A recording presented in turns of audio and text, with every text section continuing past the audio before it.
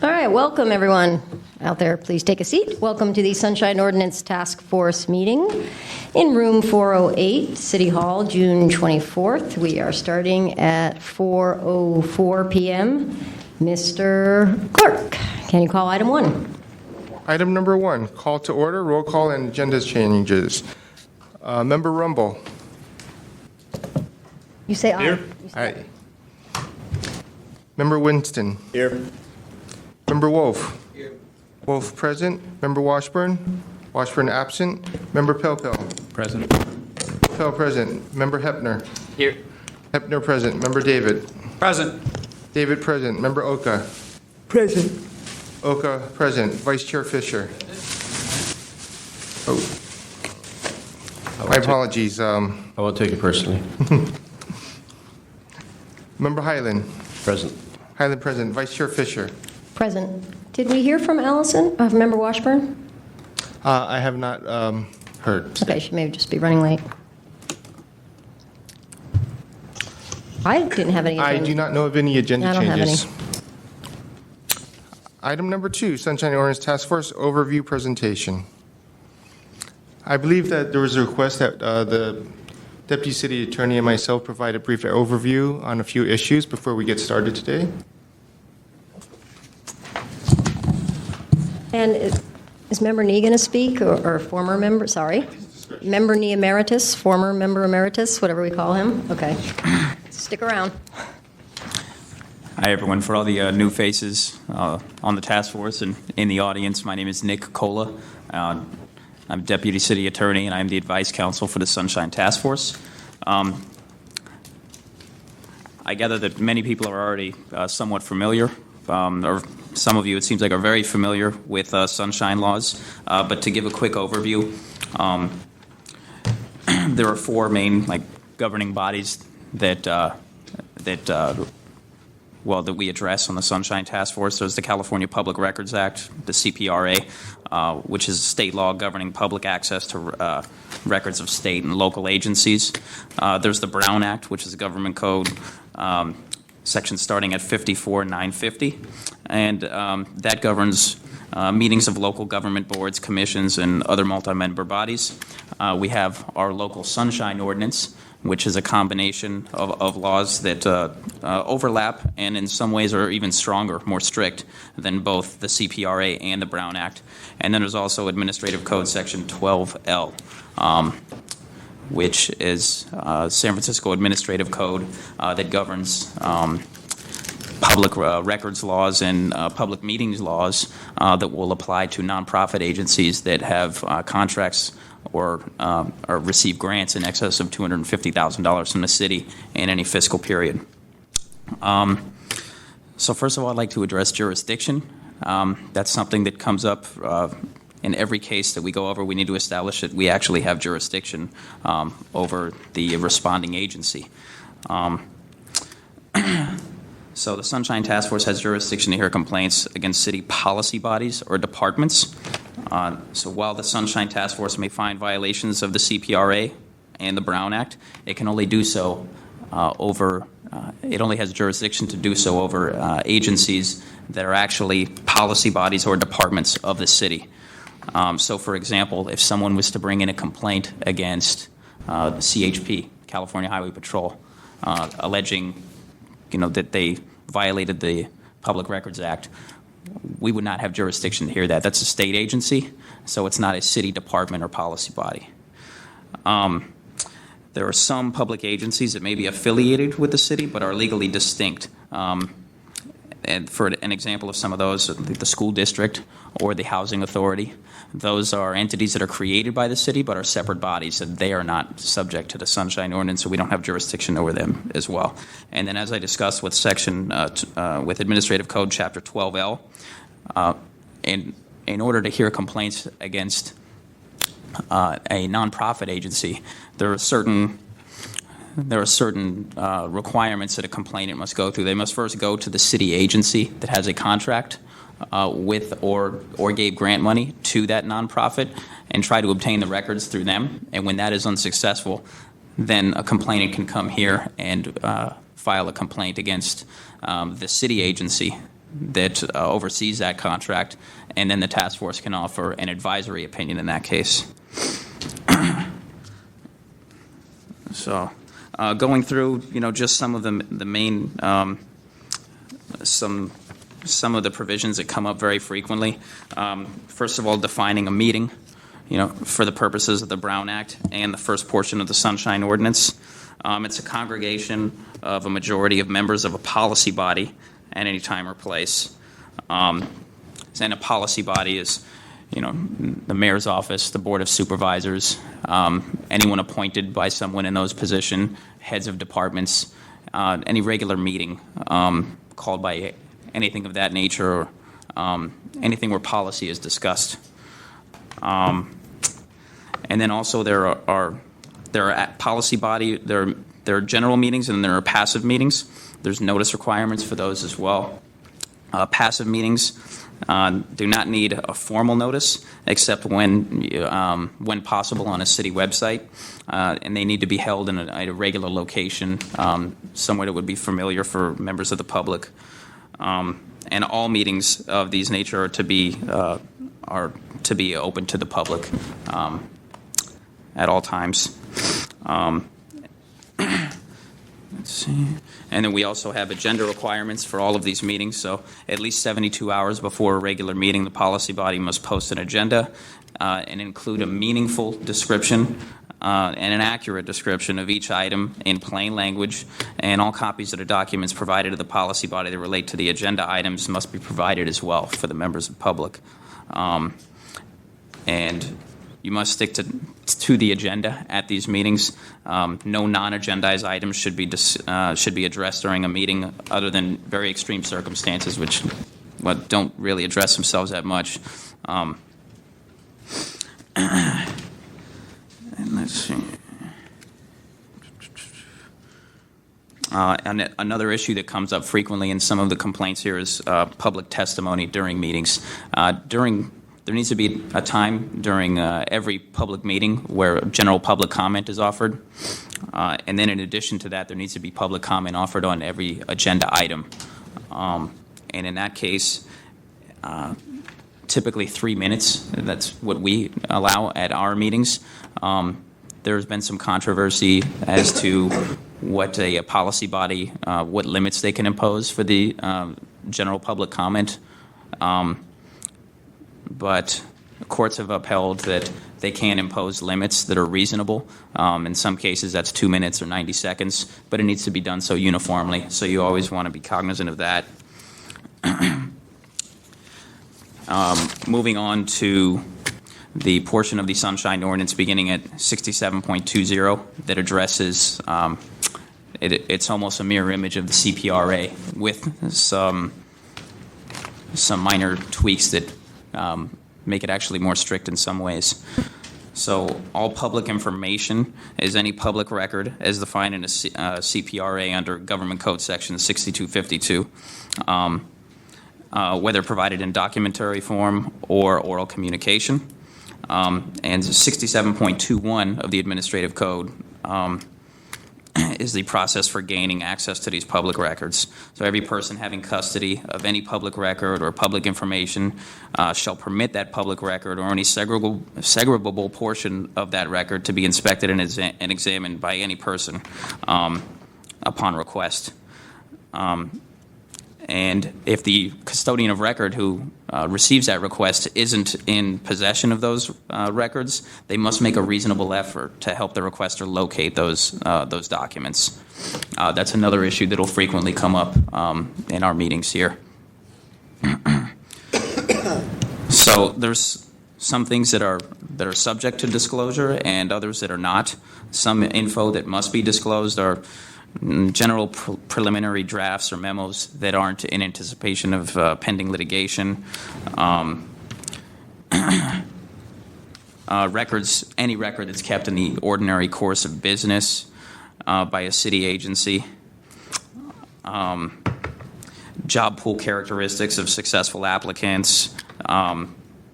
That's something that comes up somewhat frequently in cases where where there's a dispute over a hiring at a city agency and someone wants to receive records pertaining to the qualifications for the job they applied for.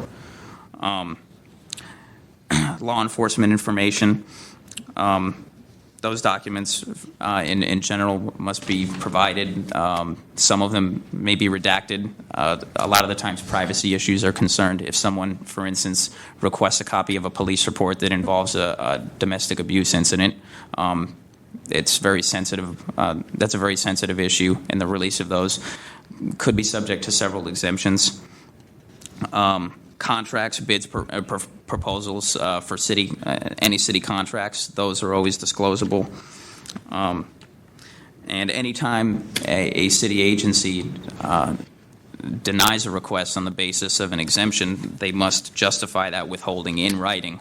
That's also another issue that arises frequently at our hearings. So, one of the most common issues I'll address now is Section 67.25. It's immediate. It addresses immediate disclosure requests, or as we've come to call them, IDRs. While 67.21 and the California Public Records Act, 6253, provide 10 days for a response to a request for public records. If a complainant under the Sunshine Ordinance states in the subject title of their email box or at the very top heading of the letter in their request that it is an immediate disclosure request, then they only have till the end of the following business day to respond to that request. Now, there are instances where it would be difficult to fulfill that request in that time period. They still must respond to the requester within that time frame and say, we'd like to invoke an extension. That's something that comes up very, very frequently. And as stated earlier, you always have to justify withholding. And a lot of the exemptions, most of the exemptions are laid out in the CPRA under 6254. And those are records pertaining to pending litigation, personnel records from departments. Of course, if an employee is requesting his own personnel records, those could be obtained under the Labor Code. That's an issue that sometimes comes up.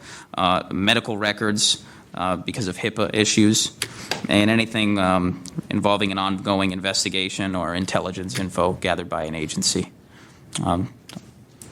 Just a very, very quick overview. Victor, I'll let you take over from here. Hi, I was just going to give a brief overview of my administrative function in processing the complaints.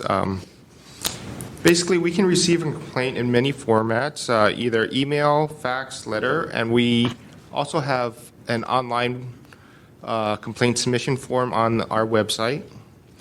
Once I do receive a complaint, I do try to mediate and or ask for additional documents if I believe they're necessary.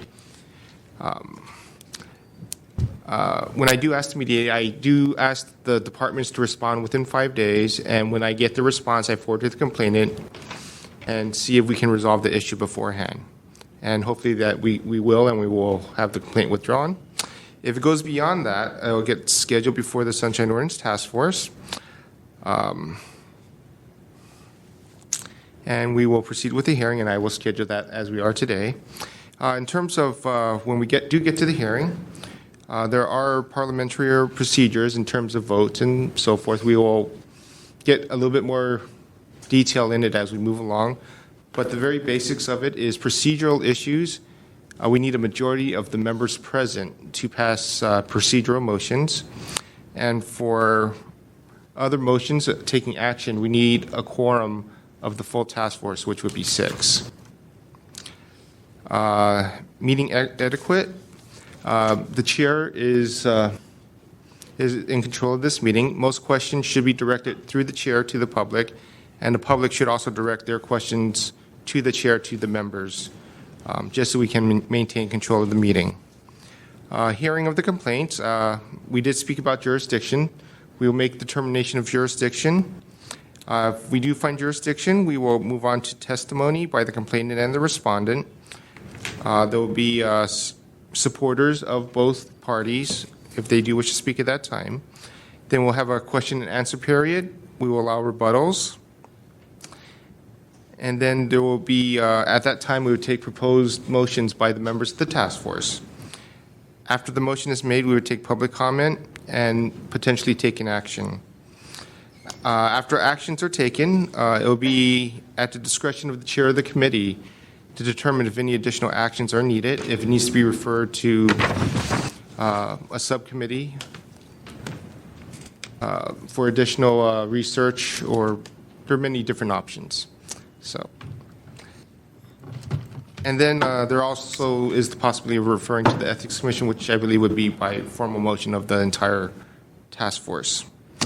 One other option that members of the public do have that do not involve us is the supervisors of records. The members of the public may make a request to the supervisor of records to make a determination if an actual document is a public record. But that is their only function, as far as I know. They do have a website, and I believe I forwarded you the new members a copy of the link to their website. That's all I have for the intro, if there's any questions.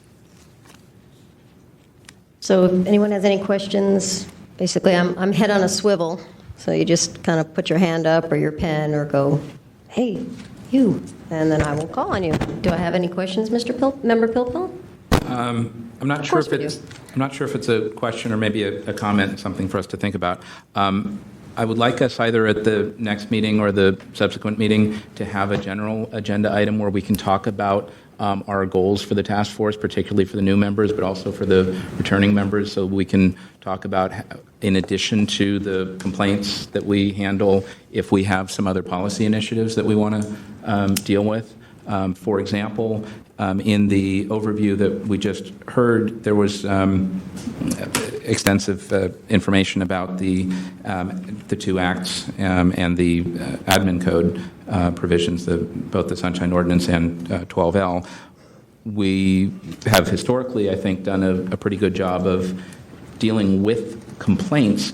We have done sort of a varying job of monitoring the laws themselves, both amendments in Sacramento and in particular court cases that interpret them. So I, for one, would like us to find a better way to track legislative changes and court cases. We'll hear later on about the Smith case out of San Jose, but I'm just suggesting that as an item, and I'm looking in particular at Member Rumold, but all of us to figure out, and Member Hepner, so all of us to figure out how to deal with that. But there, I'm sure, are other things that we would like to do.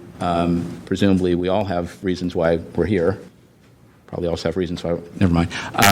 But I wanted us to have an opportunity for that dialogue at a future meeting. So that was just something I wanted to put out there. Thanks. Anyone else? Do you want to invite me and public comment? Former member Nee or public comment?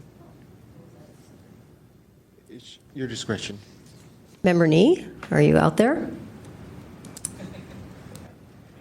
Would you like to speak to us for a few minutes, and then we will have general public? Well, we're not supposed to have public comment till. I have nothing at the moment.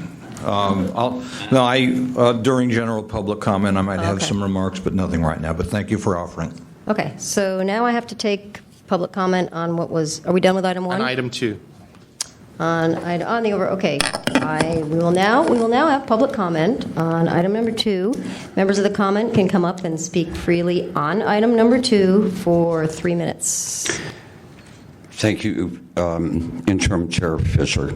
My name is Patrick Manatsaw. I'm here as a private citizen, as I always am.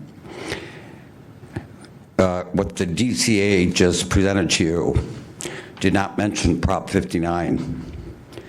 And he did not also warn you that you will have many defendants come before you citing the Good Government Guide. I want you to be aware, Ethics Commissioner Peter Keene said 2 months ago that the Good Government Guide carries no force of law. When city departments come here and plead that their citation is a good government guide, you need to toss them out on their ear. As for Mr. Pilpil's wanting you to wander into policy issues, that's not your charge. Your charge is to clear up the backlog of cases. if you're going to get into policy discussions, you need to get those backlog cases within the 45-day period in which you're supposed to hear them, which I didn't really hear the DCA admonish you that you have to hear cases within 45 days. I'm going to pass out now, starting. Pass out. You can move them around. Stand that side.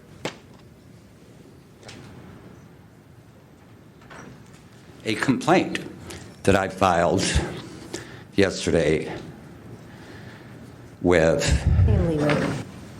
the clerk of the board against member Pilpel.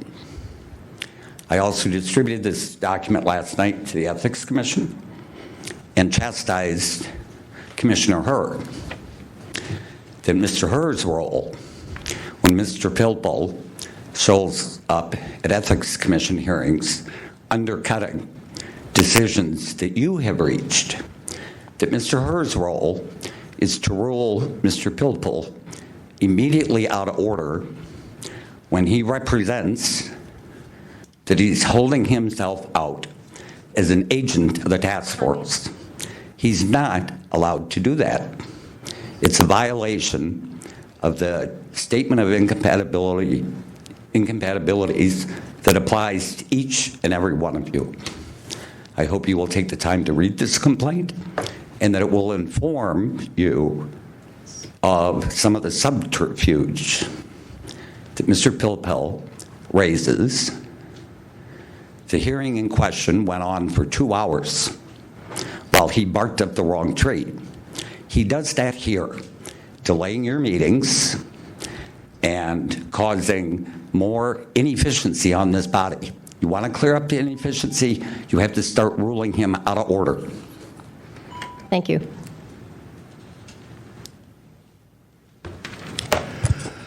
Good afternoon, Sunshine Ordinance Task Force members. I'm Peter Warfield, Executive Director of Library Users Association, and have been coming to task force meetings for well over 10 years with a very good, if I may say so, success rate with regard to complaints.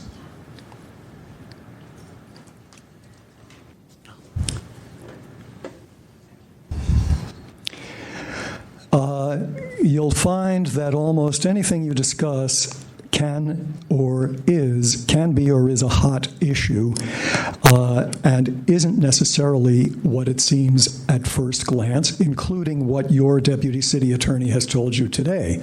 The task force itself has actually sent at least one letter out to departments in the city saying that the city attorney's advice on certain matters should not be followed. You are the interpreter of the law with regard to complaints and your duties, and not your city attorney who's here to help you. The first thing I want to say is that there's some really wonderful, what I would call poetry, about democracy in Section 67.1, Findings and Purpose, which has been completely left out in the blizzard of detail that you've heard. Basically, you're here to make democracy and open government work for everyone, in particular the public. Findings and purpose: the Board of Supervisors and the people of the City and County of San Francisco find and declare government's duty is to serve the public, reaching its decisions in full view of the public. B, elected officials, commissions, boards, councils, and other agencies of the City and County exist to conduct the people's business. The people do not cede these entities the right to decide what the people should know about the operation of local government.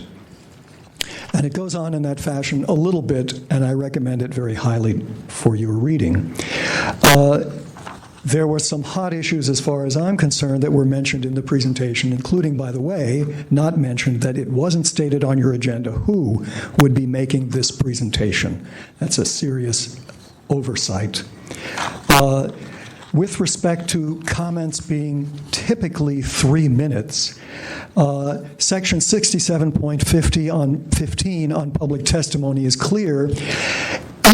Section C, each policy body shall adopt a rule providing that each person wishing to speak on an item before the body at a regular or special meeting shall be permitted to be heard for once up to 3 minutes. not a controversy in the law. Provide 10 days? No. The wording in 67.21A is very clear that that's the maximum that's allowed, and it repeatedly talks about not taking more time than necessary. There's a range of other issues here that have been told to you that are either slanted or even incorrect, including issues like the mediation, which is completely secret and inappropriate and undocumented within Thank you, your Mr. own Warfield. procedures. Thank you. Thank you.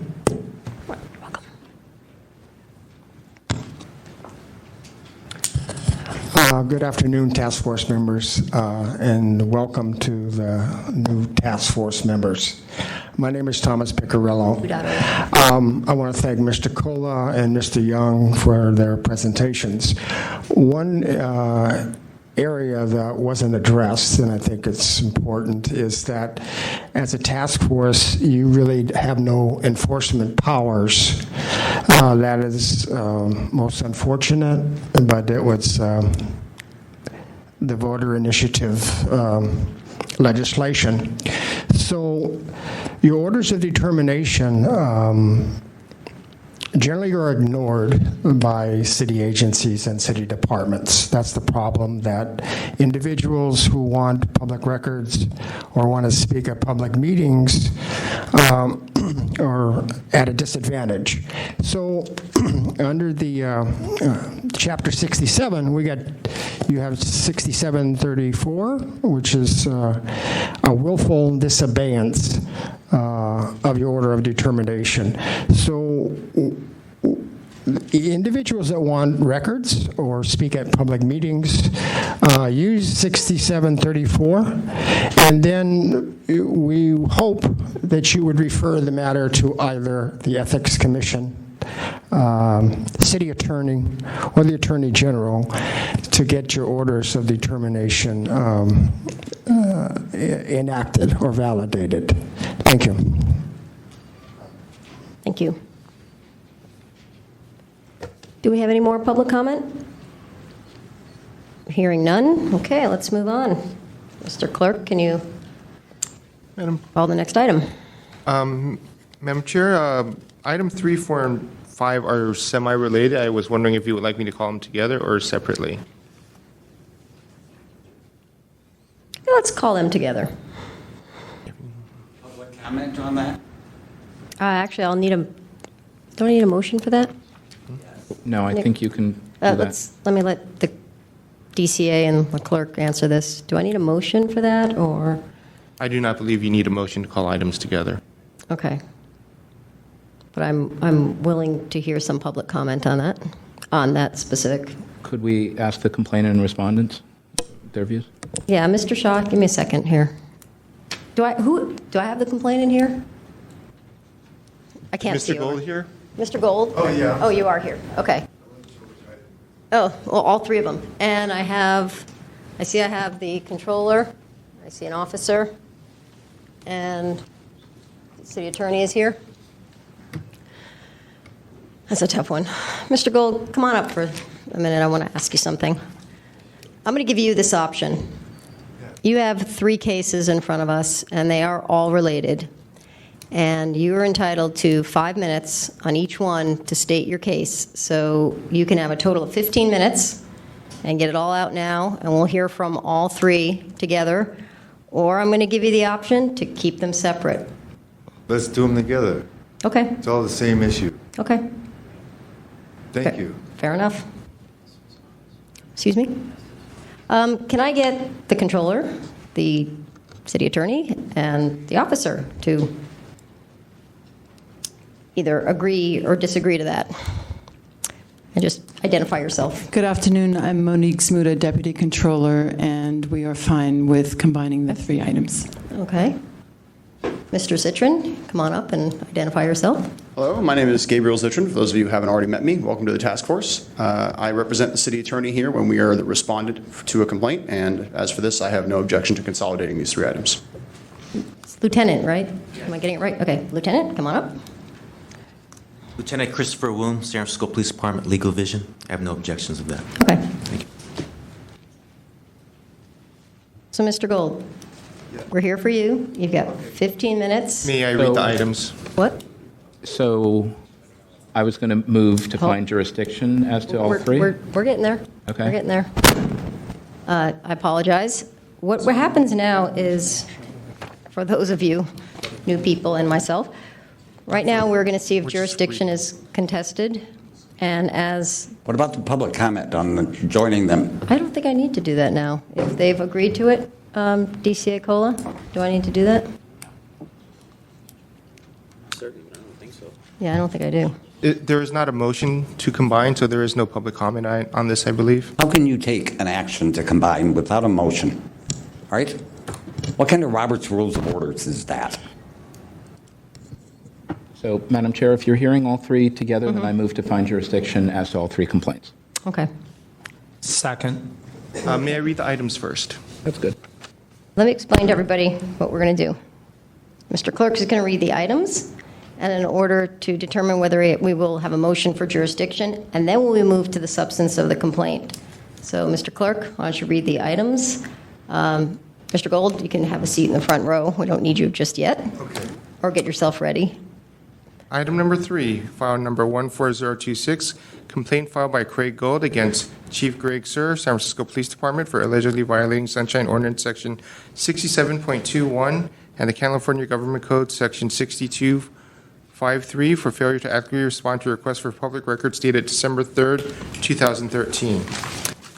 Item number 4, file number 14027, complaint filed by Greg Gold against Ben Rosenfield, Controller, and Monique Zumuda, Controller's Office, for allegedly violating Sunshine Ordinance Section 67.21 and California Government Codes 6253 for failure to adequately respond to a request for public records dated December 3rd, 2013.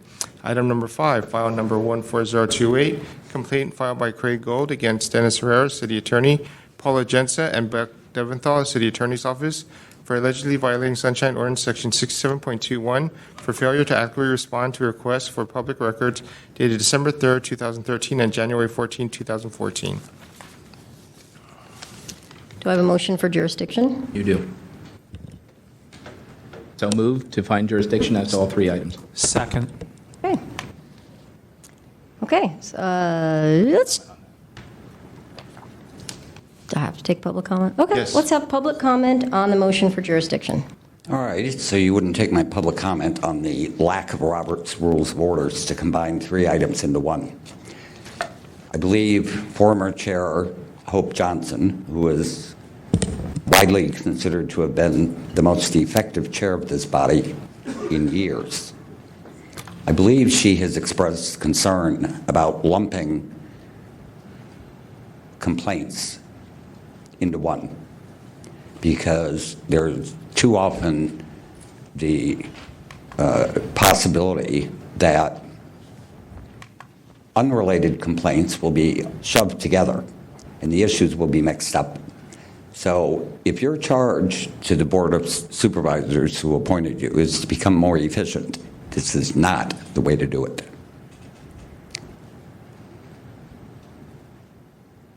You should allow your administrator to set the agenda and then stick to it, not to lump them into a single hearing just so that you can get out of here by 8:30. In the future, I hope you will seriously consider rejecting lumping cases together.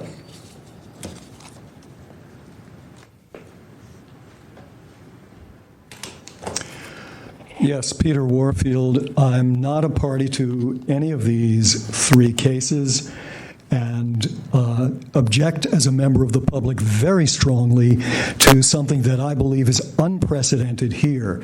The public is entitled to a hearing as to whether the records are public, and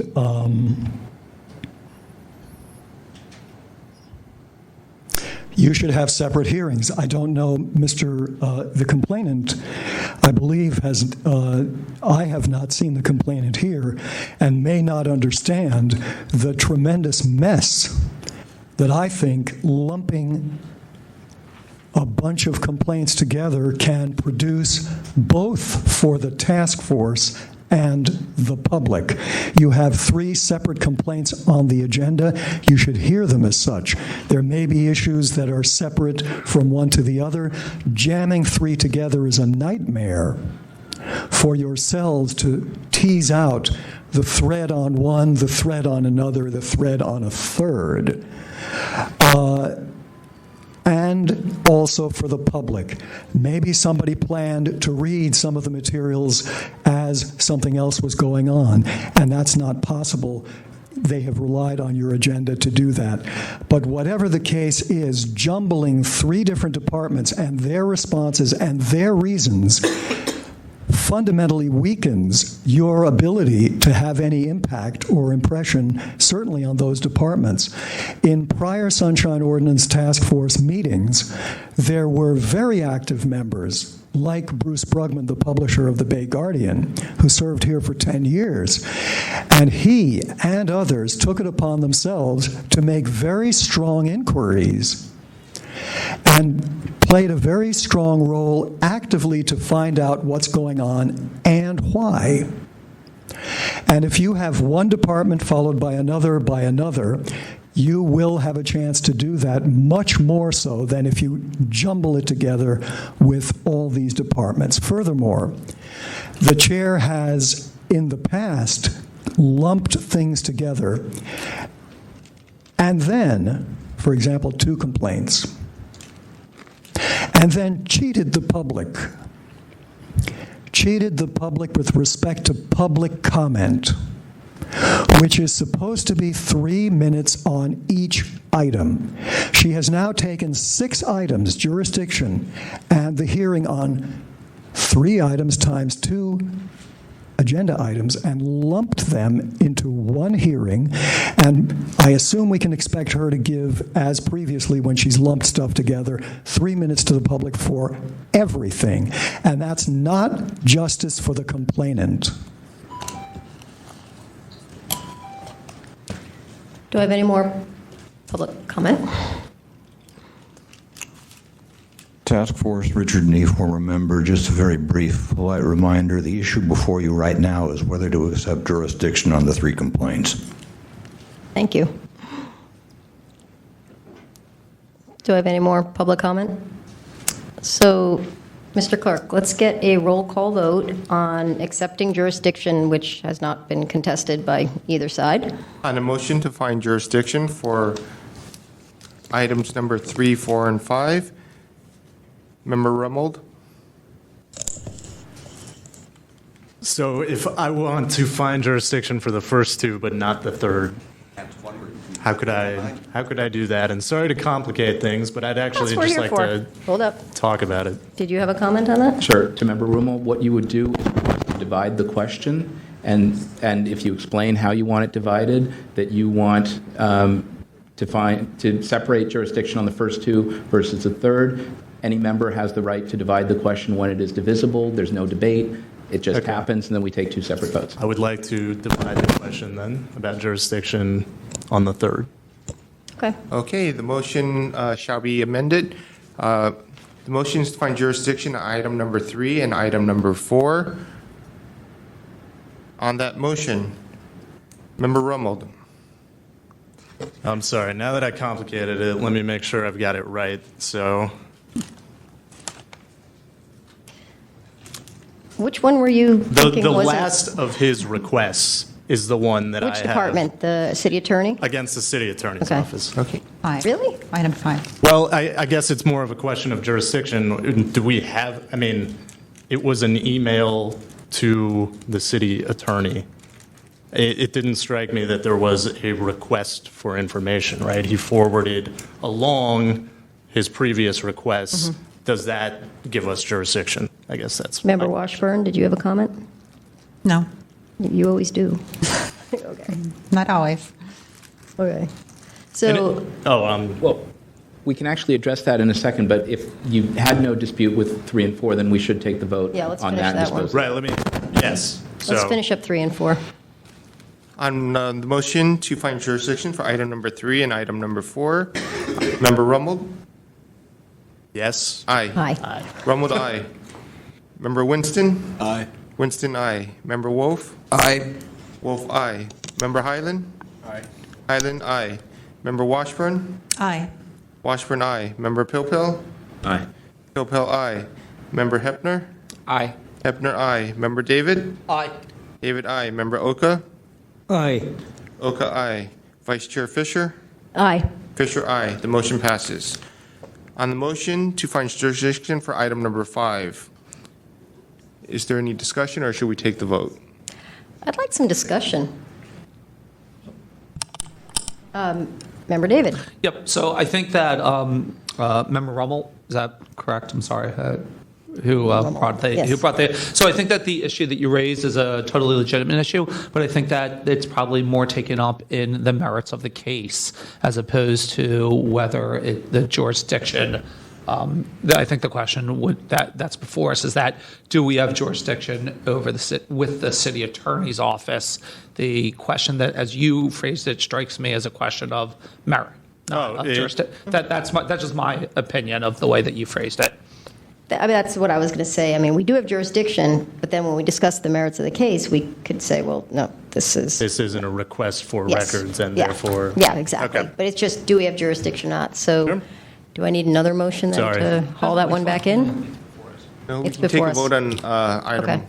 The motion is to continue, the motion is to find jurisdiction for item number 5. Can we pass without objection? Is there any Everybody okay objection with to it? Any passing? objection? There Okay. is no objection. The motion passes. Okay, so I'm sorry, what just happened? So you I'm going to explain it all to you. Don't worry, I've got this all planned out. We're not timing anything yet. Mr. Gold, come on up. Don't start the timer yet, Victor. come on up there. Well, stay where you are, is fine. To the microphone, You're going to please. come up to the microphone. Give me a moment. So let me take your time. Let me explain what's going to happen here, and to everyone else and anyone in the room. You, as the complainant, are going to get 15 minutes to make your case. And I know it's kind of complex because there's several. If after 15 minutes, when we're going back and forth, you forgot something or you want something else to say, there will be plenty of discussion. It's not 15 and we never hear from you again. So let me explain. Okay. You're going to get 15 minutes to talk to us. And then all 3 respondents will each get 5 minutes pretty much to respond to what you say. And sorry, I cut myself off. You'll get 15 minutes to make your case. And then if there's anybody in the gallery that wants to introduce facts or evidence in your support, they can do that. And they will get, normally they'd get 3 minutes. If there's anybody here to support you, I'll give them 9 minutes. It's 3 cases, so I have no problem with that. Then the respondent gets 5, 5, and 5. And they too, if they have people in the gallery that want to offer, and I'll walk you through this, nothing's being timed yet, they can get up and speak.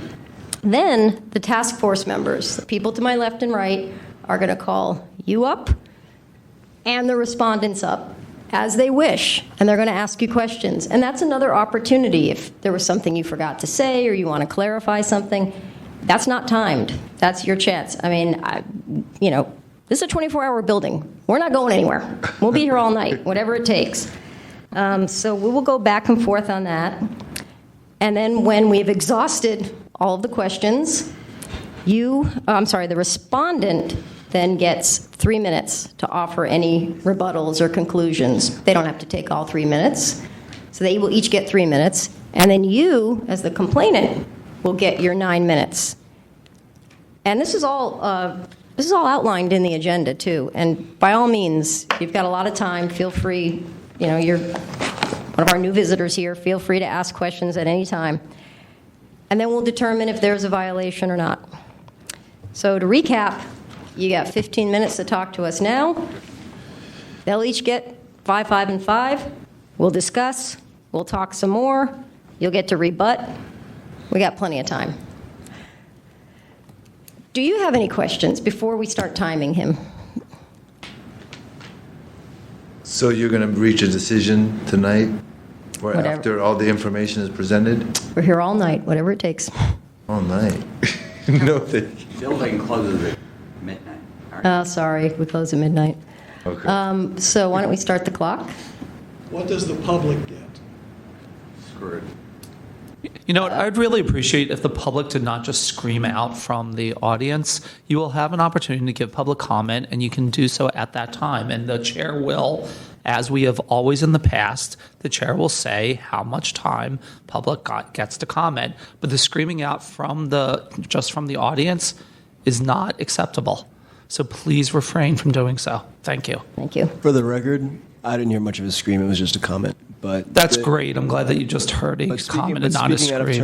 Gentlemen, I'm going to go back to our training. Comments really should be going through the chair. So if you have something to say, just put your hand up or your pen up or something. Thank you. Member Pilpel, did you have something? Just a general request to the complainant, because the matters were consolidated, if you could address each of the three respondents, that would be really helpful. Okay. Each of the different aspects. That's all. Okay. Do I have any more comments from the task force before we start? Everybody's good? So the time, what I want to know is if I present the information as a whole, you'll be able to ask questions in the context of how? We will ask questions after you've spoken, and then after the respondents have spoken, we will ask questions. Okay. And we'll do our best to address them. So my last question is, how much background information is important, do you think, here, as opposed to just the specific Sunshine Task violation that I feel was committed by each department? You have 15 minutes, so as much as you can get in there in that time would probably be helpful. Okay. All right.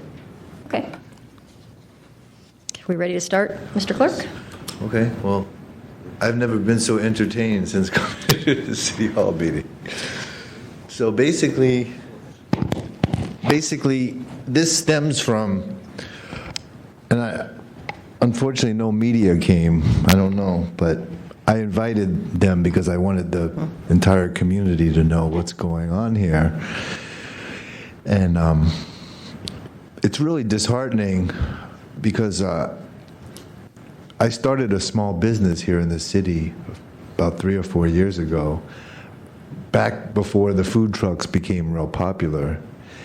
And I put my whole life savings to coming up with the money to pay the almost $10,000 that they don't currently require. That's why you see the big explosion of food trucks.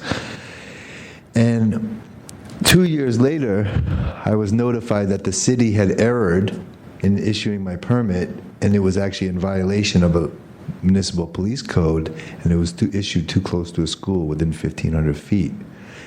And this was after almost a year of fighting for the location by Dolores Park for a solar-powered vegan food truck, which I was really passionate about, providing wholesome food, and I identified that location as being a great location. So after the city admitted error, I was pretty shocked that the money for which I paid in excess of, close to $10,000, for my understanding was supposed to be a lifetime permit, the city denied refunding my money, claiming immunity, that, they're the government and too bad for me. And I was pretty surprised, with ethics but what I uncovered, which is the nature of this complaint here today, was even more shocking to find out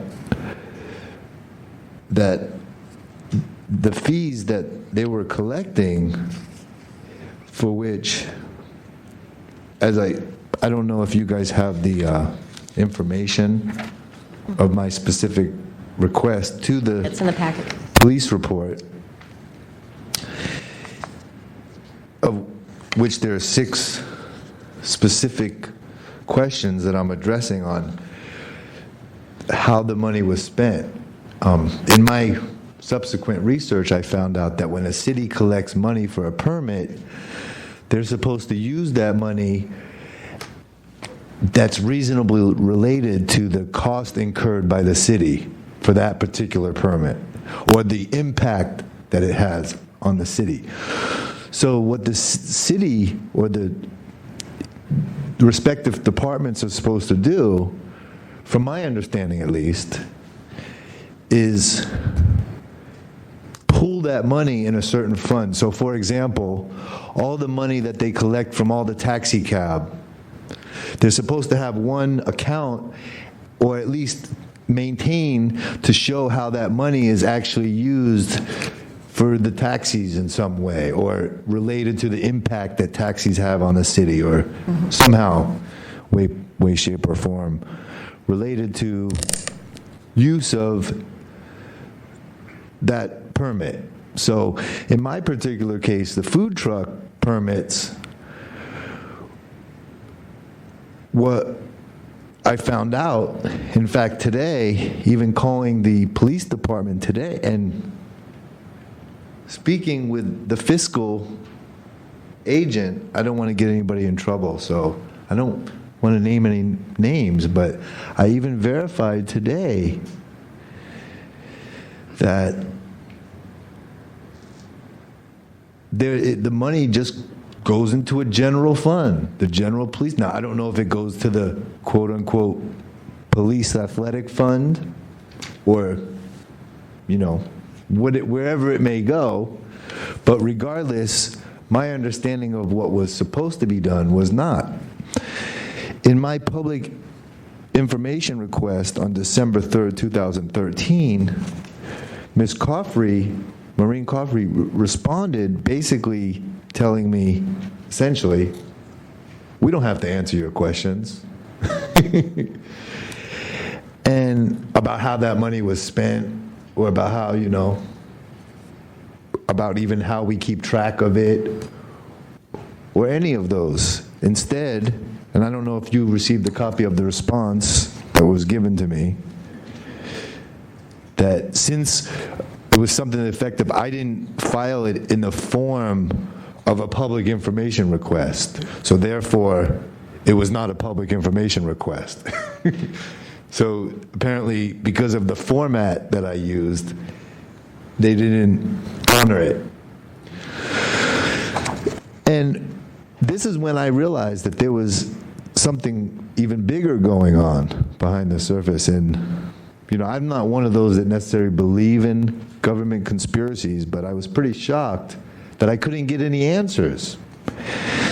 And as I dug deeper, if you look at where it lists the 6 questions, item number 4, I specify 2 specific codes, section 2.2 and section 3.17-2. Now the latter is where the police department is actually supposed to provide a report to the controller's office related to how these permit fees were spent and accumulated.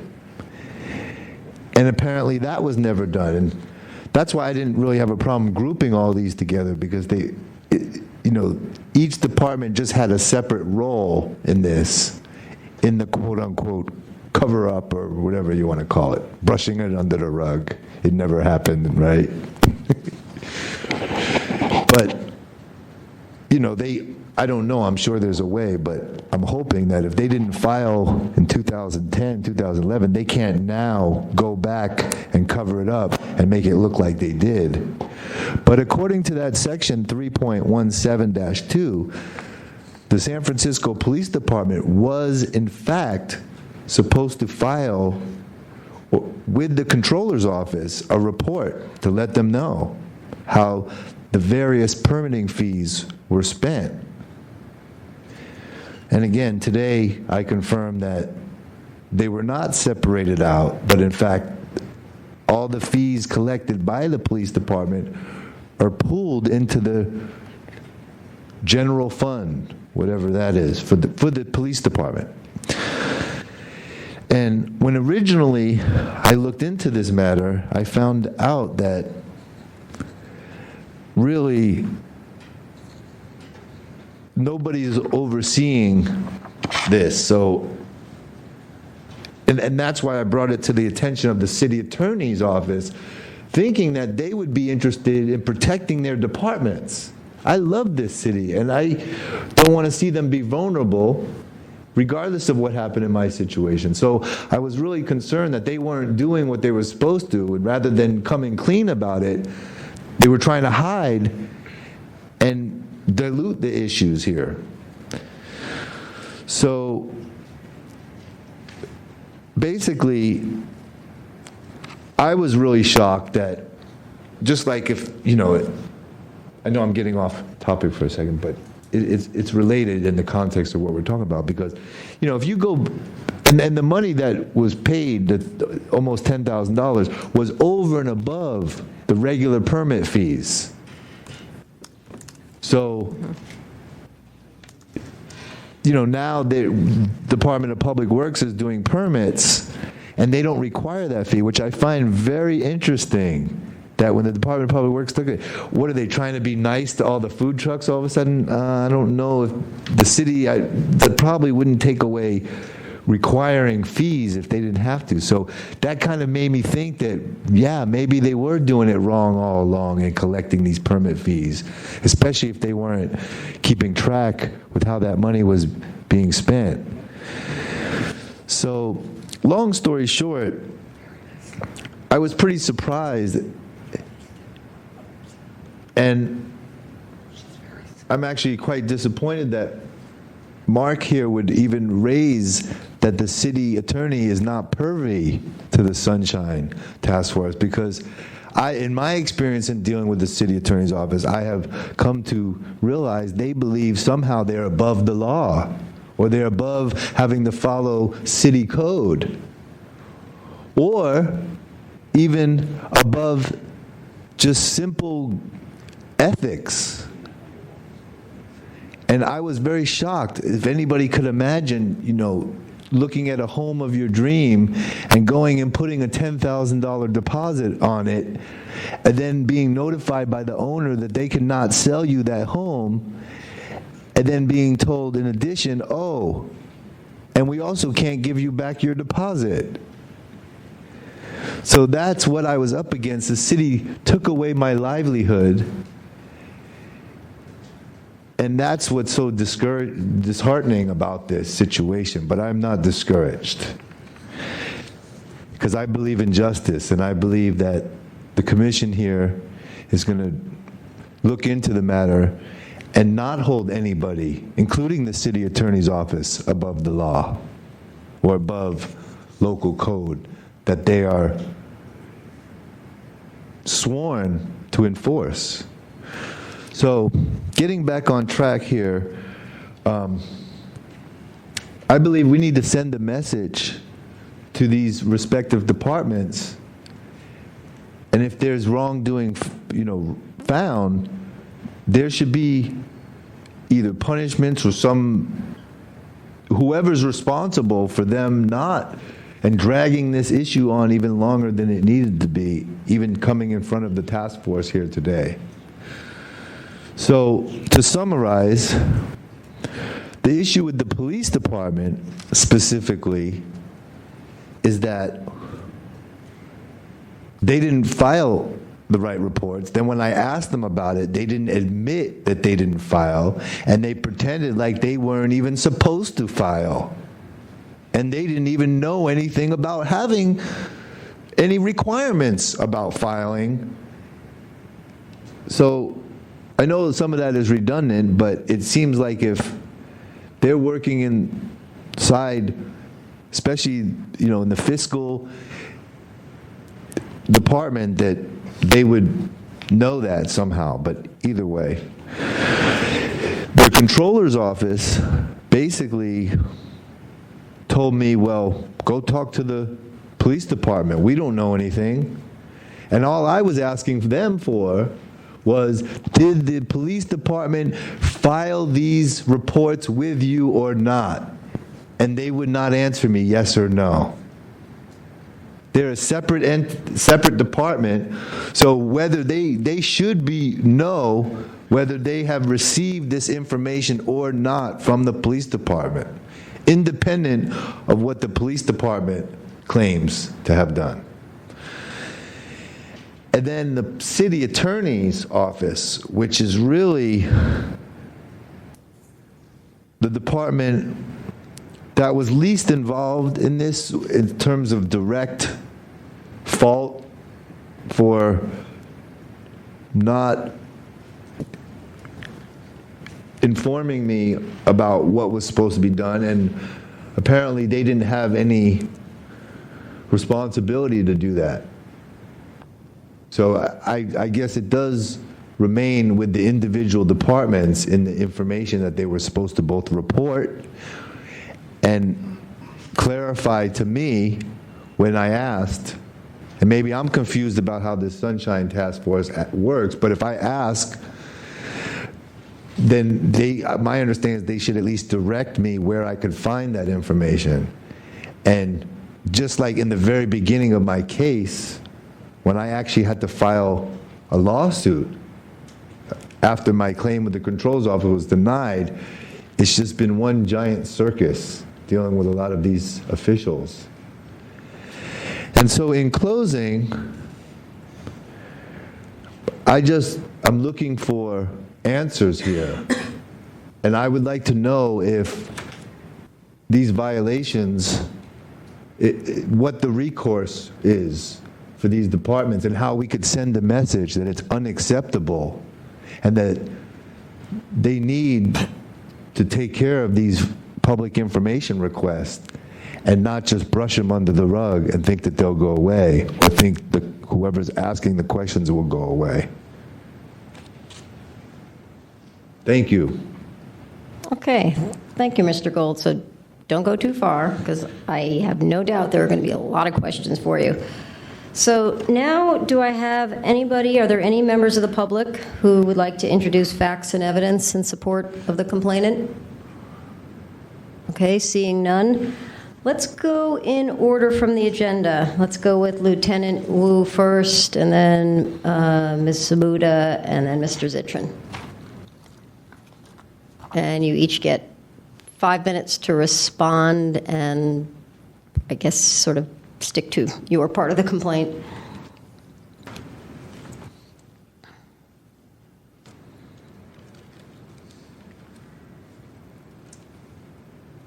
Good evening, task force members, Mr. Gold, community members. Thank you for bringing this issue to our attention. On October the 18th, 2013, Mr. Gold submitted a public records request to the San Francisco Police Department Legal Division, and he, in essence, requested a copy of the check made to the tax collector and approximately December 2nd, 2009 for a mobile food permit for approximately $6,700. The second request that he made was handwritten on the letter stating that he wanted information regarding how check number 133 was used and the date, as well as any fees paid to the SFPD related permit. And the third request that he made was he was requesting how this money was spent. And if the exact wording was, I have contacted the Controller's Office and several board of supervisors' office members referred him to a tax collector for this information. Ms. Confrey, who is our PRA processor at the time, wasn't clear regarding what Mr. Gold exactly wanted. So as a result, Mrs. Confrey contacted Mr. Gold on the telephone and determined what he actually wanted.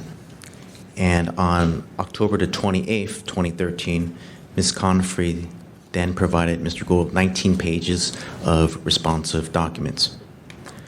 On December 3rd, 2013, Mr. Gold sent another letter that was in a series of questions, as he mentioned earlier, 6 questions. And Mrs. Confrey then replied back to him stating that the department, a request that a department create a response to a request for information or answers to a series of questions, not a public records request. And neither a Public Records Act nor a Sunshine Ordinance requires the department to reply in a series of written questions or interrogatories. and she did get this information from the Good Government Guide from the City Attorney's Office. On January 6th, Ms. Conifrey sent an email. Actually, Mr. Gold sent an email to Ms. Conifrey stating that the response was unacceptable. At that time, Ms. Conifrey then determined that there were 2 requests that Mr. Gold had for documents, which included items number 2 and number 3 in his second request. After collaborating with Ms. Maureen Gannon from the San Francisco Police Department Fiscal Unit, we determined that there was Budget Form 2B that she researched with the Controller's Office, and also researched responses to his questions and provided a response to him by email on December 3rd, 2013. So he did get his documents that he requested that I could tell from, and also the answers to his questions that he had on his second request. Thank you. Thank you. Theoretically, are there any members of the public that want to introduce facts and evidence? All right, hearing none. Sorry. This is facts and evidence in support of Lieutenant Woon. Yes. 3 minutes. Members of the task force, my name is Paula Dadish. And while I'm not familiar with this case in particular, I can speak in general terms that the lieutenant is correct that if questions are being asked, they really don't fall under the category of documents of a public record request. And I know from my own personal experience of being up in the legal department that they actually are very accommodating and will point you in the direction that if you ask politely, if you wait, they're busy, they actually are very helpful.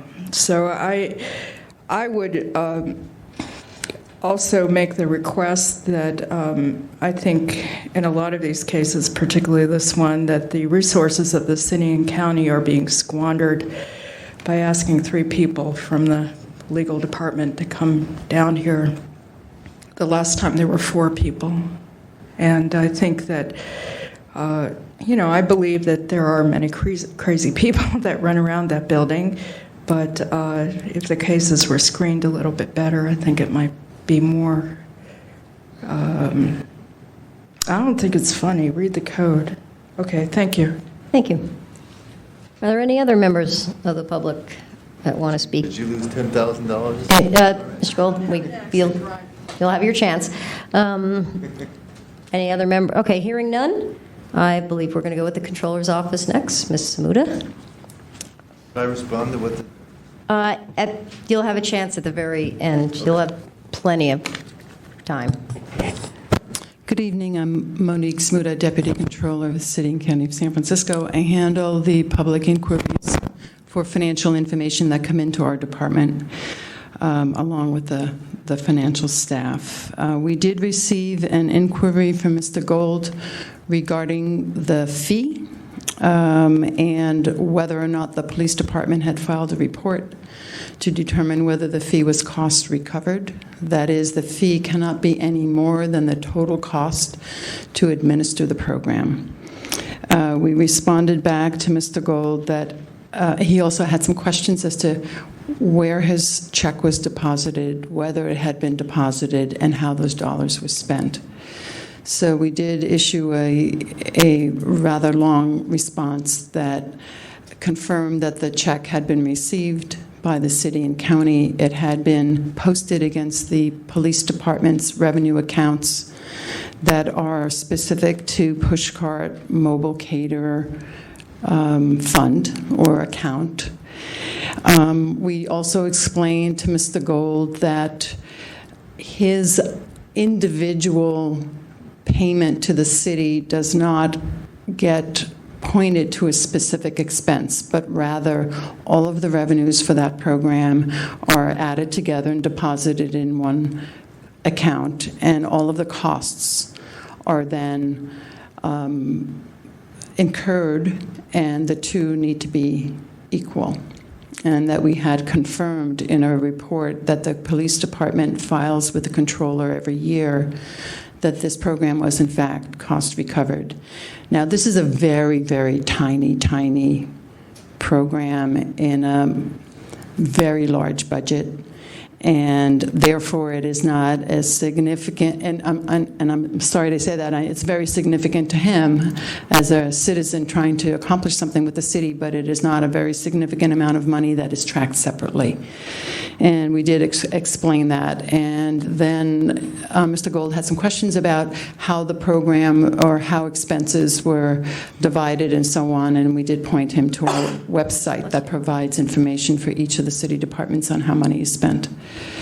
And so, although, again, the message was not what he had hoped for, we had responded to the inquiry that was made of Mr. Gold.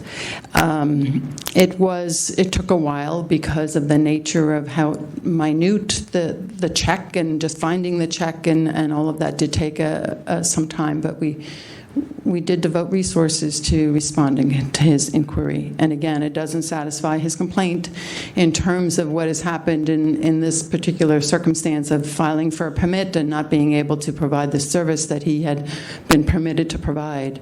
But nevertheless, the controller believes that we had satisfied our requirement. Okay. Thank you, Ms. Samuda.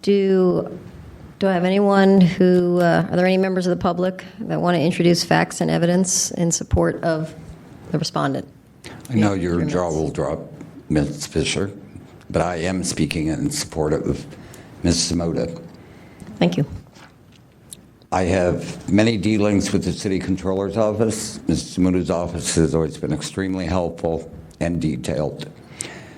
And on occasion, she explains to me that they are under budget season crunch or some other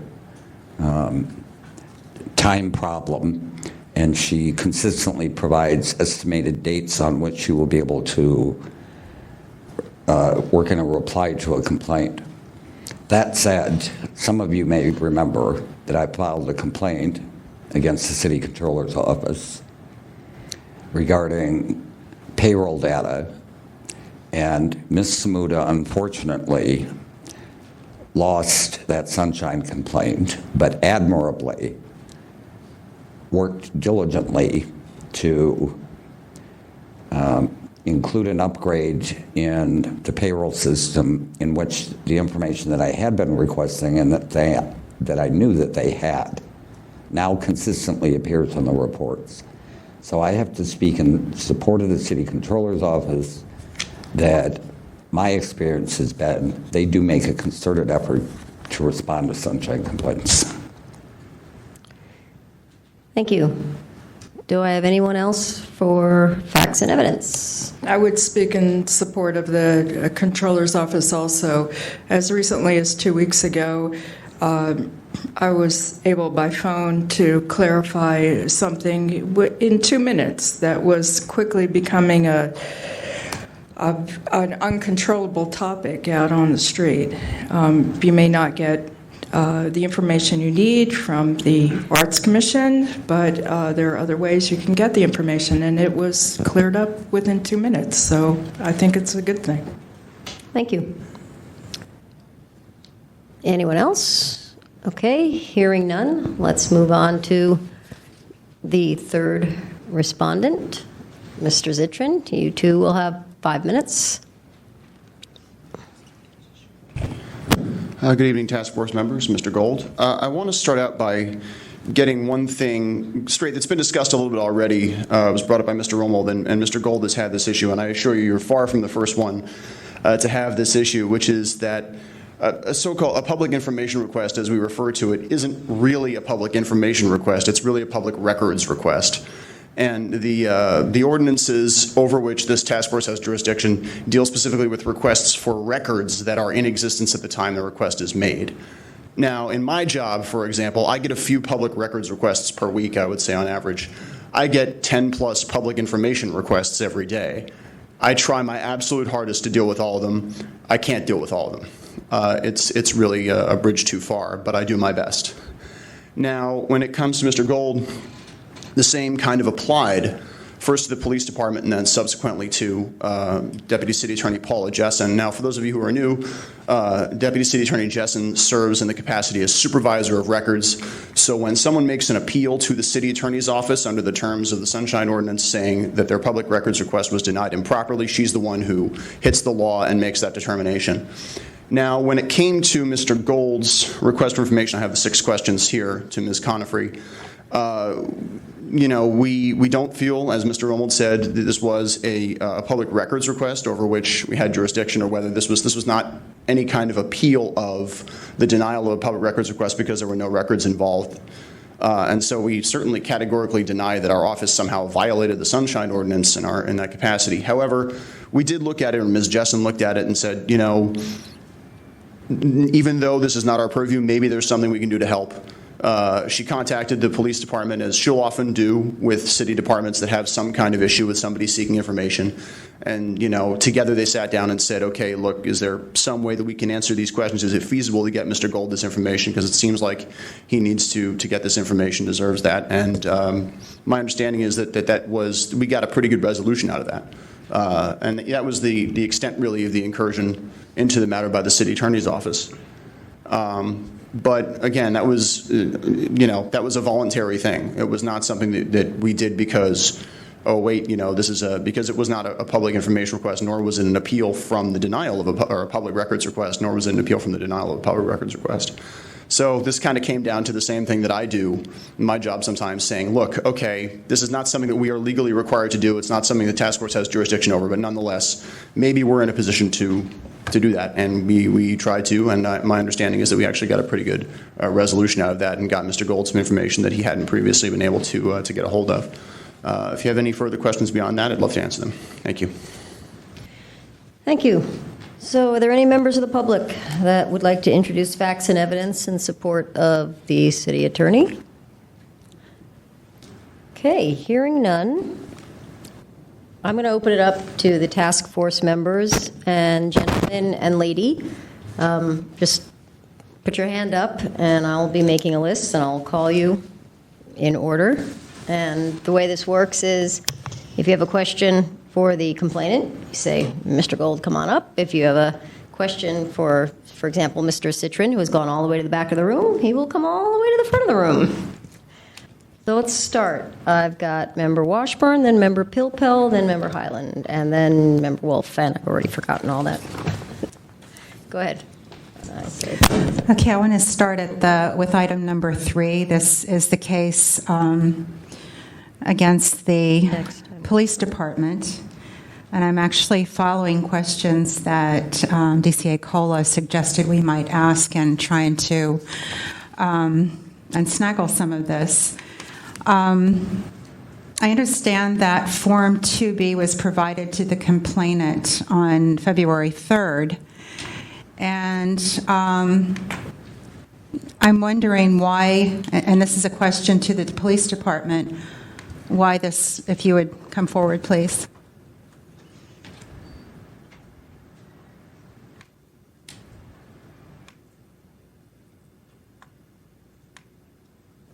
Hi. Hi. I'm wondering why, is this a form that's this police department always has in its possession, Form 2B?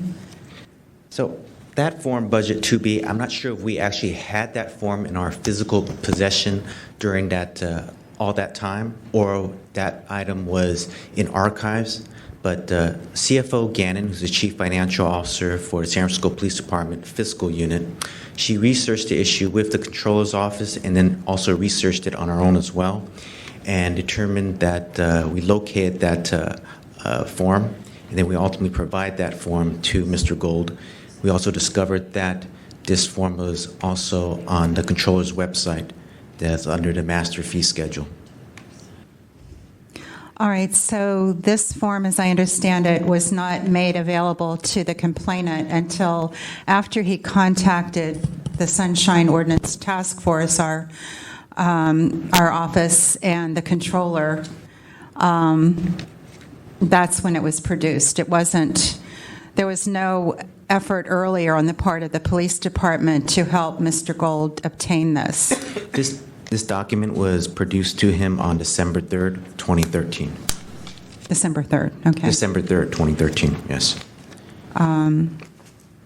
And the request that when he asked for this document, the way he presented it, it was from his second letter to the police department. It was addressed in a series of questions. If you were to read it and take a look at it in that fashion, it didn't appear to be a PRA request.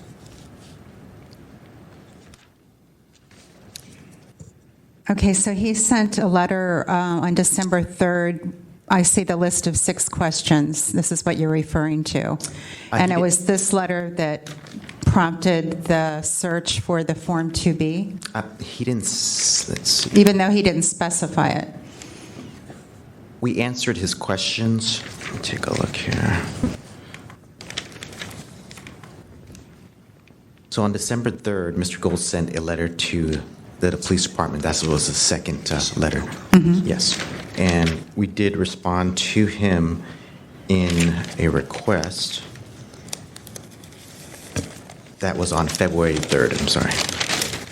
Okay, so... February 3rd, yes. All right, so Form 2B, he originally started asking for information in October, got some information, then sent a series of questions which you did not understand to be a public records request, and responded accordingly. And then that was when he emailed us, the task force, and that email was what prompted the release or the search for and the release of Form 2B. Is that right? Well, let me try to explain in a chronological order. On this October the 18th, 2013, he sent the original PRA request, stating that he wanted a copy of the check and how the money was spent in essence. We did research on that, and then we provide 19 pages of responsive documents that was sent on October the 28th. On December 3rd, Mr. Gold then sent another letter and a series of questions which dealt with the responsive documents that we originally sent to him. And Ms. Conifrey sent a letter back to Mr. Gold stating that it was in a series of questions, and in essence, it wasn't a PRA request. I'm not sure that clarifies anything. Oh, right, yeah, I'm just getting this set in my head. And so, I'm saying her verbatim, her response on December 9th. And then on January 6th, this is when the complainant, I'm trying to figure out about this Form 2B and where it was and why he got it so late on in the process.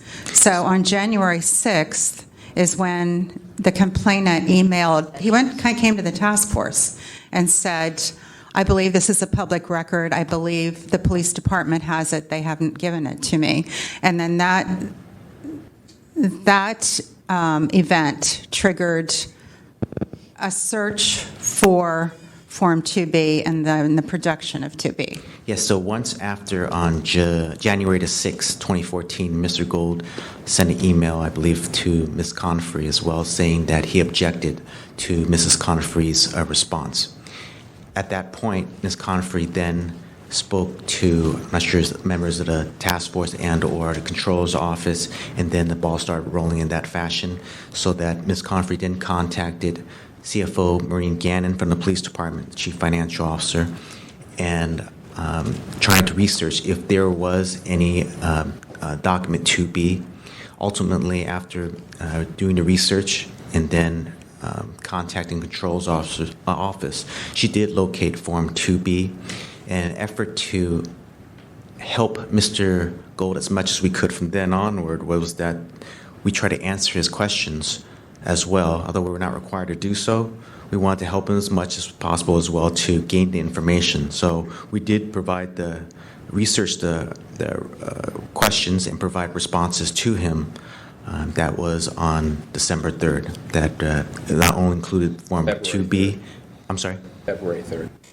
I'm sorry. February 3rd. Okay, I'm sorry. February 3rd. I'm sorry. February 23rd, 14. Provide the responses to him and also Form 2B as well.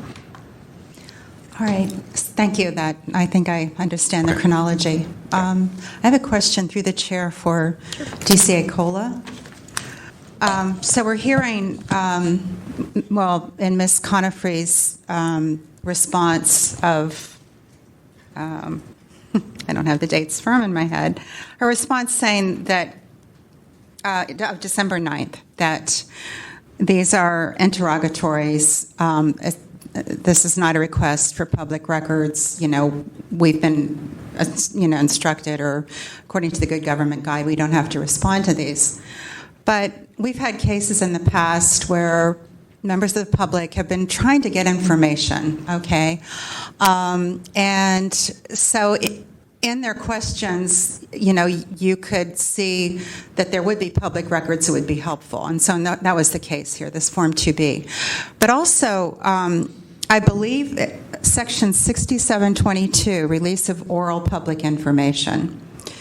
Okay, so we can think of, an email request asking for information that's not in a established or in a formal record, but is, this is how we do things here. This is why we might have answered in this way, that kind of thing. It's part of 6722 that staff, agency staff, and so forth are supposed to help the member of the public gain information. And so we've had cases where we've asked staff to answer the questions and provide the information, and we've gone back and forth, and that's happened. So, and the task force, we're tasked with interpreting and seeing that this chapter is implemented. This is part of the chapter. So isn't this issue a part of what we do? So can his 6 questions, can't we ask the police department to answer them as best they can, or point him where he can get the answers? Well, I mean, the ordinance does state that a custodian of records should try to help a request or locate the documents or locate documents that might be responsive or might answer some of the questions that they've asked. And in the event that they don't have them in their possession. And it also states that if they could find an answer to a question and it wouldn't take an unreasonable amount of time, I believe the code section off the top of my head isn't coming to me, but I believe it's if research could be done within 15 minutes or so. 6722. Thank you, Member Pilpo. If that could be done, then it should be. So I think it's up to the task force now to determine whether or not they think that December 9th response was adequate, if answers to those questions could have been found and with minimal effort and research, and whether or not those questions should have been properly directed either towards police legal where they were or towards another city agency. Does that answer the question? Right, I'm looking at 6722 and saying the 15 minutes in, 6722C. Mm-hmm. In this case, I don't know if it means 15 minutes per each of the 6 questions or the other general principle that, we don't know how to answer these questions, but try over here. They might be able to help you. Or an effort to try to figure out and this case is interesting because we kind of know why this information is important and think that it ought to be there somewhere, and apparently it was. But so, a staff person could hear him out and go, okay, I see what you're wanting here. Mm-hmm. Okay, go over here, ask this person. This is generally how we do things around, be forthcoming with information, not just say, we're not required to give it to you because it's not a public record per se. Well, yeah, I think the focus here should be whether or not, at what point was the complainant or the requester informed that he should direct his questions towards another city agency, and well, whether or not that Form 2B was originally in the possession of police legal, or at what point they should have discovered where Form 2B was and that it was responsive to it answered some of the questions that were originally asked to them. Okay, thank you. Was that all, Member Washburn? That's all for now. Okay, so I've got members Pilpel, Highland, and Wolf next. Go ahead, Member Pilpel. Form 2B or not 2B? I don't think I have any issues for Mr. Zittrain. I think the attorney was pretty clear. They were actually somewhat helpful in the thing, but I don't find that there was any issue related to their conduct. I did want to go to Lieutenant Woon for a moment. While you're walking up here, in going through the pile of paper, we've got the quote from the October 18th initial request, but I don't think we have the initial request from October 18th from Mr. Gold in our packet. But I don't think that that's a particular problem because your October 28th response was certainly timely under any understanding of the dates. Similarly, your December 9th response to the December 3rd follow-up was certainly timely. The issue, I'm focusing on timeliness here. The issue that I'm having is between the December 9th reply, which essentially said, these were questions, we don't answer questions, have a nice day, and the February 3rd follow-up, which, to summarize, said that in response to the letter to the supervisor of records, again, pulling in the city attorney's office, and thank you for their assistance to the extent that helped motivate some effort here, that you went and did some follow-up work with the fiscal division. I'm having trouble understanding that 2-month delay and whether the February 3rd request that checked in with Ms. Gannon, whether that could have and should have happened prior to the December 9th request. So even if the department wasn't required to answer questions, to the extent that answers to those questions resulted in documents, it seems like that is something that the department's required to do either on its own under 21A or in terms of a referral to another office under 21C in terms of providing assistance. So can you speak to that essentially 2-month delay from December 9th to February 3rd in responding to the 6 questions? Upon determining that Mr. Gold did want Form 2B, Ms. Comfrey did contact with Ms. Gannon, who's like I said, the CFO for the fiscal unit for the San Francisco Police Department. She had to research the issue with the controller's office and the other entities as well to look for that document, and she ultimately located that document, Form 2B. The question number 2, I believe Mr. Gold was asking for another document there as well. She had to research that issue, saying that there is no responsive documents to that issue. Regarding that, the questions that Mr. Gold had, I believe is 1, 2, 4, 5, and 6. We wanted to help him answer those questions. So Ms. Gannon also researched those questions, whether it be with the controller's office as well, to provide responses to Mr. Gold's question.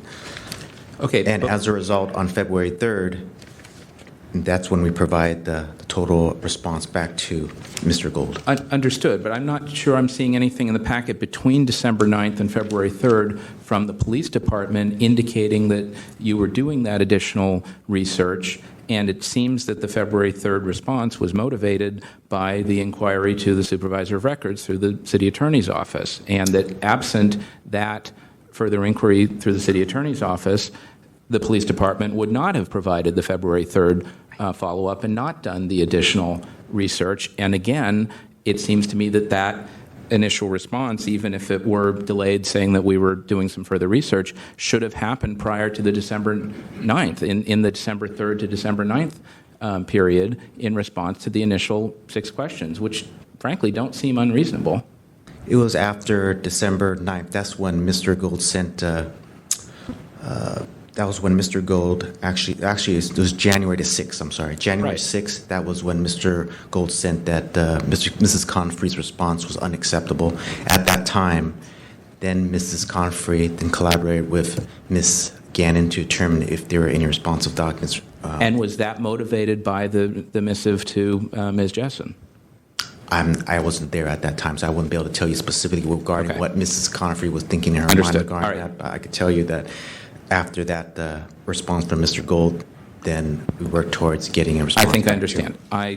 So I'm leaning towards a violation as to the police department on 21A and 21C with regard to your initial response. Can you just conclude with me on your general policy? If you get questions like you got from Mr. Gold, is it your general policy not to respond to those questions, even if a response would reasonably yield public records?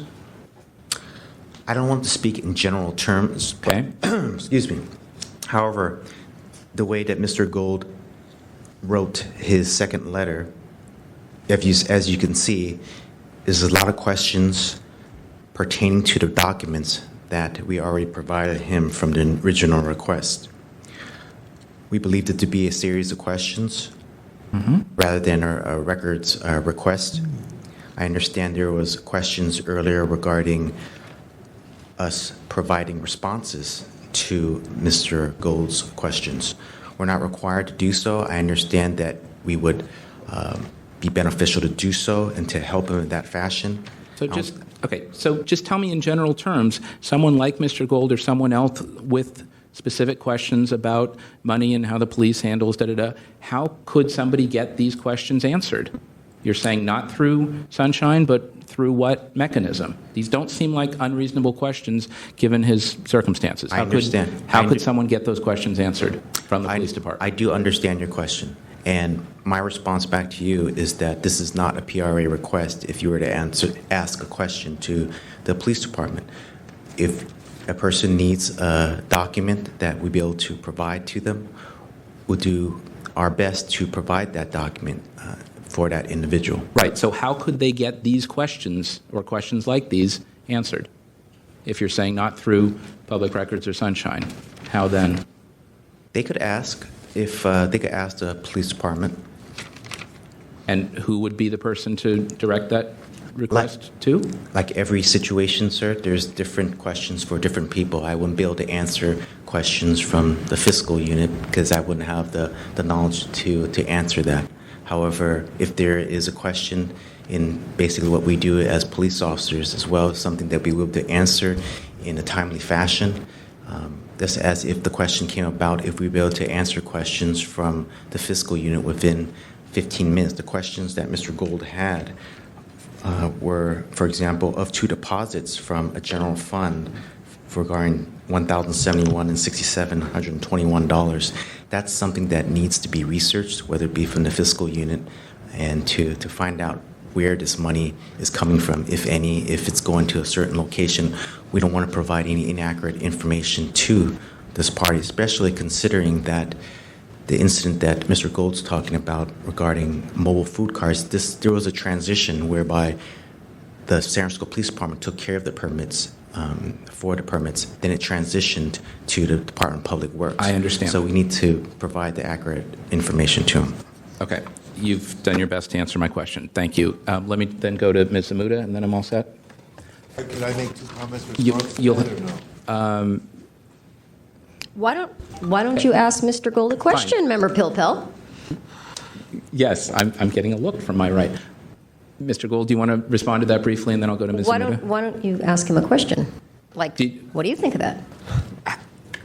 Was there any other way that you think you could have gotten an answer to your 6 sort of reasonable questions? If you look at these 6 questions, look at the very first sentence.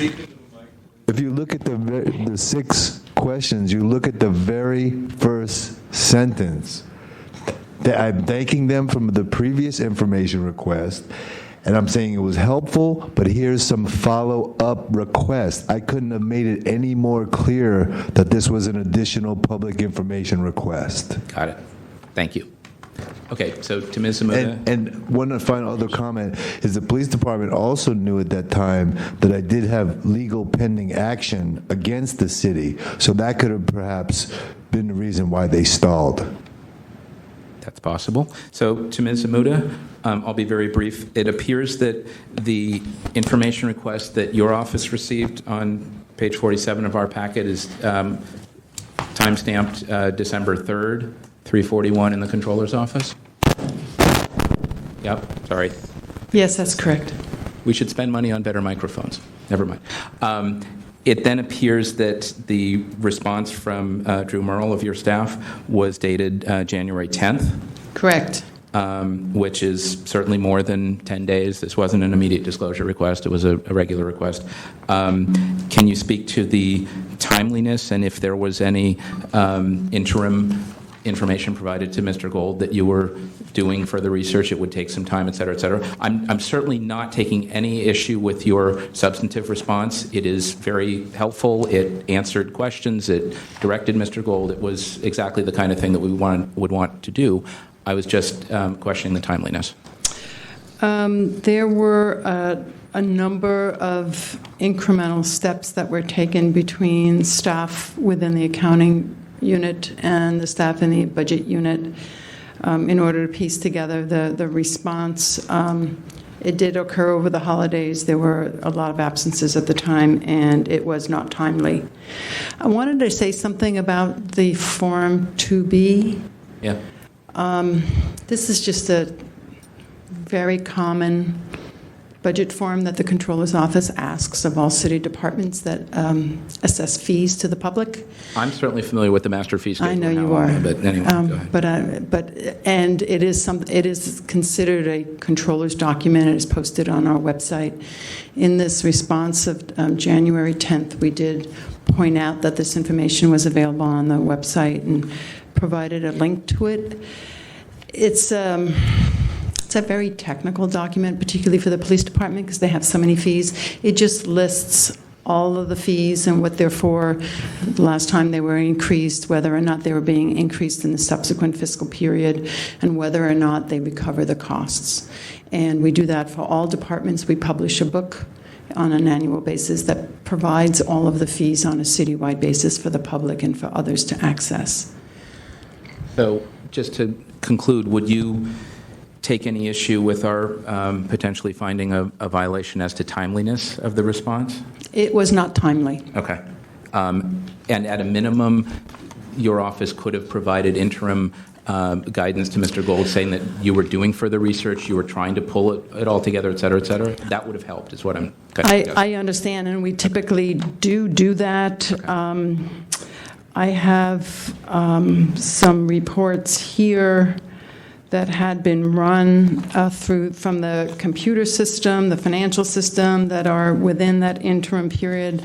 And I recall a number of consultations I had with my staff regarding where we were and so on. But I don't know whether Drew Morell had actually contacted Mr. Gold, which is usually the preferable way of dealing with some of these complex items. I just think it's important to document that we're keeping. I agree. Okay. Thank you very much. And then finally to Mr. Gold, I think, as I've suggested, we can find a couple of violations as to these departments. I don't think in your ultimate quest for, your fee refund that we're going to help you there. It sounds like there's been legal action. It sounds like there may have been a claim filed, and et cetera. But, at least to the public records, we can certainly deal with that and will. So thank you. This could actually help me because they would hold on the information, and that affected my case because I didn't have the information available. Okay. Well, stay tuned. We're not done with you yet. I've got members Highland and member Wolf. Does anyone else want to add to the list? All right, we're not going anywhere. I might also. Are all the city officials? What questions are asked? All right, so we're going to go members Highland, Wolf, member David, and member Rummel. All the city officials are being paid today here? I can't answer that. Member Some Highland? people are being paid. We're not. I know we're not. Member Highland, go ahead. Mr. Gold, could I ask you to come to the main microphone just so we can see you on this side of the dais? Hi, how are you? Hopefully you won't need your notes to answer this question. I'm just curious, at this stage, you just mentioned that, had this information been timely, it might have helped in your legal proceedings and trying to recoup that original monies. Is there any other information at this point that you feel you still have not received? That's an excellent question. Yes, I'm still in the dark about how they even came up with that fee of $8,000 or whatever it was, which they no longer charge today. Mm-hmm. And, whatever study they did to show the impact that it had, because that was never addressed. Okay. So, and going back to your initial presentation, you talked about how you're one of the early adopters and that you were kind of caught in this, I guess, this change of policy, and just correct me if I'm summarizing this the right way, and that they determined that they issued you an incorrect license, and that was the basis of looking for a refund. Is that about right? Right. It was detrimental reliance. I paid the fee with the understanding that it was for the life of my business at that location, mm-hmm. and that's why I agreed to pay that fee. Okay. So it wasn't for 2 years or a year and a half, and then, oh well, because I wouldn't have paid it otherwise. And then because it was too close to a school, they decided that was improper. Yeah, and they informed me, and there was a hearing that DPW had when they took over permits, but they weren't the one who issued the permit in the first place. It was the police department. Okay. And so they just had the deal move forward. I see. But apparently it was how it was measured by the police department that was an error. And what permits do you have today? Just out of curiosity, do you have a lifelong permit but not at that spot? They worked with me to try to get me an alternative location, but because of the nature of the food that I do, which is vegan, it's not, most locations in the city, it wouldn't work, that business model. Okay. So essentially, I had an apartment at that time. Mm-hmm. I was doing pretty good, and the city basically pulled the rug out from under me and forced me into homelessness. Mm-hmm. And then, City Attorney Mr. Guerrero makes about $250,000 a year. I wasn't trying to get any additional damage. I just wanted the money back. And instead the city attorney's office rather waste everybody's money. And to this day, still, I'm currently appealing it, the decision. So your proceedings are still going. I'm glad to hear that. I mean, I think, not to speak for everybody here, but I think we're going to find some violations. Whether that helps you at this point, whether that helps you get additional documents, I don't know. I hope so. But thank you. Yeah, everybody was just trying to pass the buck. That's why I. Right. Okay. I wasn't sure who did wrong, or I just was trying to get the information any way I knew how. Okay, thank you very much. I have a question for Ms. Samuda, please. Let's get his money back. And again, thank you for being forthright and frank in your presentation so far. This might be off topic, but I'm just curious to get a little bit of history. You've been in this controls position for how many years? 12 years. Okay. Have you come across other similar cases to Mr. Gold's where people are looking for a refund for something similar, or in that very case, similar to his predicament? Is that something that would even make it to your level? I'm guessing. Oh, yes. Okay. All right. Particularly with property taxes. Okay. Which we run. Okay. For the city. Is there any historical precedent that you can enlighten this body on that might help Mr. Gold, or might explain why he is where he is, just so that we have an understanding? And this is just personal curiosity. It's not really on topic, but there is a process by which anybody in the city can file a claim against the city. It's not a suit, but it's a claim for a loss. And that process goes through the controller's office in terms of filing a claim and then goes to the city attorney's office, where it is then adjudicated. A recommendation is made as to whether the claim should be paid. If so, whether it should be paid at the requested amount or a different amount. And if the city does pay the claim, there's usually a remediation that is required by the department that failed to do something or had a reason to act in such a way that the claim needed to be paid. If the city attorney recommends against the claim, then the only other option for the claimant is to either file a lawsuit or file small claims. This is too high for that. So I'm gonna jump in here, Ms. Zamuda. I think I'm a little bit lost here.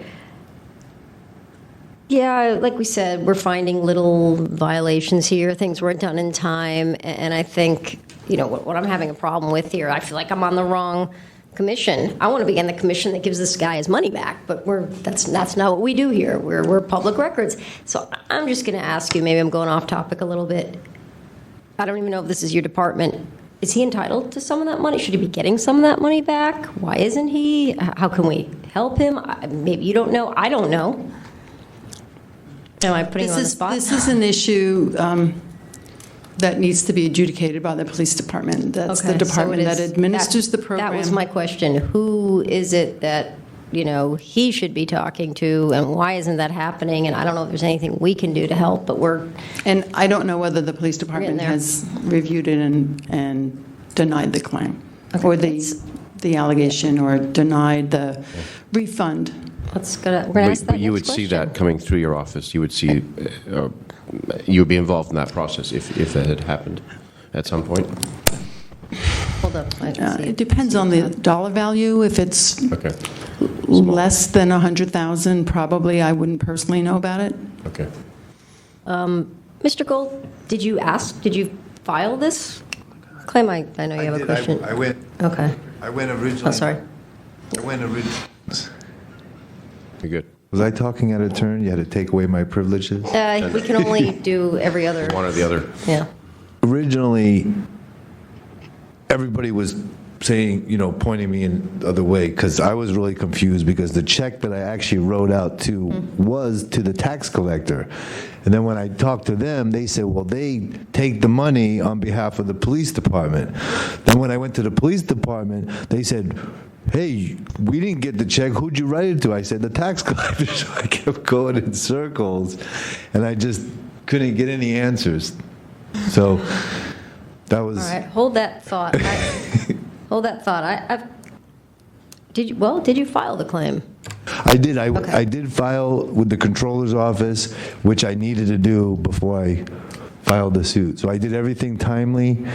But for whatever reason, Mr. Herrera, who I've actually voted for because I thought he had high ethics, so be it. So before I move down my list, which now has members Wolf, David, and Rummel next, I'm going to ask Ms. Zamuda, is there any advice or suggestion? Is there anything that Mr. Gold has not done that he should be doing? Oh, sorry. If Mr. Gold has filed a claim, then that claim has been logged in the city attorney's claims division. I can take a look and see where it is and whether it's been acted upon. It is the case that the treasurer tax collector collects fees and fines for most departments, and residents write their check to the San Francisco tax collector's office, but then the staff there, the accounting staff, know to post it to the department that needs to get the money. Because what we have done in this task force many times is brought people together where they just weren't. So if there was any way of doing that. Member Wolf, and then David and Rummel, you can call whomever you want to come forward. Right, it may not be Ms. Zamuda.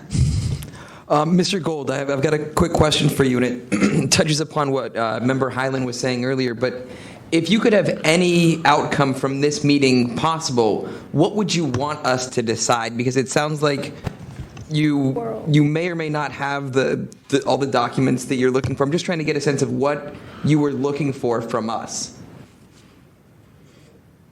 Well, firstly, I think Mr. Herrera should have been here, but that's another issue, I guess. So to answer your question, as far as what, based on what's within the power here of this body, right?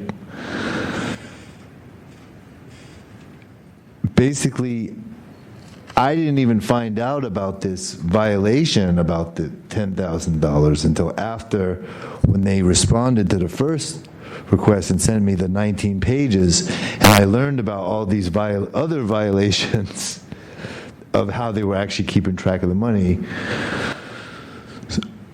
And even to this day, I still don't know how they used my money or how they justified collecting that amount and why they're continuing to refuse to refund it, ethically speaking.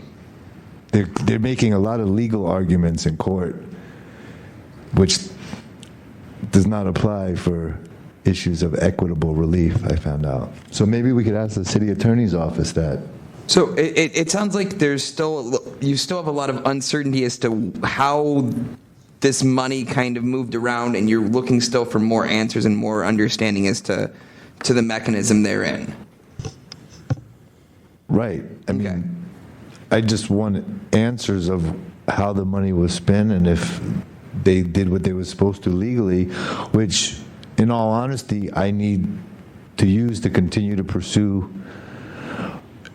And what I want to uncover is maybe this is bigger than just me, and there's other victims that, and I was willing to just go away. I just wanted my money back, but now that I'm realizing that there was other people that they took money from that they had no right to, but all those other trucks were grandfathered in, so they still have their location, but they took away my livelihood and they took away my money to try to create a future for myself, and essentially they forced me into homelessness. I'm actually living in my van now. So whatever you guys could do to help, I would appreciate it. Thank you. Sorry.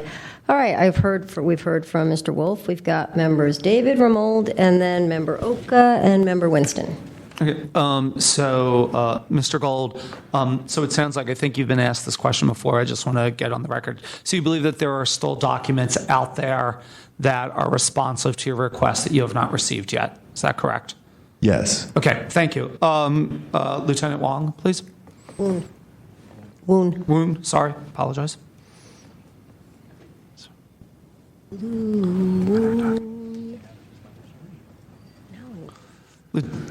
Hi, sorry, I apologize for screwing up your name. I'm sorry about that. Are you aware, are there documents at the police department that are responsive to Mr. Gold's request that he has not received yet? Hello? As far as I know from that last request, a second letter that he sent, we did respond to the questions that he had, so I'm unaware of the other documents that are outstanding. So, to your knowledge, are there any documents at the police department that are in existence that Mr. Gold does not have that are responsive to his requests? I do not know. You do not know any responsive documents that are left still to be given to him. And on just a slightly different topic, the fee that Mr. Gold was originally charged, I believe you said it was $8,000, Mr. Gold, is that correct?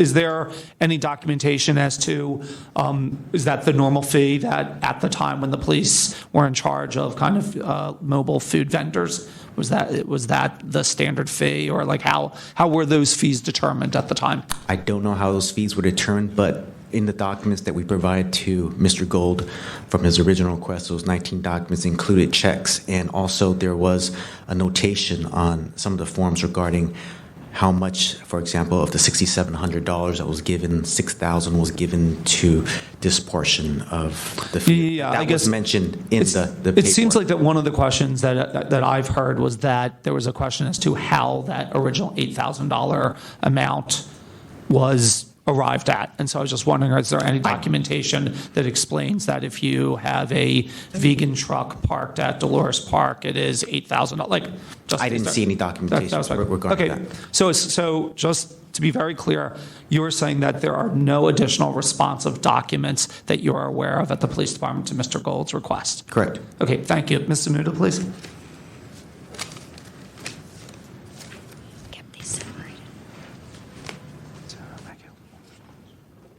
Hi, thank you, Mr. Muda. As far as you're aware, are there any additional responsive documents at the Controller's office to Mr. Gold's request?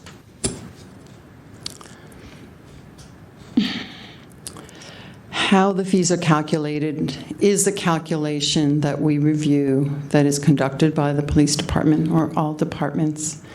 Whether or not that document whether that was sent, I am not sure. If not, we can provide it.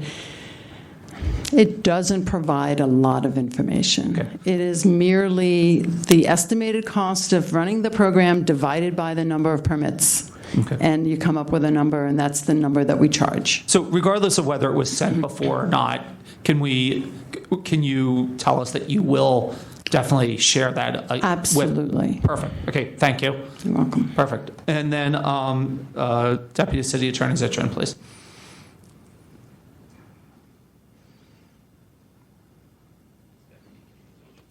Sorry, Deputy Communications. Thanks for the promotion, but yeah, no problem. I'm sorry. Yeah, I'm not. As you can tell, Are you an attorney? I'm not particularly good. I'm an attorney, but I do not practice, and am on inactive status with the California Bar. So I have to be careful how I answer that question. As everyone knows, I'm not particularly good with names, so I apologize. Anyway, to your knowledge, I'm asking the same question. Are there any responsive documents in the city attorney's office? To my knowledge, there are not. Okay, thank you. Those are my questions. Thank you very much. All right, thank you, Member David. I've got Member Rummel, then Oka, and then Member Winston. My questions were actually already answered. Okay. Now we'll move to Member Oka. Yes, Mr. Gold. When did you make the request to have your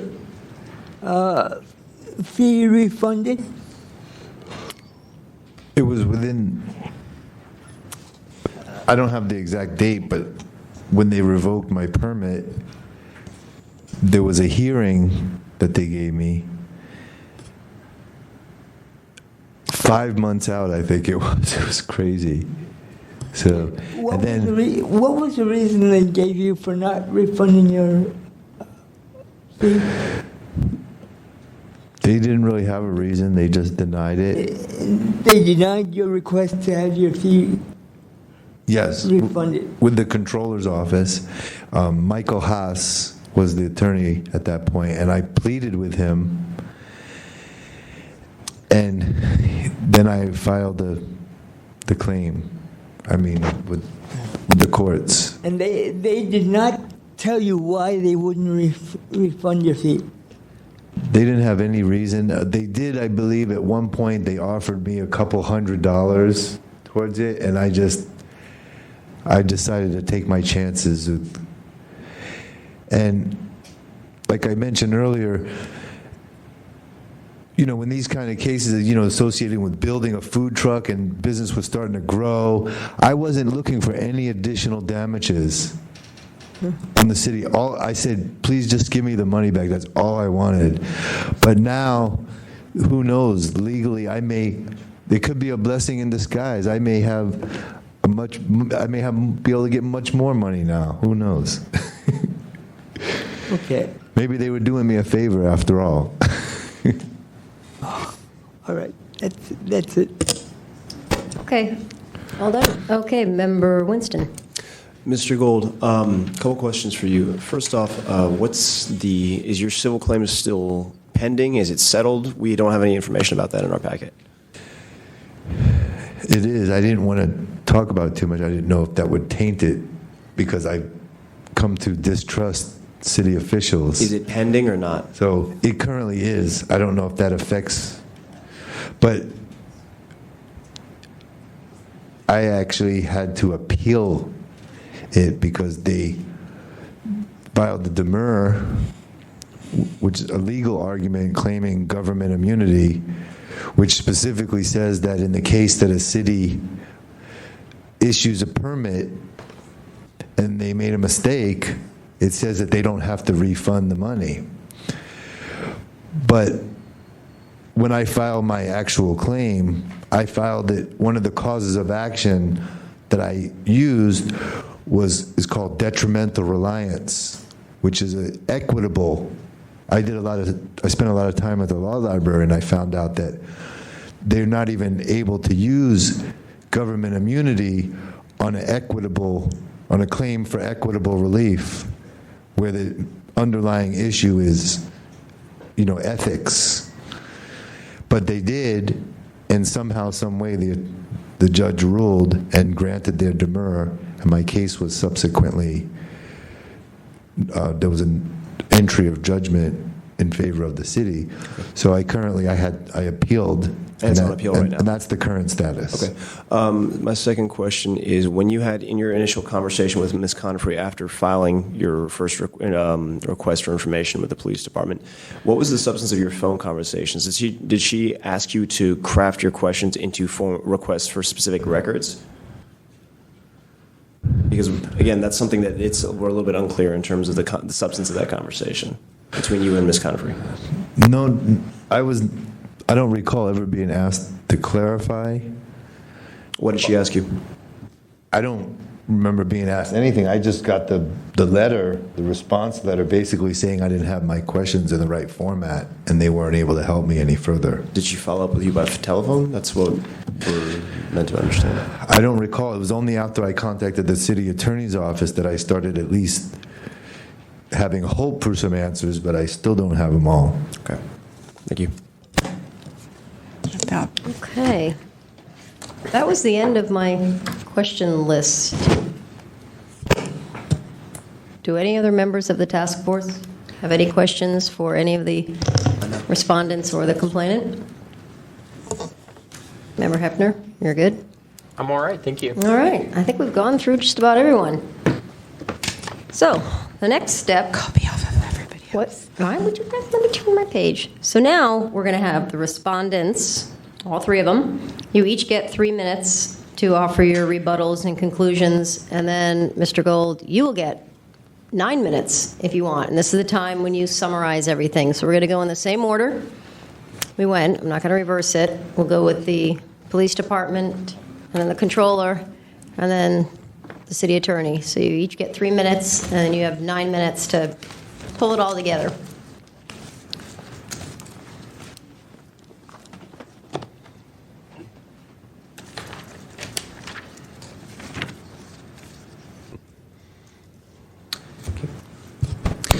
Mr. Gold submitted a original PRA request on October the 18th. Ms. Confrey was unclear of Mr. Gold's request, and as a result, telephoned him to get the clarification. Ms. Confrey then conducted due diligence, responded timely with 19 pages of responsive documents. Regarding the second letter that was sent to the San Francisco Police Department Legal Division, it was unclear if that was a PRA request. Mrs. Confrey then spoke with Chief Financial Officer Maureen Gannon and attempted to locate Form 2B. It ultimately was located, and he was provided to him. In an effort to assist him more, we provide the responses, the answers to his questions from his response. Thank you.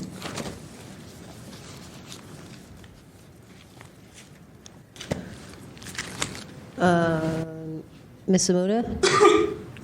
Do you have, okay, so you don't have any rebuttals. And Mr. Zitrin? Okay. So now, Mr. Gold, you have 9 minutes to tell us anything you want. Generally, rebuttals, conclusions. You can speak to anything. Is it possible you could go up there so we could all see you better? That'd be great. Okay. So I guess my hopes of coming here, just like I sent about 50% press releases last night inviting all the media to this meeting because I feel like I wanted to put pressure on Mr. Dennis Herrera to do the right thing. And I wanted, hopefully, everybody here to hear the story. And I had, right now, with the appeals, it's like I'm on a dead-end road. So this is basically my last hope. And I'm not trying to make the city or any departments look bad. I'm just looking for justice. And I know that you guys have to rule on specifically any violations with the Sunshine Task. But I'm being frank here that the real underlying issue is I just wanted to have an opportunity to rebuild my life, and I just think it's terrible what the city did, but I also refuse to be a victim, and I've learned to rise above the best I can. But I think it's really interesting, there's a lot of homeless people in the city, and here I am actually following my dream in a city that I love, going with my heart to start something I'm really passionate about. And now I see all these other food trucks coming after I started mine, and through no fault of my own, it's affected my dreams and my aspirations in my life. And the city attorney's office, specifically Dennis Herrera, and I've sent several emails to Tara Collins. Even one of the press releases I sent last night was to Mr. Herrera's wife, asking if she could maybe talk some sense into him. So I'm hopeful, if nothing else, out of guilt, and that this will follow him throughout his political career, to do the right thing. And I didn't make it today to the Board of Supervisors, but I planned on making a presentation that it's often not what we do, but it's what we don't do that makes a difference. And it's their failure to refund the money. And again, I know the whole Bat Kid where they spent $100,000 for the city to look good, and here the city just didn't want to give me my measly $10,000 back as it is to the city, and they'd rather waste all the government resources and all the people. So I think it's a shame, and I think that's the real problem here. That's the real thing we need to deal with. But that's another meeting, another task force. So that's pretty much it. I think we've already beat a dead horse today, and I think it's really a shame that as I reached out to the Ethics Commission, to all these departments, the mayor's office, that I thought that there would be some help, and this is my final chance. And it's a kind of a roundabout way to deal with the real underlying issue of the city acting unethical. And it's unfortunate that the mayor's office is willing to go to the city attorney's office is willing to go to the extremes to bring all these other departments down and try to make them look bad, rather than just doing the right ethical thing and giving a small business owner his money back for a permit that they admitted was issued in error. I think that's a shame. I think we need to make a statement. I agree with the guy. Okay, so now I'm going to see if anyone wants to make a motion, and I see Member Pilpel's hand up and went up first, and then Member Washburn. So do you want to listen to him, and we could always have two? Well, I was going to start. Why don't you guys discuss it? We'll discuss amongst ourselves. I was going to suggest a violation of 21A and 21C with regard to the police department, and 21A with regard to the controller's office only as to timeliness. Let's see if we can merge these. Where were you, Member Washburn, on this? Right, I agree we that can squish this all into. This is the police department. Well, we have to find. We can't. I think we're going to have two separate motions here because we have two separate parties. So I was thinking for the police department, a violation of 6721A and 21C. I'm still hung up on 67.22 because I think that asking for information is something that the public has a right to do, and that city departments should answer questions within reason. So I might make that as a separate motion, but I think we need to talk about this a little bit. I'd like to talk about that a little bit more. Well, who are you directing 22 at? I'm just throwing it out there. I'm saying I agree with 67.21A and 21C. As far as the controllers, that complaint, isn't that a violation of 67.21B? It's a timeliness. That was the issue with that. It took them a month to respond. Yeah, here. You have it? Yeah. Okay. I'm good with 21B. Yeah, for the controllers. Yeah. That's fine. Well, we haven't made a motion yet. We're discussing. I mean, that's No, what this is I'm good. thinking. Rather than have competing motions bouncing around like ping pongs, let's.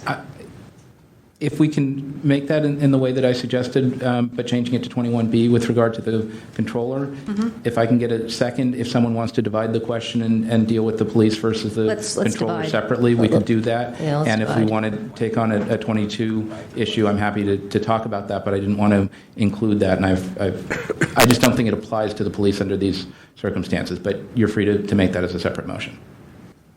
I'd prefer that we separate the motions That's fine? by department. Okay, But so it's then up why don't to I... you to make the Then why don't I start by moving a violation of 21A and 21C with regard to the police?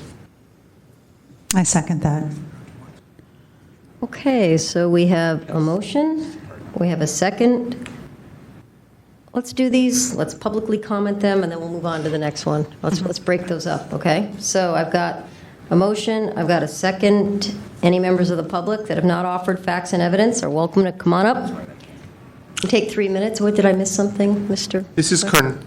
The motion Thank you. is concerning finding the police department in violation of Sunshine Ordinance Section 21A and 21C. Is there any public comment on those two with the police department?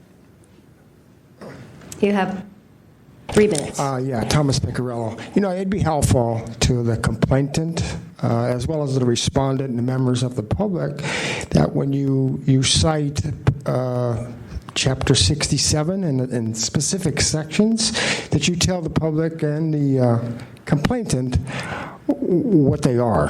None of us have the 67 chapter memorized.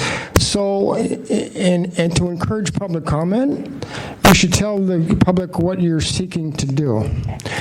So perhaps you can enlighten us with 21A and B, and then maybe some of us could comment on your motion. Thank you. Okay, let's do that right now then. Well, it was something that Member Emeritus Nee used to do all the time, so let's try and carry on that tradition. Go ahead, Member Pilpel, and then we'll So start public comment again. 67.21A generally requires that every person having custody of a public record shall permit the public record to be inspected and copied, and et cetera, et cetera. So it's the general provision that public records be provided. 21C generally requires assistance to be provided by a custodian of a public record to anyone requesting that record, and when that person is not in possession of the record, shall assist the requester in directing their request to the proper office or staff person. So that was A and C. Mr. Piccarello, I'll allow you to comment again if you want. Give him another 3. Thank you for the clarification. I'm in support of both. I'm in support of the motion. Thank you. I don't support this motion because there were 6 questions. Hold on. You know what? Thank you, Member Washburn.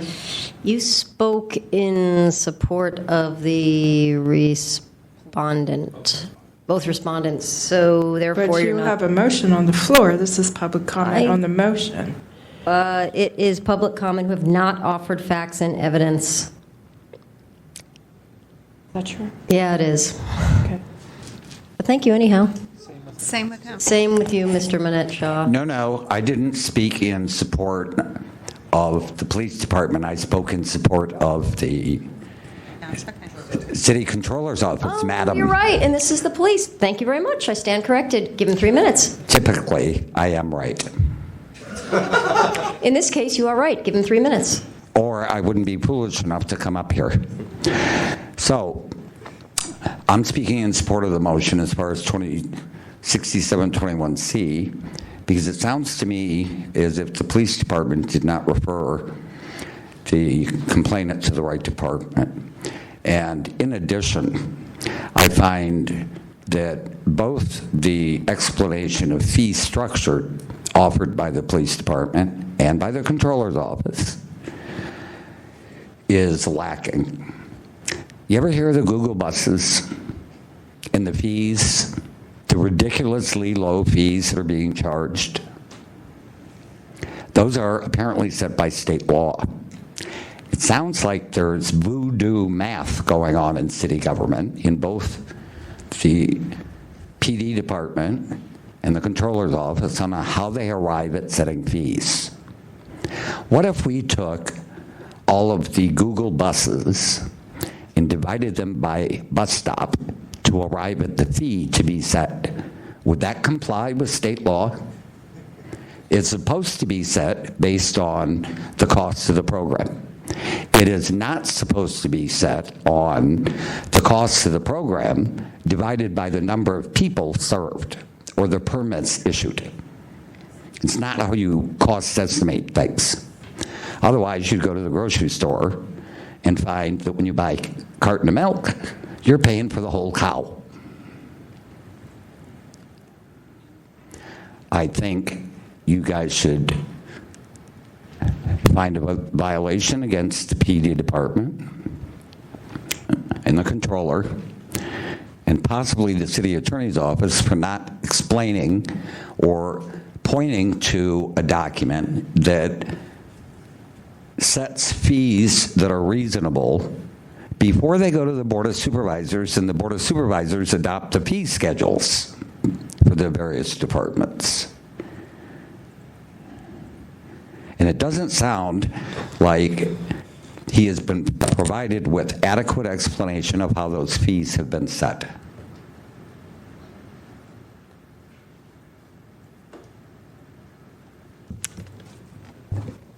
Okay, any more public comment? Yes, Peter Warfield. I'm not party to this and am not very familiar with it, but I do have some comments.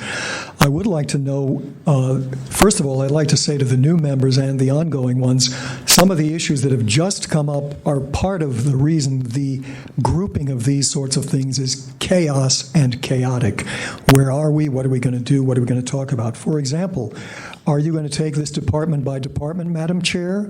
Are you going to take this 3 minutes of public comment for each of the motions that may come up, which we don't know yet what they are?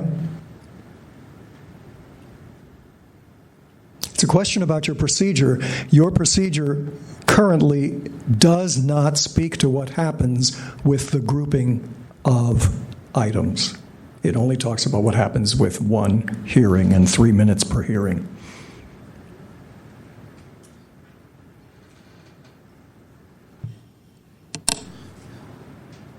Point of order, Madam Chair. Yes, Mr. David. Mr. Warfield, do you have any comments on the motion that's before us? I do, but part of it depends on the answer. I'm hoping to get a procedural clarification since we're doing here what is not provided for in any written procedure. Yeah, member. Mr. Warfield, this is public comment. This is not Q&A. Thank you for the lack of clarification and for taking a considerable amount of my time. The 67.21A and C certainly is something with which I would agree, but I would also say that what's wrong with Section 6721B, which speaks to the timeliness of the response? It's clear that this response was not given there was no appropriate response given in a timely way. And so I would recommend that one. Also, as Member Washburn said, there is the issue of 67.22, which requires a specific appointed person in every department. Every department head shall designate a person or persons knowledgeable about the affairs of the department to provide information, including oral information, to the public about the department's operations, plans, policies, and positions. And then B, the role of this person so designated shall be to provide information on as timely and responsive a basis as possible to those members of the public who are not requesting information from a specific person. And then there's the section C, 15 minutes. So none of that happened. I think that there's a very sad pattern that we're seeing here, including what I commented on at the last meeting, and that is people playing kind of footsie with the public. It's like asking at the public library, do you have any way for me to find out what the branch hours are at my local branch? And also, is there any way to find out the history of the new hours, and them calling it an interrogatory that they can't answer? No, they need to give the branch hours and talk about the process by which new hours were provided and what information specifically might apply thereto. Thank you. So for clarification, for both the task force and everybody else in the gallery, I have asked the task force, let's separate our motions by department. So our first motion is for the police department. If there are any subsequent motions, let's keep them by department, and then will allow 3 minutes of public comment on every one of them. Do I have any more? Where am I? Do I have any more public comment on the motion? If not, procedurally, is this, if I were to conclude or suggest that there was also a violation of subsection B, 21B, it would now be a time to amend the motion. A friendly motion? So I move to amend the motion on the table to include a violation of 21 subsection B. So your motion. And sorry, hold that thought. We are experiencing technical difficulties. All right, go ahead, Member Hefner. Right. Just to follow through on that thought, I don't believe that there was a timely response, and my first note actually was that this was a violation of 21B as well. So I would move to amend the motion on the table to include a violation of subsection B. And to Member Hefner, I reread that. You're absolutely right. I think it really isn't a 21A violation. It's really B and C. So I'm happy to substitute B and C with Member Washburn's concurrence. Then I think that's the restated motion. Yeah, that's probably more precise. I'm remembering now that there was a timeliness issue at one point in this. Mm-hmm. So do we have to undo that and redo that, Mr. Clerk, or? No, we do not. That is a friendly amendment, and it was accepted by the mover and the seconder. Okay. Okay, so I would say let's, remember Pill? No. Nothing? If there's any further discussion, otherwise we go Anything to a else? vote. I'd say let's reread what we've got, Mr. Clerk, and we will go to a vote. Any more? Did I leave anybody out? Just a point of order. Have Go we, as a task force, discussed the motion? People want to discuss? You want to discuss? Discuss. Go ahead. It seems like that we skipped over that. We didn't discuss the motion as a task force. Well, we discussed the issues. I don't think we discussed the motion. Anyway, so my point is that the point that I'd like to make as far as the motion goes is that I'm in no way convinced that there are documents that have not been provided. I think that perhaps I could see that there might be a timeliness issue, and that's something that I'd be, willing to think about. I think that certainly the police department's email response was intemperate to maybe, call it that, but I'm not sure that there was actually any documents that were withheld. And so I'm a little, like, I think that the case is a compelling case on itself, but I'm not sure what documents have not been produced at this point. If we're just totally doing completely that this is a timeliness issue, that's fine. I'm willing to have that discussion, but I'm not sure what document was not produced that still is out there. Chair Washburn. I've got hands all over the place. I think I saw Member Hefner first, then we'll go to Member Wolf. Just to briefly respond to that concern about whether documents have been produced, I perceived an inadequacy on Officer Woon's part to really address whether documents have been produced in full. I don't know if this is normal for the Sunshine Ordinance Task Force meetings, but the respondent did not seem knowledgeable about whether documents have been produced. So I think it's fair to find a violation of that as well. And I did not intend to take A off the table either. Okay. So hold up, because I was a little slow. We're going to go with Member Winston because my head was facing this way. Then we're going to go Member Washburn, and then we'll go Member Wolf. Go ahead. All the W's. We're talking about, first issue, we're talking about a violation for finding of timeliness against the police department. Yes. But according to the packet that we've been given, they responded within the required 7 days to Mr. Gold's initial request. So they not only did Ms. Conifrey apparently telephone him, but then there was a written follow-up as well. Am I missing something in the timeline here? Well, you brought It's the follow-up request that was made. It was the follow-up. It was the follow-up request that was made. That's what we're discussing. The December 9th request didn't get an answer until February 3rd, I believe. That's the point of clarification that I wanted on that regards. Second of all, Deputy City Attorney, one question. Under the San Francisco Sunshine Ordinance and the California Public Records Act, are agencies required to generate records that are not currently in existence or provide them in response to a public records request or a Sunshine request? No, they're under no obligation to create records that aren't already in existence under the CPRA or the Sunshine Act. Are they required to respond to requests in the form of questions that don't request specific records? They have an obligation to be helpful, answer questions if they can, and if they could be answered in a manner that doesn't require an extensive amount of research outside of the normal course of their duties. Understood. And it would be implied that they should. Thanks. Okay, I had Member Wolf and then Washburn, because you're gonna tie it all up for us at the end. So go ahead, Member Wolf. So in regards to what Member David said, I think that the timeliness is clear. I think that it's unclear whether or not there are still documents that haven't been provided, but I do think that Ms. Conifrey could have gone further in being helpful in assisting Mr. Golden. To that extent, I think there is some elements of a violation. 61.C, is that right? Whatever C is. 21C? 20, yeah, the C part is whatever number that's, yeah. Member Washburn. Okay, so. Where are we? All right. I think that there is, in my mind, as Member Lee, what is your last name? Member Hepner. Doing the same thing. I'm like, Member Lee. I feel the same way. I didn't get a clear answer, didn't hear a clear answer with regard to whether there might not be something else available, information available from the police department. So, and as I was sort of thinking what was going to happen with this case, I was thinking this would be a good one for compliance and amendments, and we would have him come back and, did you look some more? Can you be further helpful? So it looks like, 67.21A would address there could be some more information.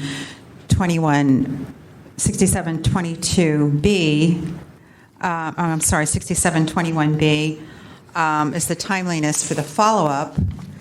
6721C is the issue of helping the person making public records request or asking for information to be helpful. So I'd like to amend the motion currently before us to include 6721A, thinking there may be additional information that was not produced. 6721B, the failure to respond in a timely manner to the follow-up request, 6721C, failure to help the requester obtain information.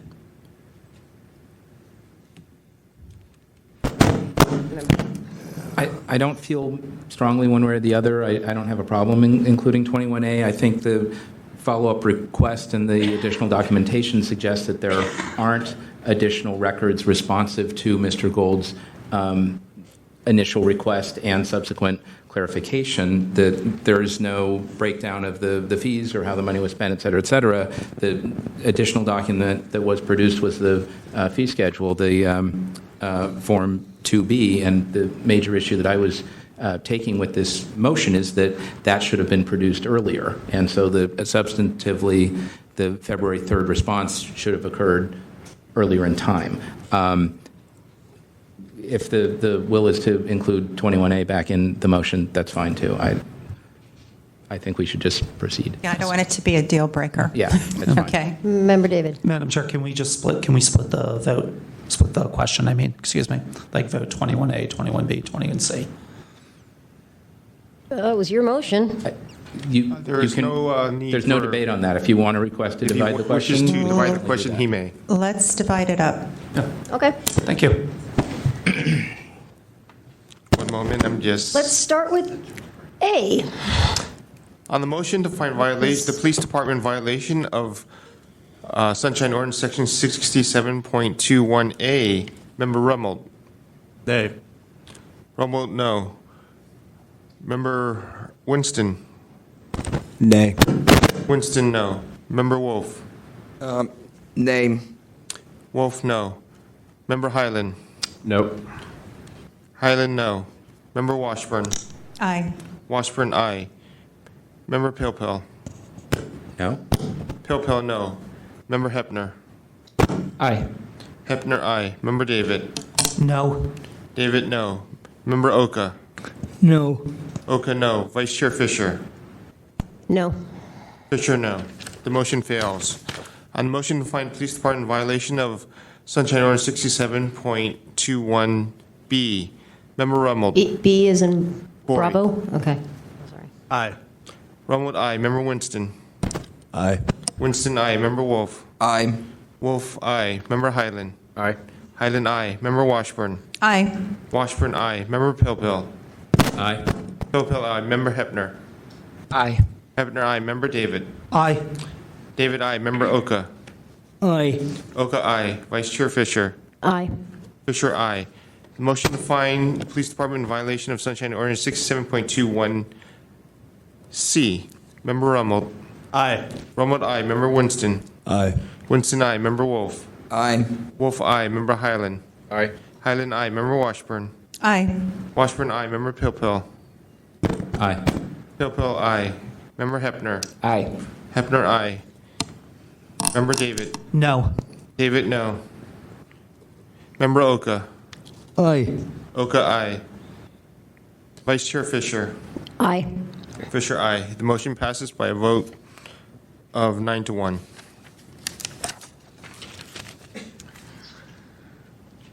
So Member Washburn, please. Yes. All right. This is 67.22, and well, should I be assigning this first? This is also against the police department, I believe. So let's just keep going. Yes. Is yours against the same? the police department, right? Continue on. Yeah, then. it's the issue of the oral public information. So, this information was later provided. The answers were provided. Finally, I don't know if they were adequate, possibly not, but the police department got it wrong initially when they said, we don't have to give you this information because you're not asking for public records here. We just found them in violation of 67.21C for not being helpful and, trying to figure out what it was he really wanted when he was asking these questions. So I'm just, again, I think this is something that's come up before.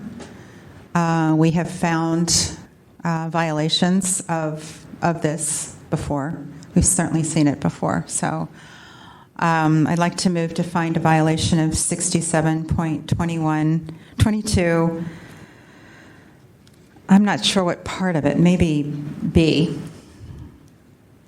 Can you summarize that? So B is there should be somebody designated or somebody should be able to provide information in as timely and a responsive manner as possible to members of the public asking for information about. In this case, it was information specific to his case, but it was also more general. How does this work? How is this, charging fees for these permits? What do you do with the money? How do you keep track of it? It's an accounting issue. And so this is what he was interested in knowing.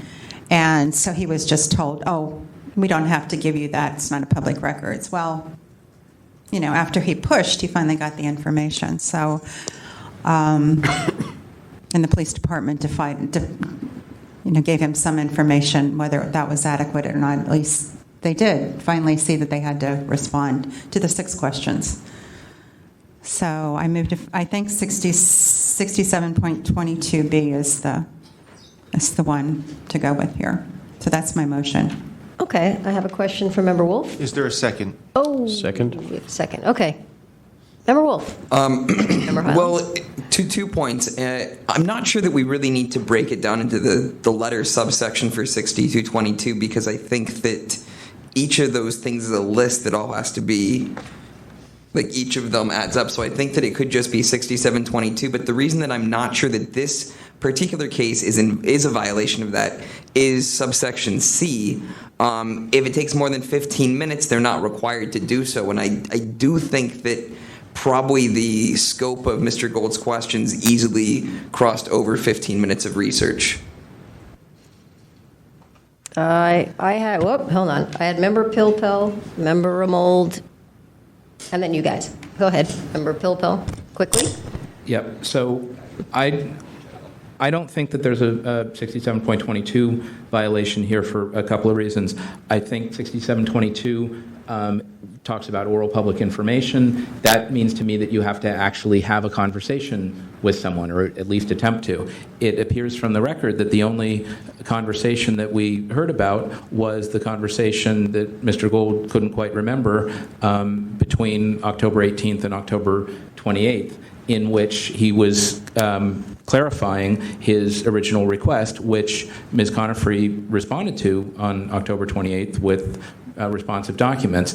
I don't think clarifying an initial request is the same as having a conversation with someone saying, look, I don't know who to go to in the department. Can you help me find da-da-da-da?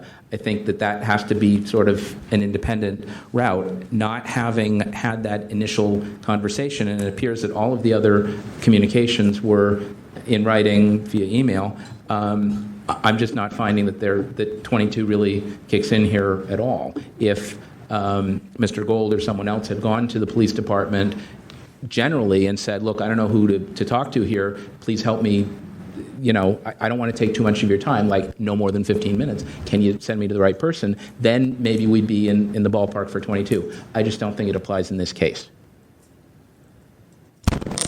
Oh, I'm sorry, who did I have next? Member Rummold, and then I had Members Highland and Winston. Go ahead.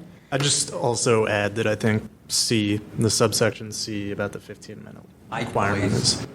Oh, yeah. The subsection C, the 15-minute requirement, is something of a, at least in my view, a bar in this case. Members Highland and Winston, did you have anything? I was just going to say if the maker of the motion would like to amend, I'd be happy to support any changes. Member Winston? I'm in concurrence with Mr. Rumble. The 15-minute bar is too much for me to cross. Okay.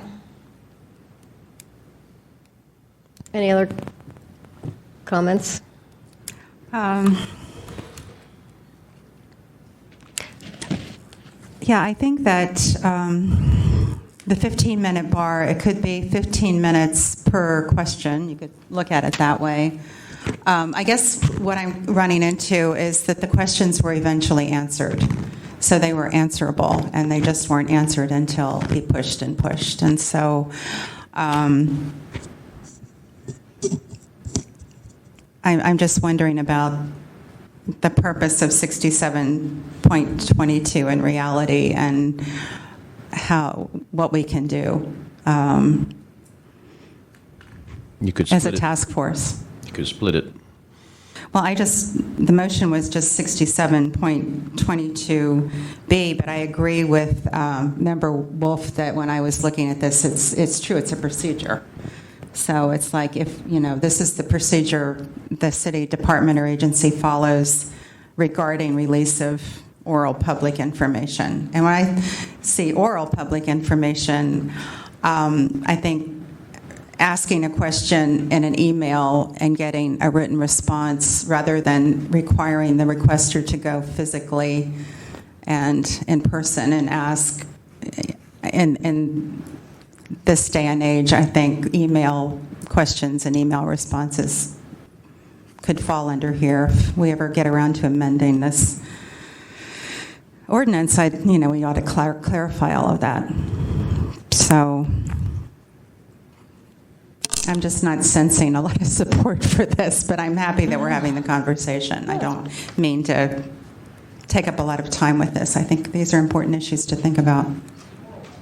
Yes, it is. So Can I add something? Sure. So I think the determination that 62 or 6721, and I'm forgetting the subsection now, but the failure to engage in a conversation about the records requests addresses what you're looking to have addressed in 6722, right? The reason that I found that 6721C was violated was because even though there were questions, they didn't engage in a dialogue about the records request. And I think that gets to your concern with 6722. So I tend to agree that it shouldn't matter if it's emailed, but that's neither here nor there. Mm-hmm. Okay.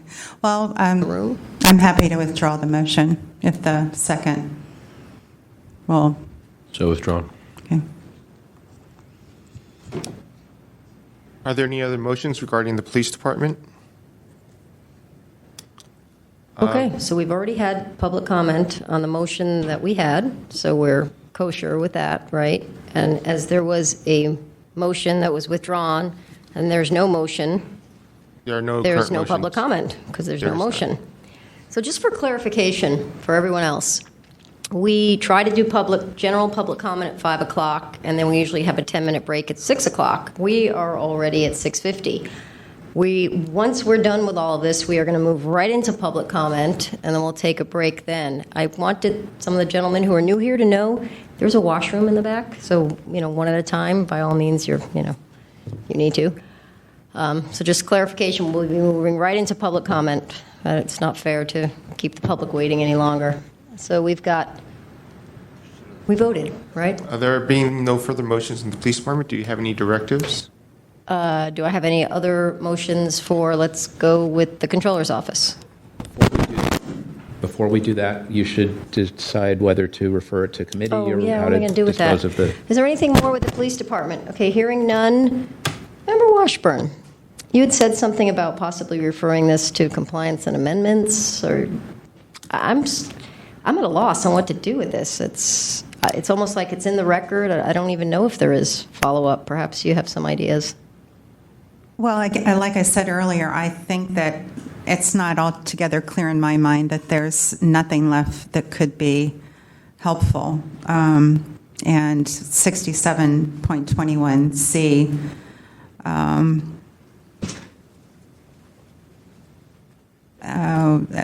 there could be follow-up with that. Is there any other way you can assist this requester in getting information? You can go next. Member Hepner? I'm not entirely sure what compliance and amendments does, but I do think that the police force or police department could benefit from some additional training on what constitutes a public records request. I disagreed with Officer Woon's characterization of the December 3rd email as something other than a public records request. I think that the police department could benefit from additional training there. Additionally, I think that their policy of responding could be improved. I don't know if that's compliance and amendments, but I found the December 9th email from Ms. Conifrey to be dismissive and a bit insulting. If I had been on the receiving end of that, I would have been very unhappy. What do you think, Member Pilpel? Because all the committees are going to change probably by next month, but I'm asking the people. It could go either way. We've had hearings with the police department. We could have a further hearing at EOT. I agree. I think the way the police tend to view things very narrowly. If it's in their little basket, if you're looking for an incident report, or if you want a finance thing, maybe they'll deal with it. Anything beyond that, there doesn't. So I think it could go to either committee. I'm not looking for more work, but I mean, I'm kind of torn because initially I thought, well, you made a mistake, we're done, let's move on. But I'm hearing people think this isn't over yet. Member Washburn? Yeah, I think there's a court case that's still open here, and a man who has lost his livelihood. So if there's, and I think a consensus on this body that we be as helpful as possible, as any way we can. So having them come again and before compliance may be the way to go. Okay. May I ask what the instructions to the police department will be if we do refer to compliance? Just what are they to provide? What is the directive to the police department if we do send it to compliance and amendments? To work with the complainant to see if there's any other information they could provide. And if I may, an addition, just a clarification on whether an email request or a letter request, such as the December 3rd request, counts as a Public Records Act request.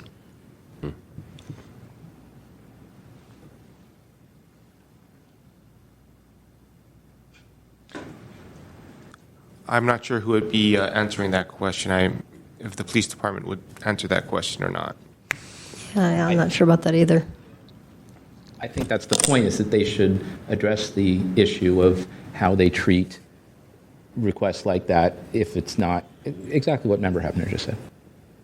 So I'll just add that I'm worried that this isn't a police department thing, but it's a interpretation that the city attorney maybe, it sounds like, is in that good governance guide, that if you get questions, you're not required necessarily to produce records to interpret it as a public records request.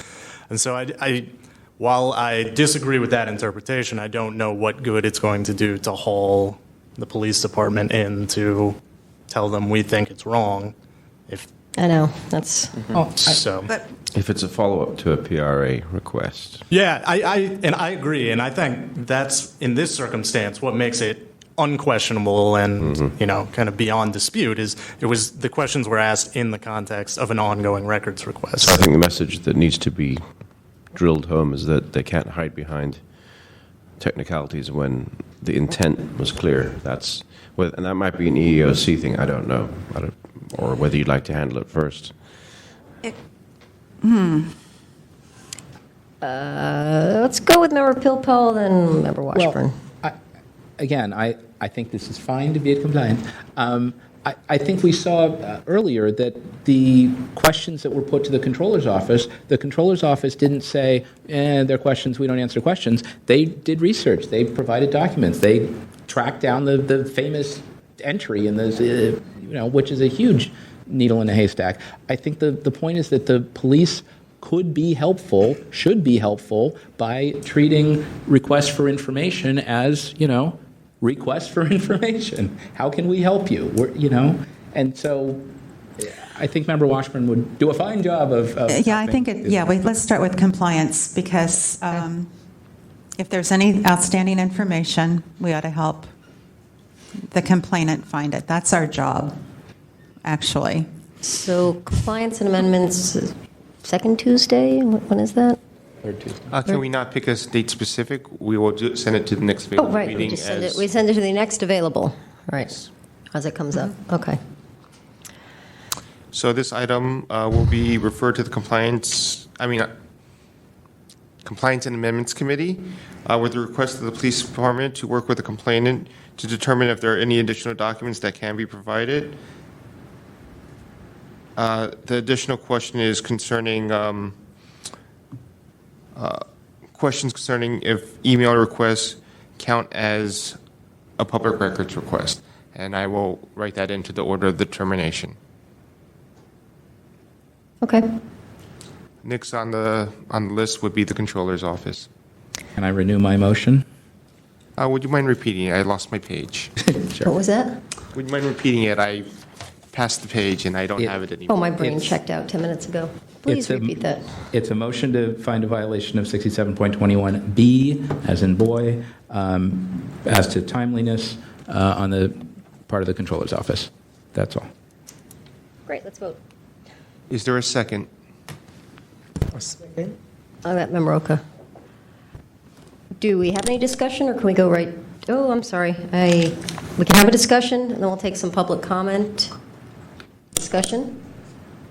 I think the controller acknowledged that it was untimely, so I think hopefully we can keep this short. Okay, what, Member David? Yeah, I mean, I just want to just basically reiterate what Member Rommel said, that I think that this is one of these, I think we should get it on the record. That's right, what we're doing, and yeah. that, Gotcha. then move on. Do I have any public comment on this motion? Okay, sorry.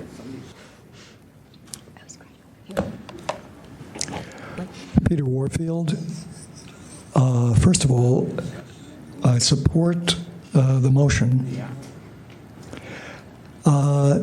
I am glad also that a knowledgeable person was sent, something which I think there was a question about on the previous matter, which I think you should consider. I think there was somebody who was available to release oral information, and I'm not even sure that on the previous matter you know whether the police department has somebody for oral information. And I think that there's an issue of correspondence and records shall be maintained in a proper way, which is 67.29-2, which in this case does not appear to be an issue, but which I think could have and still could be considered in the other departments that you are considering. But with respect to this motion, support it. Thank you. Okay, do I have any more public comment? Hearing none, let's go with a roll call vote. Mr. On the motion, Young? find the Controller in violation of Sunshine Ordinance 67.21B. Member Rummel? Aye. Rummel, aye. Member Winston? Aye. Winston, aye. Member Wolf? Aye. Wolf, aye. Member Highland? Aye. Highland, aye. Member Washburn? Aye. Washburn, aye. Member Pilpil? Aye. Pilpil, aye. Member Hepner? Aye. Hepner, aye. Member David? Aye. David, aye. Member Oka? Aye. Oka, aye. Vice Chair Fisher? Aye. Fisher, aye. The motion passes. So, Ms. Amuda, you admitted it. You know what you did. You have always come here at the height of professionalism. I believe you're number 2 in your organization. I appreciate you taking the time here. Number 1. Aren't you? Well, don't do it again. I mean, yeah, I know. So we're going to leave that in the record, and that's all I've got. No referral. Are there any referrals regarding the city attorney's office? Oh, the city attorney.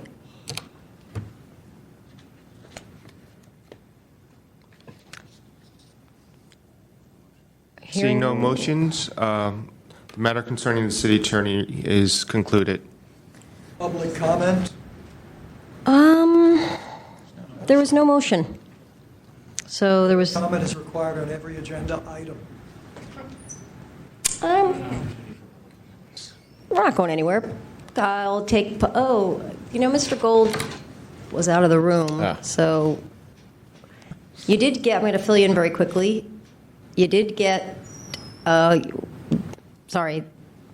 motion against the police department is being sent to compliance and amendment, so you'll be getting an email or notice from Mr. Young that will tell you how to follow up with that. The controller was also found in violation of timeliness. We didn't refer anything with that, but you'll get the orders of determination and all the information from that. So now we're moving to public comment on The city attorney. the city attorney, Yes. where there was no motion made at all. So do I have any public comment? No motion. On a no motion? I haven't spoken about the city attorney, so I That can is speak. correct. Thank you so much. Come on up. I think that even though these are salaried people here, and this is their job, and they're hired to deal with sunshine complaints, I would think, or I would hope, that these complaints are screened a little better. If there was no issue with the city attorney's office, there wasn't a motion on the floor, and the guy sat here for 3 hours for nothing. Maybe the complaints could be screened a little better. And that's a general comment I have about a lot of things. I mean, somebody might be pissed off, they might have axes to grind, they might be homeless, and on, but that's really outside the scope of what you do. And I'm sure you've seen a lot of things pass your way, but just dragging people in here just for the sake of dragging them in and contacting the media and Dennis Herrera's wife, whoa. Yeah, it's a little over the top. Okay, thanks. She can talk. Do I have any more public comment on the no motion? Let's see. That's good. Yes, Peter Warfield. The matter of timeliness is something that I'm not really clear on with respect to what the timing was of the request that Mr. Gold sent to the deputy city attorney.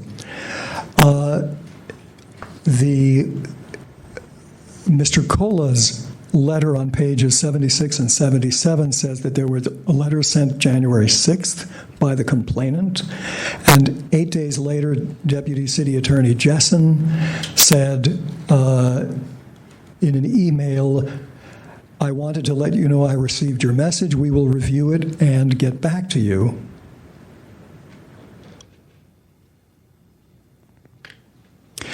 And so I'm not clear from the summary that Mr. Cola's letter provides, nor from what I'm trying to recollect from the last 2.5 hours, whether the city attorney responded properly, number one, and number two, in a timely way. It's not certainly clear to me from the discussion that I have heard or seen.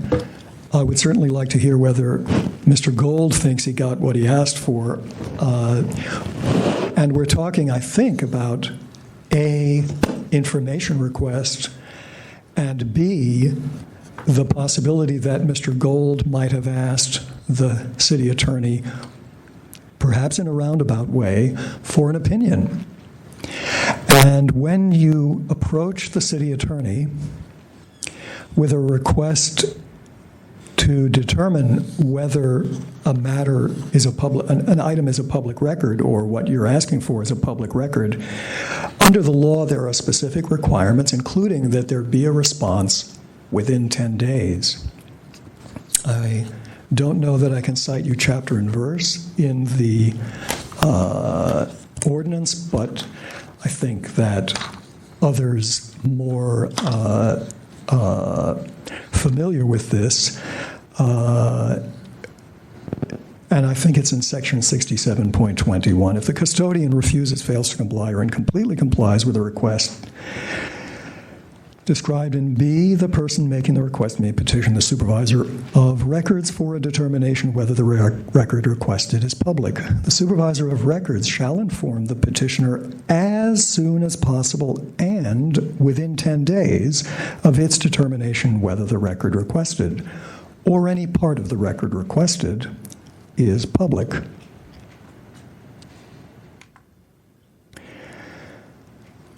And then it goes on, where requested by the petition and where otherwise desirable, this determination shall be in writing. So I'm not clear that all those things have happened with respect to the city attorney. And I do know from past experience, the city attorney has, at the very least, far exceeded the time requirements that are set down in the law. Thank you.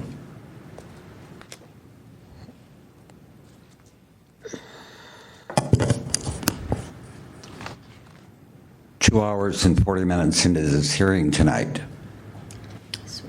you've way missed public comment period, inconveniencing many people who came here for that purpose. And the reason that we've had to wait for so long is because you've found no motion at all against the city attorney, and we waited to get to this point 2 hours and 40 minutes. This is another good reason why you should not group complaints together. If you're going to group complaints, you should group them following public comment period at 5 o'clock.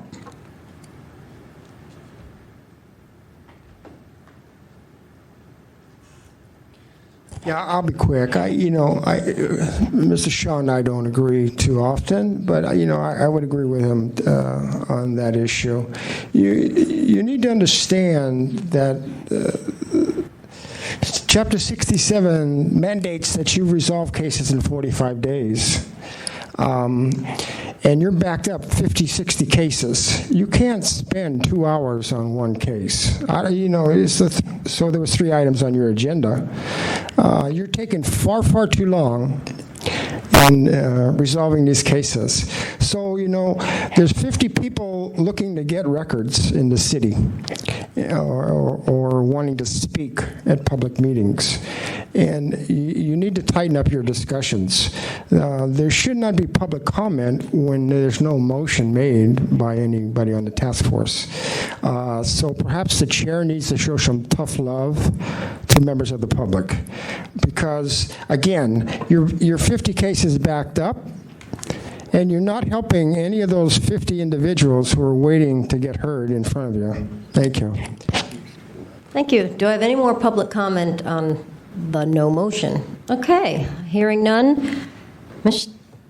Clerk, can you read the next item, item number 6, in its entirety? Item 9, number 5 was concluded due to no motion. Item number 6, public comment. Members of the public may address the Sunshine Ordinance Task Force on matters that are within the Sunshine Ordinance Task Force jurisdiction, but not on today's agenda. That's enough. So this is general public comment. 3 minutes. Anything you want, but not on the agenda. Are you ready? Bring it on. Bring it on. Are you ready, Victor? Go. All right. The San Francisco Arts Commission has real problems with record keeping. We all know that. I found out today that it's been in existence for 40 years. The executive committee minutes, they did not begin recording audio until 2012. That makes 30 years of lost minutes. There's no record of 12 meetings a year for 30 years. There is no record at all, except for some rough notes taken at these meetings by a commission secretary. That to me is a little shocking. As I've told you before, the executive meeting committee is the one where they throw everything together. They discuss the budget, they present it there, they discuss human resources issues, employee performance things, any kind of commission, grant, any money that's proposal that's coming up, it goes through that committee. And I find it completely shocking that there's no record of 30 years of executive meeting minutes. That and a lot of other things. Okay, thank you. Patrick Manette-Shaw. I'd like to point out my website, www.stoplhhdownsize.com. It's all one word before the comma. LH downsize. LHH. Laguna Honda. Don't interrupt me, please. Can you give him another 30 seconds, please? Thank you. Stop LHH downsize, all one word.com. You will see I have a report about the appointment process of the new members to the Sunshine Task Force. It's long. Sorry to ask you to make you read through it, but there's some really important information in there about this body that you need to know about. And although I am not speaking about the annual report per se that's on tonight's agenda, I do want to mention in passing that in my report, I was shocked when former Chair Kit Grant, who had already resigned, appeared at the May 15th hearing, at which only 3 members were advanced to appointment.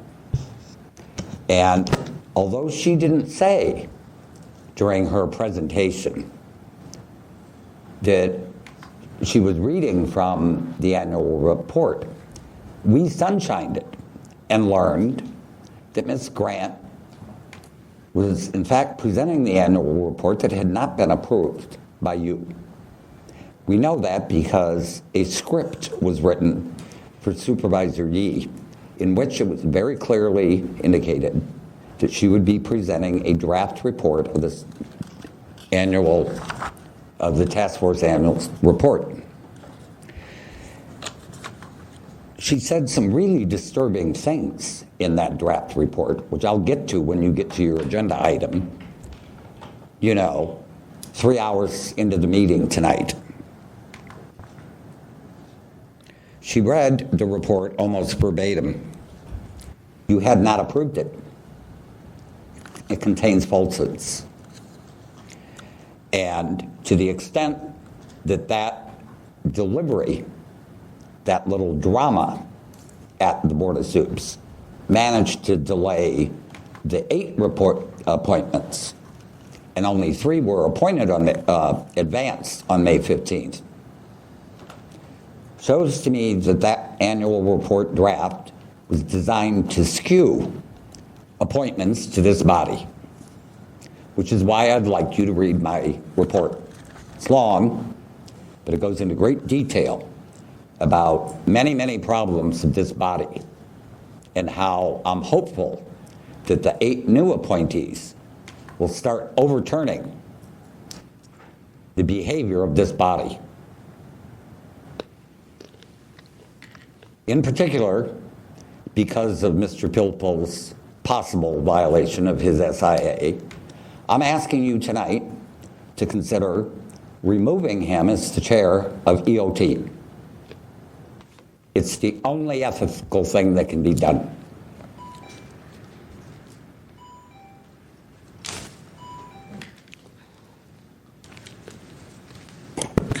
Good evening, task force members. Richard Nee, former member. Just a few things. First of all, I'm very encouraged, not surprised, but encouraged by what I've seen so far. You're listening to each other, you're being civil.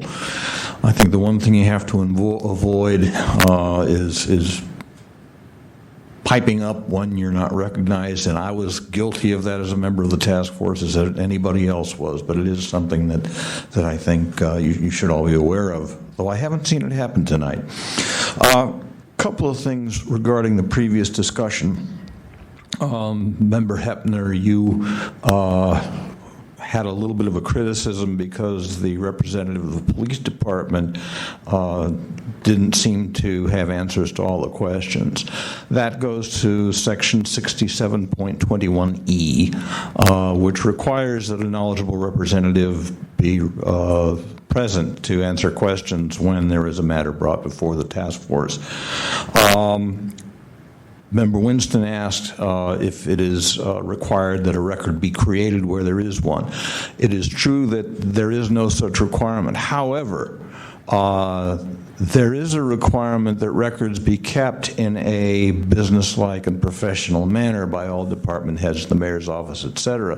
There was a case that came up 2-3 years ago, maybe longer, involving the Public Works Department, I believe it was, where there had been some work performed and somebody wanted to see, where was the written instruction that work be performed, and there was none.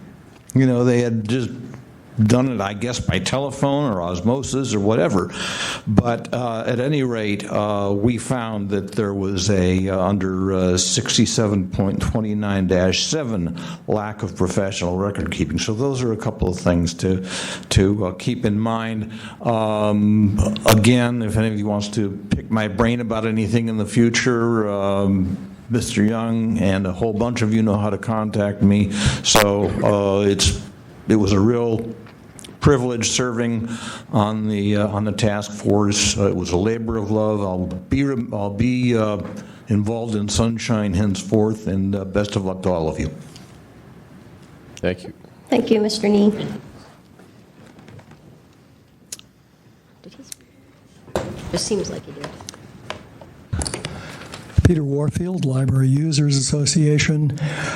We sent a letter earlier this afternoon around 2 o'clock, which to each member of the Sunshine Task Force through the administrator, and I was told before the meeting began that you have each received it, and I'm glad that that's the case.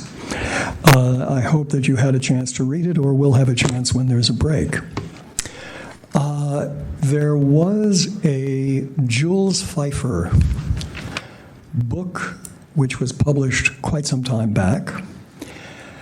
Today it might be called a graphic book, although it wasn't a graphic novel. He was a cartoonist, though rather serious. The title was Sick, Sick, Sick. And that's what you've had for a task force for the past 2+ years, thanks to the attitude of the supervisors, which this task force, in its prior incarnation, found quite a number of the members guilty of or in violation of the law, and that led to Scott Wiener's basically refusing to renew and arranging that nobody in the old task force was renewed. So I think there are many problems. There were certainly, the task force wasn't perfect before you came, but certainly the last several years have been a disaster. You have a requirement in 67.21 to render a decision about whether a record is public. The Sunshine Task Force shall inform the petitioner as soon as possible and within 2 days after its next meeting, but in no case later than 45 days from when a petition is but in no case later than 45 days from when a petition in writing is received of its determination whether the record requested or any part of the record requested is public.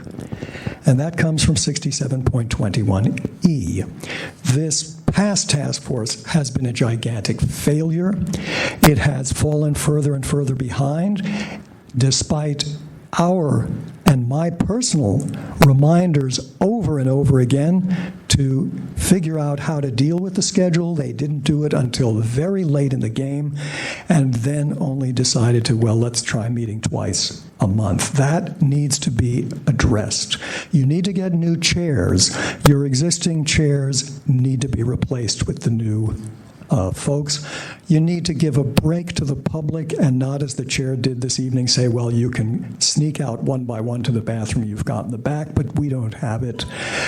And there's a lot more to be said about the history and your future, but I have high hopes for your making better the future of the task force. Thanks. Where are we? Once again, I'll welcome the new members to the task force. And 6721 is mandatory. It's not discretionary. You need to resolve the cases in 45 days. So actually, if you take 90 days to resolve a case, I guess the complainant or the respondent can say that your order of determination is not valid because you violated the Sunshine Ordinance. So again, you need to keep in mind the backlog of your cases and discuss accordingly. Secondly, in reading your bylaws that are posted online, 2012, and I hope they're current. Your bylaws say that you're supposed to fill an officer vacancy the next meeting. So really tonight you should have filled your vacancy. You have an officer vacant, so according to your bylaws, you should have filled that seat tonight. In order for the task force to have credibility, they have to comply with their own ordinance and bylaws. Finally, last December you issued an order of determination against the Budget and Finance Committee for violating public comment. Unfortunately, your order of determination has been floundering in your Education and Outreach Committee. So once again this year, members of the public were given 120 seconds to speak on 45 city departments and $8.6 billion. Supervisors will be discussing city department budgets next week, and the public is precluded from speaking. So I filed a willful complaint against the Budget and Finance Committee based on them disregarding your previous order of determination. Hopefully, you'll be able to resolve that case prior to the next budget cycle discussions. Thank you.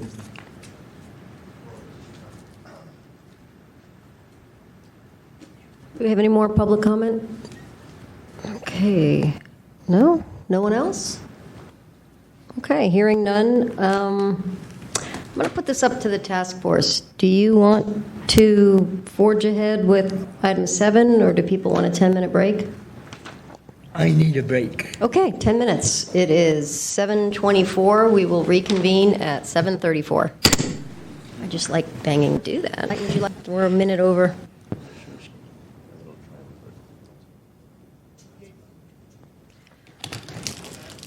Okay, welcome back, everyone, as we continue with Sunshine Ordinance Task Force meeting, June 24th. It is now 7:35 p.m., and Mr. Clerk, can you call the next item, please? Item number 7, report. Court of Appeals case regarding the City of San Jose versus Ted Smith regarding public records on personal devices. So we have a handout, right? Is that what we're supposed to be referring to? Yes. Okay. Isn't this his? Oh, well, as Member Pilpel asked for the item, why don't you give a quick intro, and then we'll have DCA Cola enlighten us. Great. So just as I suggested earlier on in the meeting, which seems now like days ago, but was actually just hours ago, this was, I thought, an important public records case that I learned about a few months ago. And so I asked our Deputy City Attorney Cola to give us a brief overview, which I think he's about to do. And in the future, I wanted us to sort of track these kinds of things. And in this case, as we'll hear, it's not actually final yet. In the event that that the petitioner seeks a review in the Supreme Court, I think we should be able to ask others in city government to consider weighing in on the side of the public here. So this, again, is just an example of what I thought was an important case, and I'll turn it over to Deputy City Attorney Cola and maybe comment later. Thanks. Okay.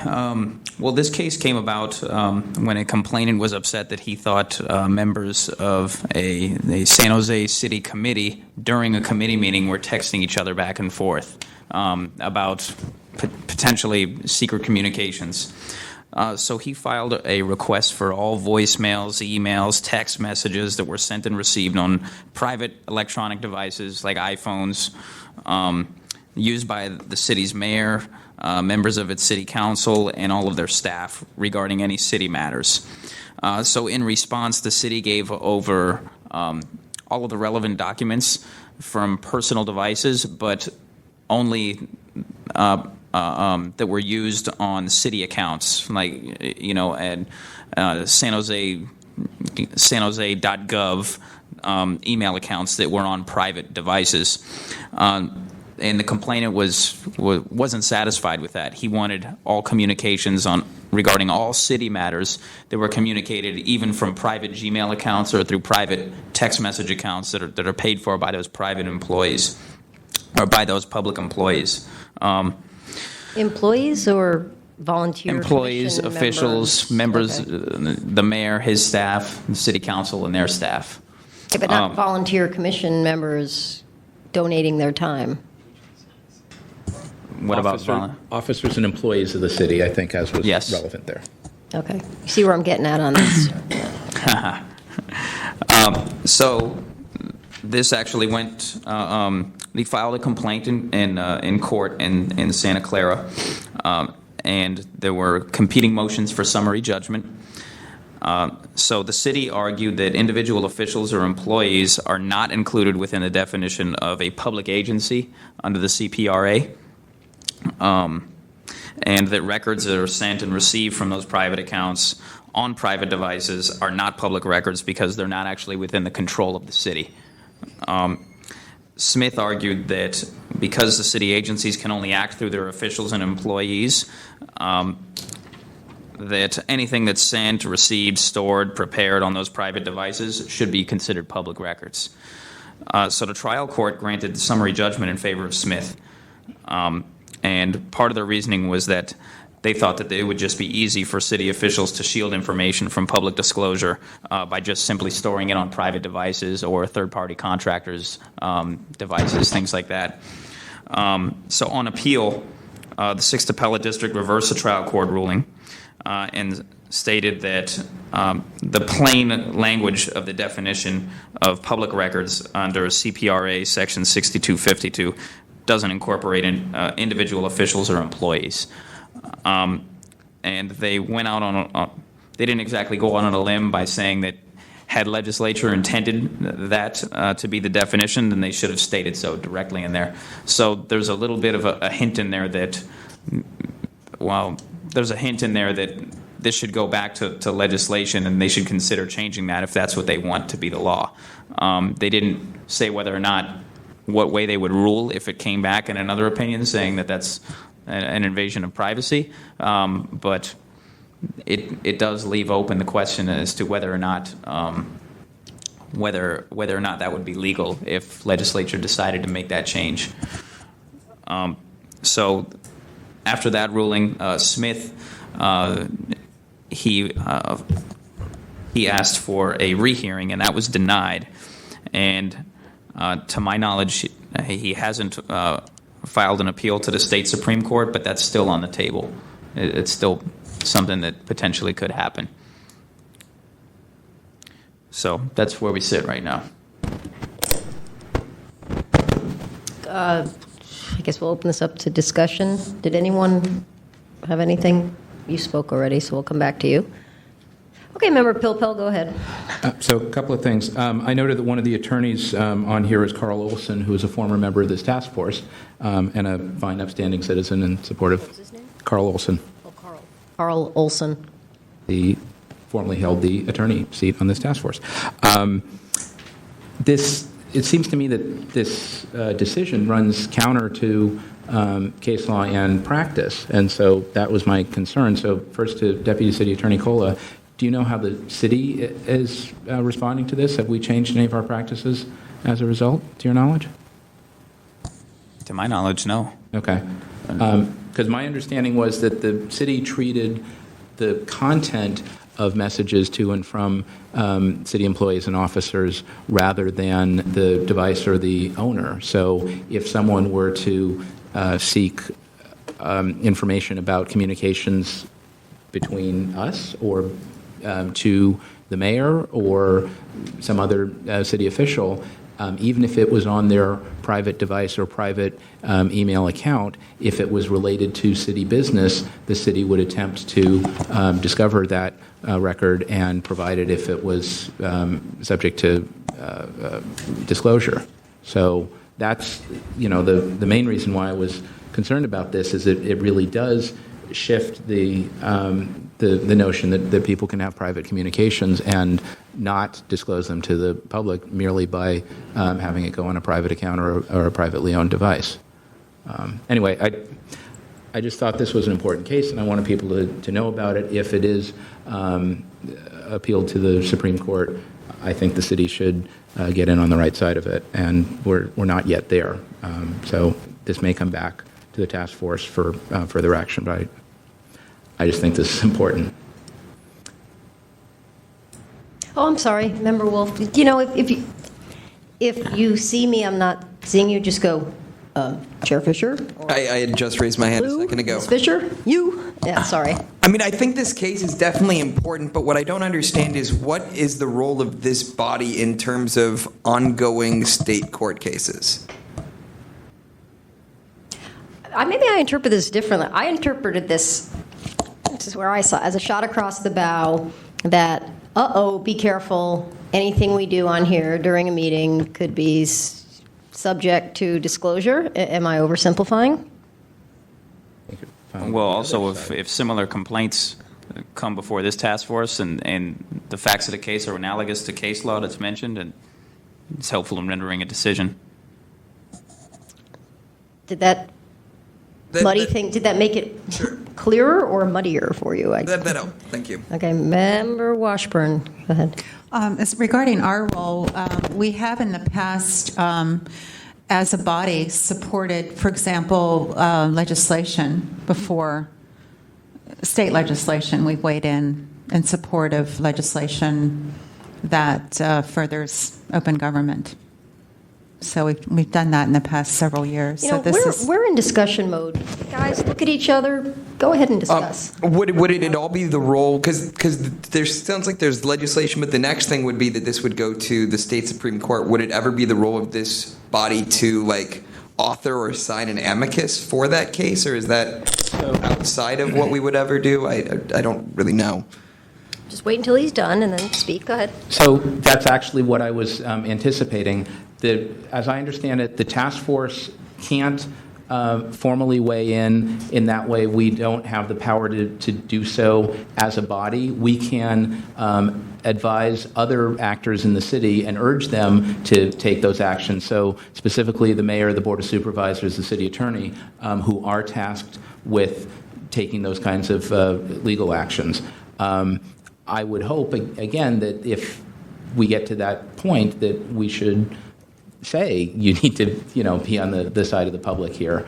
And again, what I was hoping is either the EOT or compliance, our new members Rumold and Hepner and City Attorney Kola can perhaps try to follow any cases that they hear about that involve public records, bring them to us so that we know about them, and if there's legislation that we have an opportunity to weigh in on it. I don't think that we should just look at the Sunshine Ordinance and 12L in a static way and say, okay, well, whatever the state does, it does. I think we should be a little more proactive about that, and that's varied over time at this task force.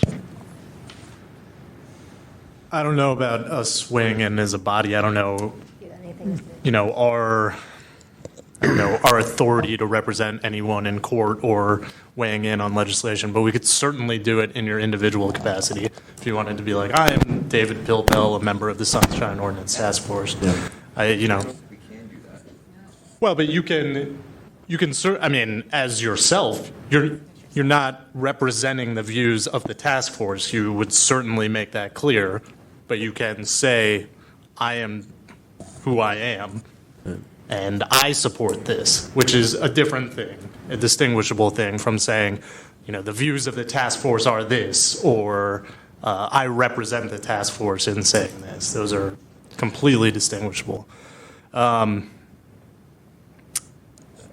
said, this case is tricky, right? Because for the reasons you suggested, just because you, for example, volunteer your time on a city commission, that shouldn't give someone the right to rifle or have a judge compel you to turn over all your email to have the judge look through. And at the same time, if you're conducting public business on your personal accounts, that doesn't give you the right to shield it from the public.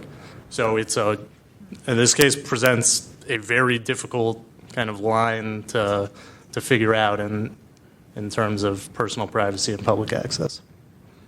Those are my thoughts. Yeah, I know that the Society for Professional Journalists is considering taking an amicus brief on this as an independent organization, but that's something that we're doing on our own, not as part of this body.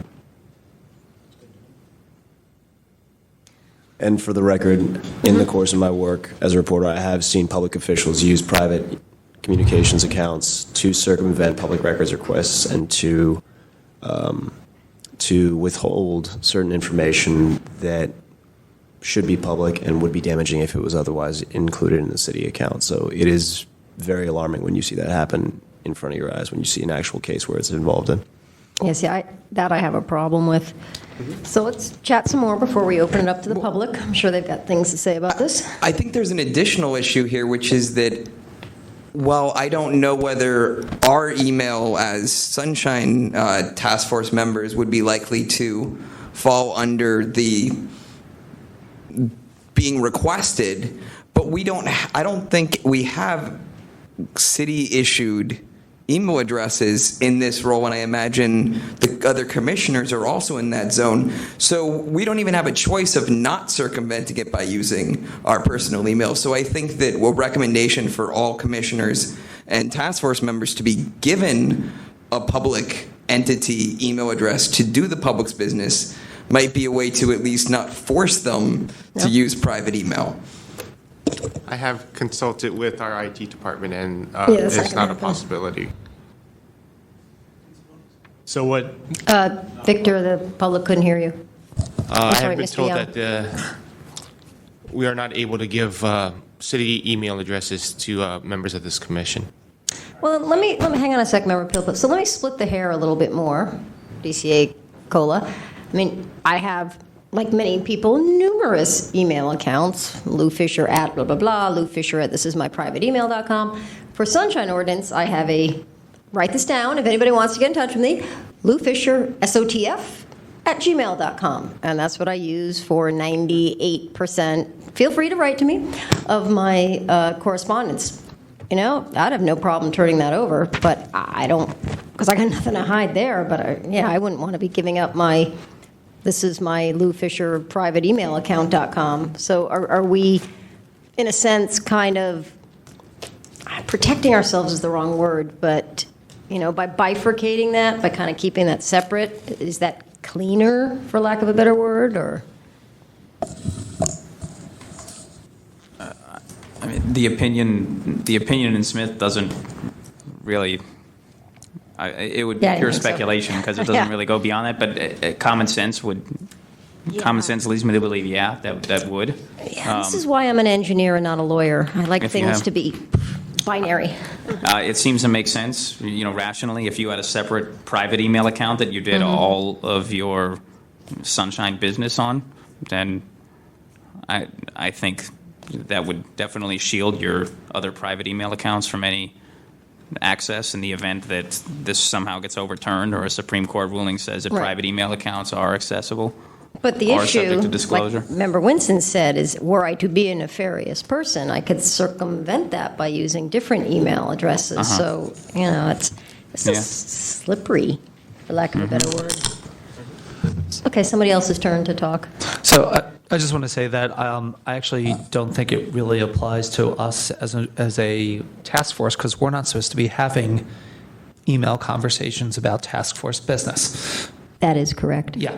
So, when you as the chair or the vice chair are having a conversation via email with Victor, that clearly is an SF.gov email address. But as far as us communicating with each other, that is not supposed to be happening outside of this room. So that's all. I'm not sure I want to reach the issue of... Mr. Minetshaw, we will have public comment on this, don't worry.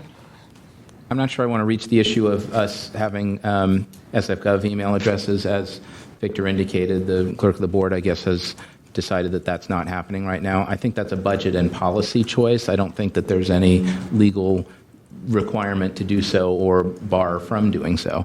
But I think the real issue here is more elected officials and whether someone is texting members of the Board of Supervisors during their meeting to give them talking points against some or for some, tax giveaway or something, or if people are having private communications with the mayor or the mayor's staff or some other city department head. That's what I think is more at issue than advisory bodies or other bodies with varying powers in the city. So, and I'm not suggesting that that's happening in the city, but I don't know that it isn't happening. And if it's happening in San Jose, it's a problem for the state, and it's an issue that we should be dealing with. There, I've said it. Do we have anything else before we hear what the public has to say about this? Okay, let's take some public comment on this. Patrick Minetzaw, really pleased to hear that Member David knows what seriatim meetings are and that you're not permitted to do that sort of stuff. We learned that in training. Even though you may conduct 98% of your business on a private account.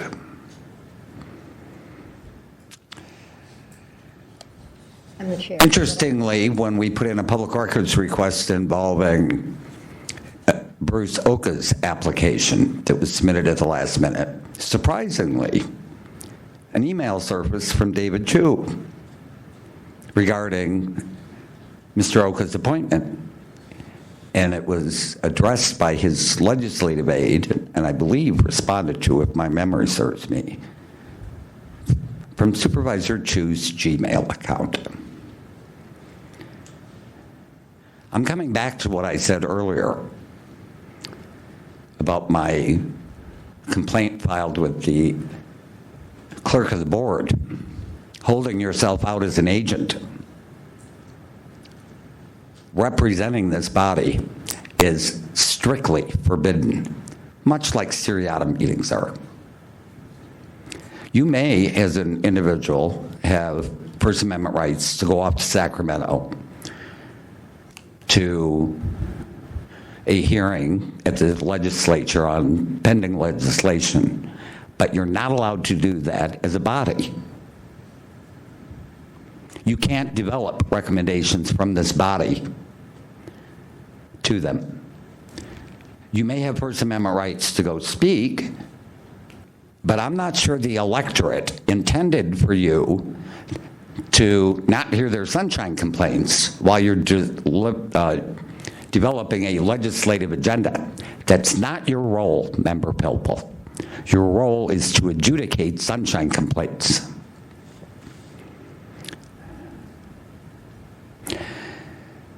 As far as filing an amicus brief, that's a little over the top.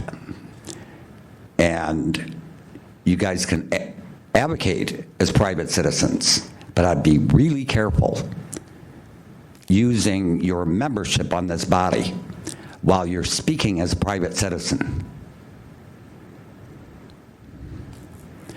To give yourself street creds? Really?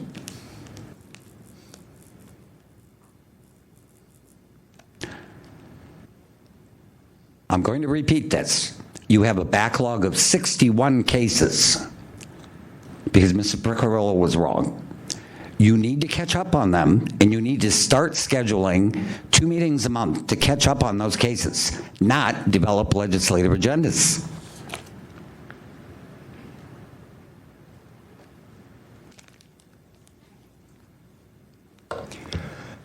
Peter Warfield, Executive Director of Library Users Association. Somehow the story of Chicken Little comes to mind. This is something that hasn't had any final adjudication and doesn't apply to the Sunshine Ordinance of San Francisco. It applies to California Public Records Act, Section 6252.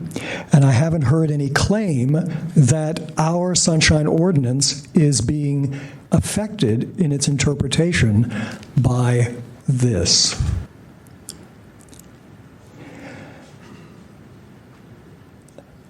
On March 5th, at a meeting of this body, Library Users Association had a complaint against the Library Commission for an unlawful seriatim discussion that they had concerning a letter that they sent to the San Francisco Bay Guardian in an attempt to influence their coverage of the library and the Library Commission.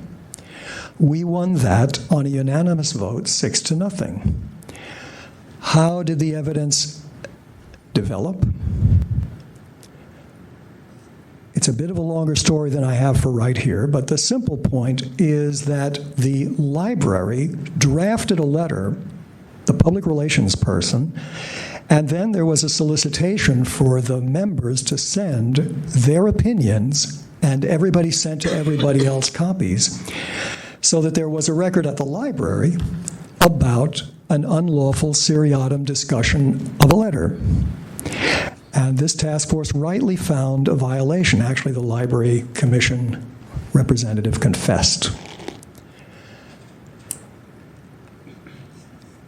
If this were to go forward, things like secret meetings, the evidence could be hidden, as I think has been said previously. If there was no right to review what folks had talked about amongst each other, this would certainly hurt that. With respect to what your role is, I hope that this task force will not just do there's a cockroach here and a cockroach here and a cockroach here and a cockroach here and a cockroach here, but look at thinking about whether there's an infestation and what it might do about that. I speak in analogies. You have under Section 6730 a very significant role under Section C, and I'll read the last sentence. The task force shall, from time to time, as it sees fit, issue public reports evaluating compliance with this ordinance and related California laws by the city or any department, office, or official thereof. And you're certainly allowed to speak as individuals under 67.17 at other meetings. Thank you. Thank you. Any more public comment? Hearing none. Richard Nee. Just very briefly, I respectfully beg to differ with something Member David told you about proscriptions on communications from your personal email addresses. There are cases when it is permissible. I agree wholeheartedly. The prescription against seriatim. That's a slam dunk. However, let's say one of you wants to bring something to the attention of the task force and wants to put it on the agenda. You have the right to ask the chair that such and such be put on the agenda. You don't have to discuss the whys and wherefores. That might constitute seriatim. But if you want an item put on the agenda, it's your right to request it. Also, from time to time, I get notices of meetings of the Committee on Information Technology, and I have always forwarded those to the administrator with a request that it be forwarded to all of the task force members. So there are those exceptions. Thank you. Emeritus Member Nee. I want to apologize to the task force for stating you only had 50 cases backlogged. If it's 61, I stand corrected. I want to thank Mr. Feipel for introducing this case to the task force tonight. I will say I'm disappointed that I didn't hear more input from the two attorney members on the task force. It is an important case, but as Mr. Warfield indicated to you, it was based on the California Public Records Act and allowed municipalities to provide greater protections. So I guess the relevance of the case is that the task force members need to figure out, is this Chapter 67 provide greater protections than the California Public Records Act? So it is a very bad case, and I'm sure it will be appealed. And if it does go to the Supreme Court, which I believe it will, then the task force perhaps could encourage the city attorney to file an amicus brief. Thank you. Is there anyone left? Okay. Is there any more public comment? Hearing none. I guess, Mr. Clerk, let's call the next. Thank you, and I may bring this back if circumstances warrant. Oh, and thank you, Member Pilpel, for bringing this to us. Mr. Clerk, can you call the next item? Item number 8, Sunshine Ordinance Task Force Annual Report. Do we have copies? Do we have that on our? They were in the desk? packet. Oh, they were in there. Oh, right. Sorry. So, Member Washburn, did you want to continue this item, or is that what you wanted to talk about? Yes, I Is moved that to- what you want to talk about? Yeah, I'd like to make a motion to continue this item to the next meeting. Second. And I'd like to briefly explain. You've been given some information, notably a letter from a former chair of the task force regarding some of the statements made in the annual report, particularly statements that were not complimentary to members of the public, although nobody was named by name, but sort of disparaging members of the public. And I think it's important that new members read the report, read former Chair Johnson's comments and come back with some ideas about how this might be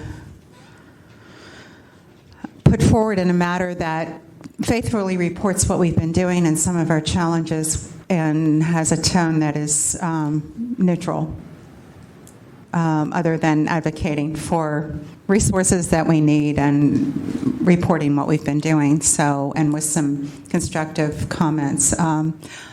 Is it possible to get this in a Word file too? Yes. Okay, that would be helpful.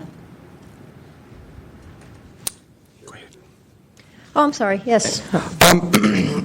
I imagine several of us are in this interesting position of being tasked to vote on an annual report for a year that we were not involved in the task force. Is there a sort of standard operating procedure as to how that sort of thing is done? And I guess it also follows for the next agenda and with the minutes? They Go are ahead. required to vote. They are. Yes.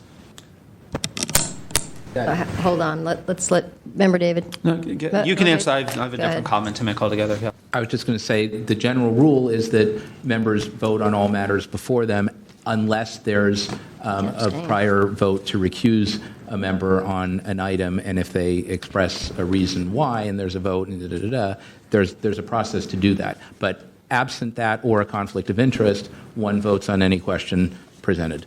Yes or no? But, I mean, I guess what I'm saying is that... Oh, in practical terms, however, maybe this is more to your point, if the report or the minutes, in your opinion, accurately reflect what happened, even if it's at a meeting or over a time period that you're not familiar with, then you generally vote for it. If you've got a typographic error or some way that something is characterized that you would do differently, then you suggest an amendment, or, so there's a process to do that, but you don't not participate simply because you weren't a member of the body at the time.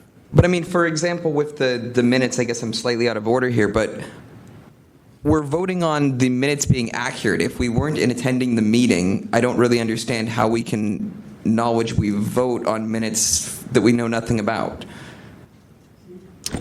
Member Oka? I must say, Listen to the 6-hour tape.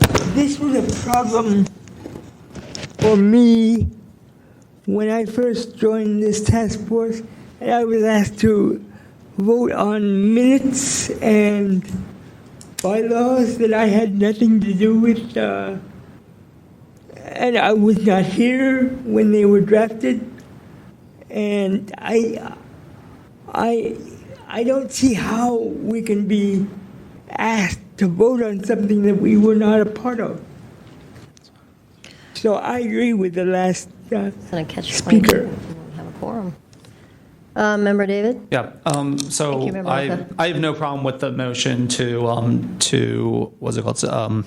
Continue. Continue. Although I do take a little bit of issue with the way that former Chair Grant is being represented, especially being that she is not here to kind of explain herself. And on top of it, I don't recall former Chair Hope Johnson being present at one of our meetings over the last 2 years. And so for her to have an opinion on Chair Grant's annual report strikes me as a little disingenuous and a little bit odd, and perhaps there's an agenda there that is trying to be put forward. I think that Chair Grant did an outstanding job as chair of this committee over the last 2 years, and I think that she put forward an annual report that, from her point of view, was accurate. And, if people take issue with that annual report, they're certainly allowed to do that. But I don't think that a former chair from years ago who hasn't been at one of our meetings in a couple of years, because that person writes a letter, all of a sudden that carries an enormous amount of weight. And so, like I said, I have no problem with continuing and having this discussion.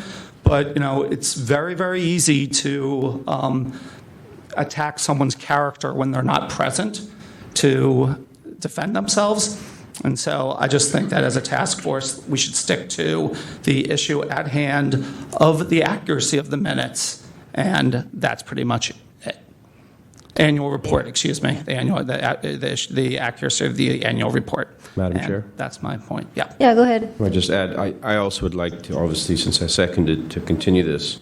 And I think just a question of, I think it could be written more neutrally, more informatively.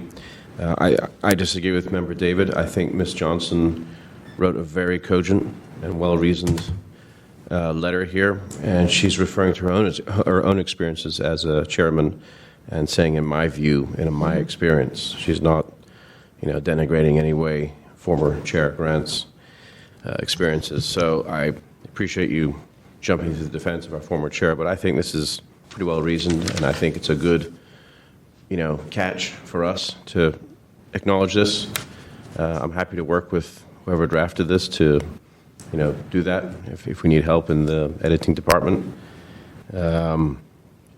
And I would strongly urge members to continue this. As for voting on minutes, that's a good question. Can people pass on the vote?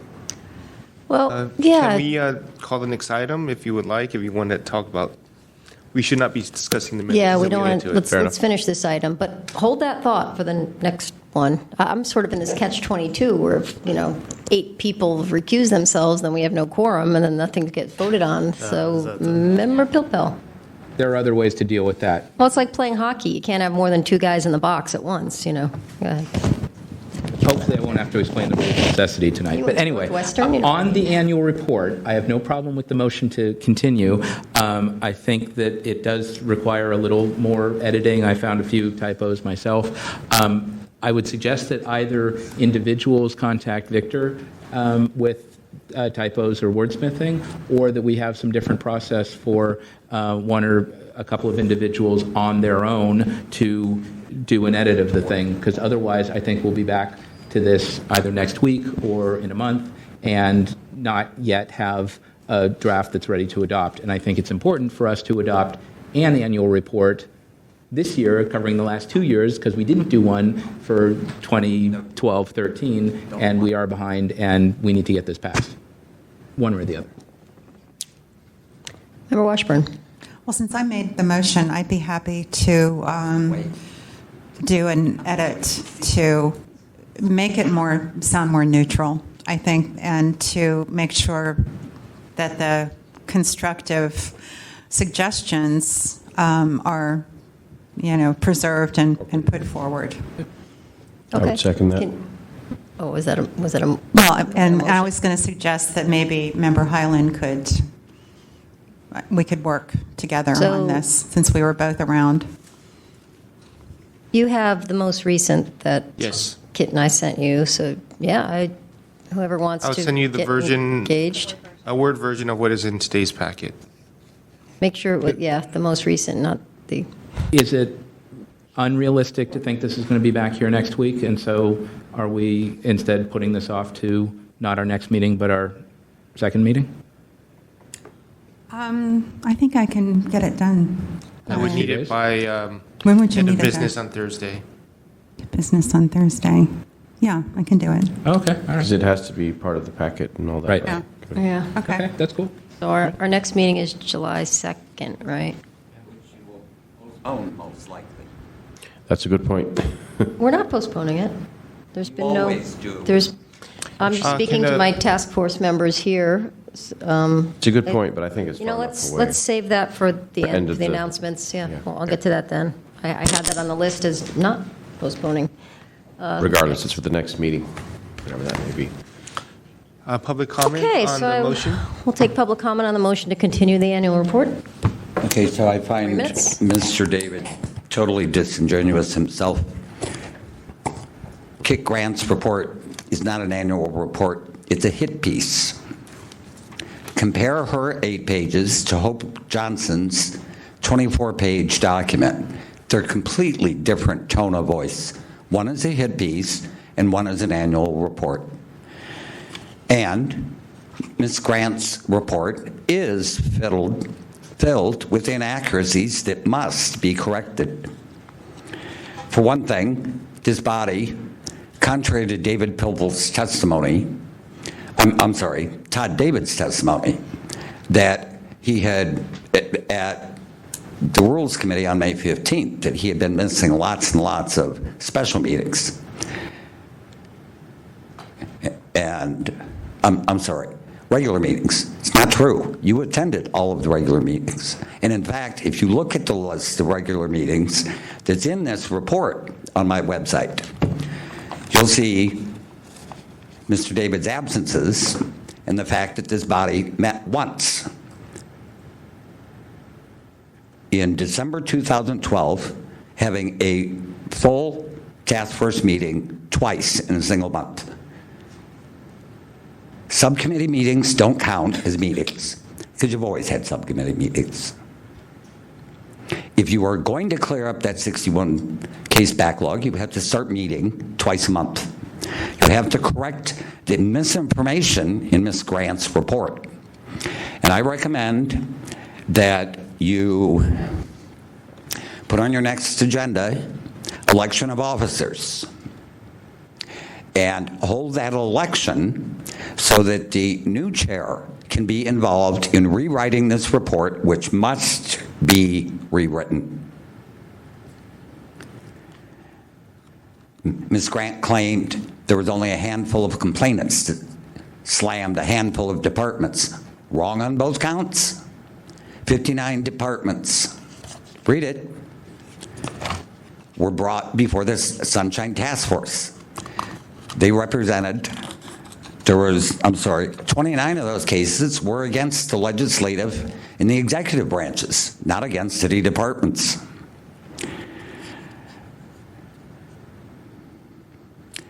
She claimed that you guys stayed here until 10 or 11.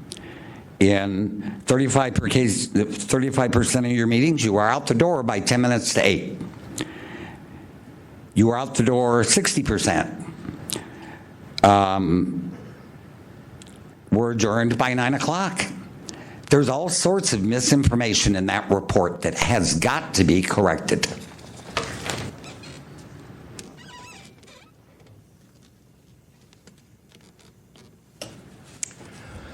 Executive Director of Library Users Association, Peter Warfield.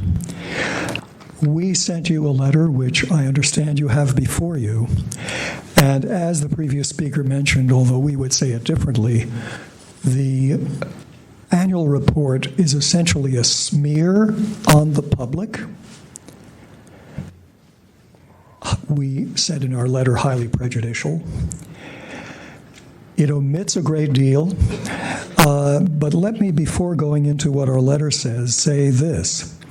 There's no obligation on your part to approve the failed task force that preceded you's last report. You don't have to approve it.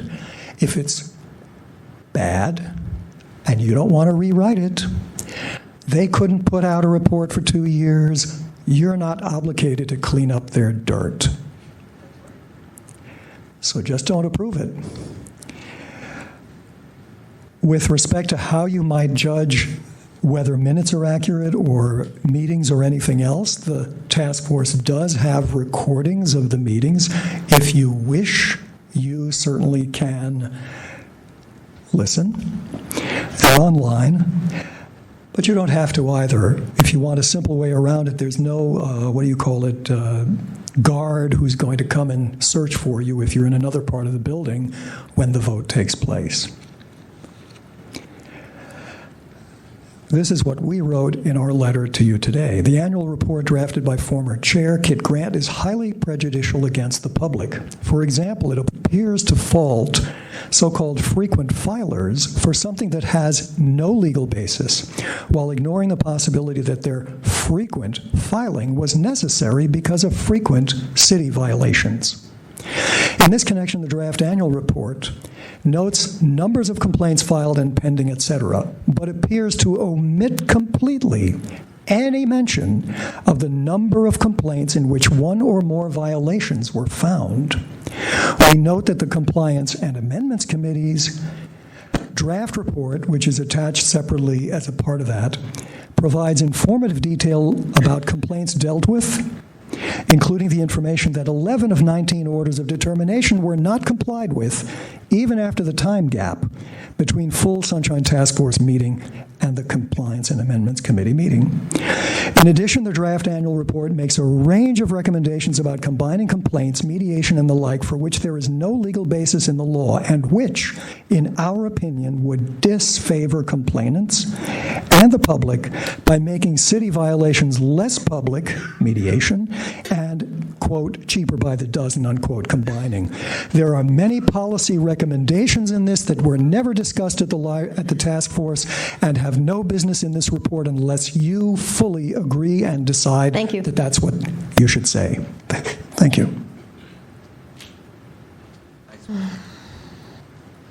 Richard Nee. There are a couple things I'd like to call to your attention. One is at the bottom of packet page 137. It talks about the municipal offices with enforcement power under the Sunshine Ordinance.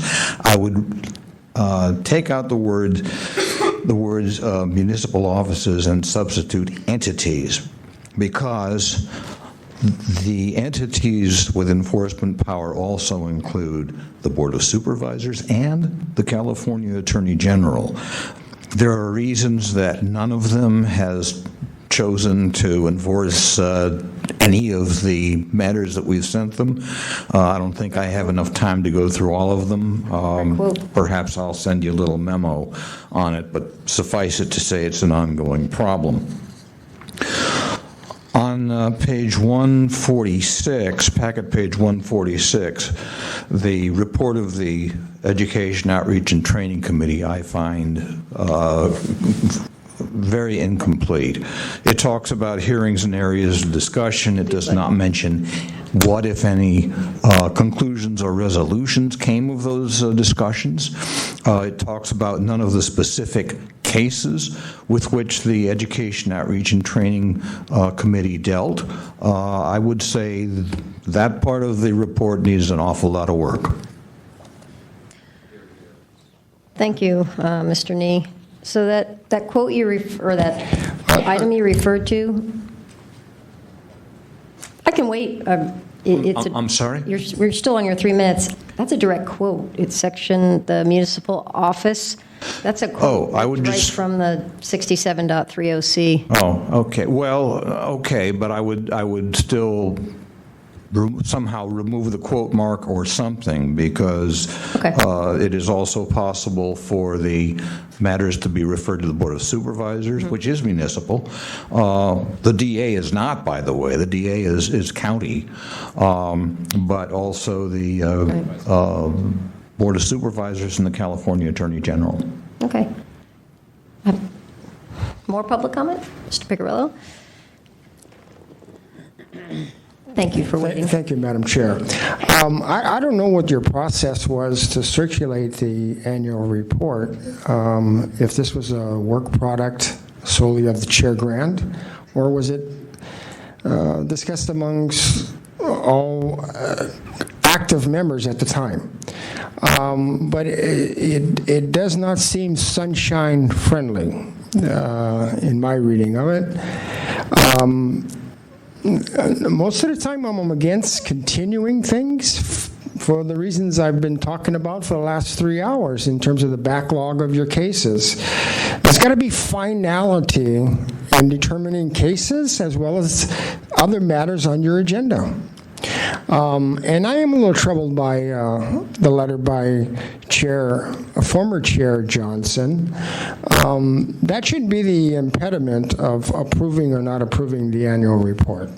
On the other hand, if I'm a new task force member, I would abstain from voting on the annual report, and I would abstain from voting on the minutes. That will cause you no problems. Thank you.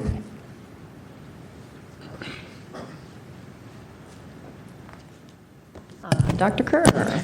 Yes, Dr. Derek Kerr. I found the annual report disturbing for a couple of reasons. 2 years ago, under the pretext of inefficiency and a charter violation, Supervisors Wiener, Chu, and Farrell purged this task force and stacked it with acolytes. That led to a clash with the city's administrative code and led to paralysis of the Sunshine Task Force for 6 months, resulting in the worst efficiency in task force history. Now, despite the purge, the annual report details the same problems and inefficiencies that have been identified in prior task force reports.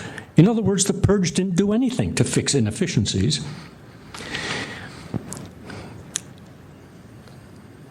Once again, the report recommends the Board of Supervisors to take steps to improve the enforcement of the ordinance, unquote. Well, why haven't Vice Chair Louise Fisher and Member Todd David persuaded Supervisor Scott Wiener to take some intervention to fix this logjam? They certainly have access. And it's important because thwarted complaints generate repeated complaints and even lawsuits. Instead, the report targets a small core group that files the exact same complaints. Now, surely you know that at the front line of every civil rights struggle, there's always a small core group. They're not submissive. They're not easily deterred. They come back 24, 28, even 34 times. Sometimes they're annoying, but sometimes they're right. These advocates are always targeted by those who hoard power and by their lackeys. Your concern should be whether the complaints are valid and whether they serve open government. Blindly reporting the number of the complaints paints a target on their backs. The supervisors who complain the loudest about the task force are the ones who perpetuate your inefficiencies. Every seat they keep empty is an automatic no vote against complainants. Every member that they recruit to be appointed here will do nothing to improve enforcement. Your inefficiency protects City Hall. I support holding off on the vote on this report. Please, no comment from the audience. Do I have any more public comment? I don't think I have anyone else out there. So hearing none, Mr. Clerk, let's call the next item, please. We need to take a vote on the continuance. Oh, I'm sorry. Thank you. Member Washburn? Thought we voted already. So I just realized I was offering to, along with Member Highland, do this massive re-editing in 48 hours, and I have a full day's work tomorrow, Thursday as well. And there's a lot more than wordsmithing here. So I don't think it should be on the agenda for the next meeting. There's simply too much work to do. So I'd like to continue it, but not to the next meeting. Continue to the call of the chair, perhaps? Yeah. Or to the call of the chair. Okay. Yeah, that's fine. On the motion to continue the item to the call of the chair. Can I just make a comment? Yeah, before? go ahead. Yeah, I just want to, before you and before Member Washburn and Member Highland really dig into work on this, because I don't want you guys to, use up a lot of your personal time on this. I mean, I think that you should think about the controversial nature of about what you're to engage in, and that at the end of the day, I don't know, just reading kind of the task force, whether whatever is written will be passed or not. And so I just kind of want to, before you start doing a lot of work on that, just think about that might be a realistic outcome. If I could. Member Wolf and then Member Rummel. I don't know quite what the results would be if we just never had an annual report, but I do think that am going to be in an awkward position voting for any annual report for when I wasn't there, and I feel that it should have been voted while the previous class was in office, and I'm not sure we shouldn't just move on. I'd add that I'm probably going to vote no regardless, because I haven't been to all the meetings, and so if it would save you all time, I think it's a very good suggestion. At least I'm going to vote no. I can't speak for other new members. Hold up. Mr. Administrator, what happens if we never move beyond draft status? Do we just stink? I mean, I would need to consult with. We gotta talk to. Because it is stated in the bylaws. Hold on. Not the bylaws. It is stated in the actual Sunshine Ordinance. Right. That we shall issue an annual report. So is this a decision made by the city attorney, by Ms. Calvillo, or you'll run that? You'll check into that. The department has to issue them. Through the chair, can we please have no comment from the gallery unless there's public comment going on? It's really slowing down the meeting. Thank you. Thank you.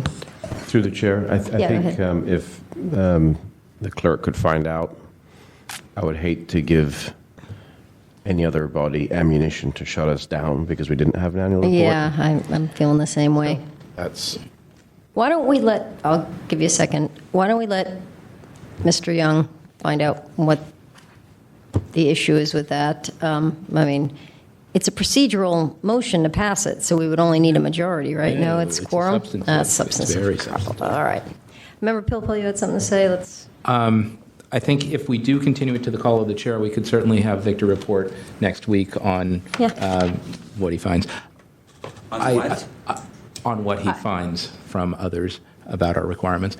I certainly don't want to put new members in a position of having to vote when it's difficult. I understand that. I would suggest perhaps to members Washburn and Highland, in reviewing the text, those things that are factual, that it would be good for the factual stuff to be accurate.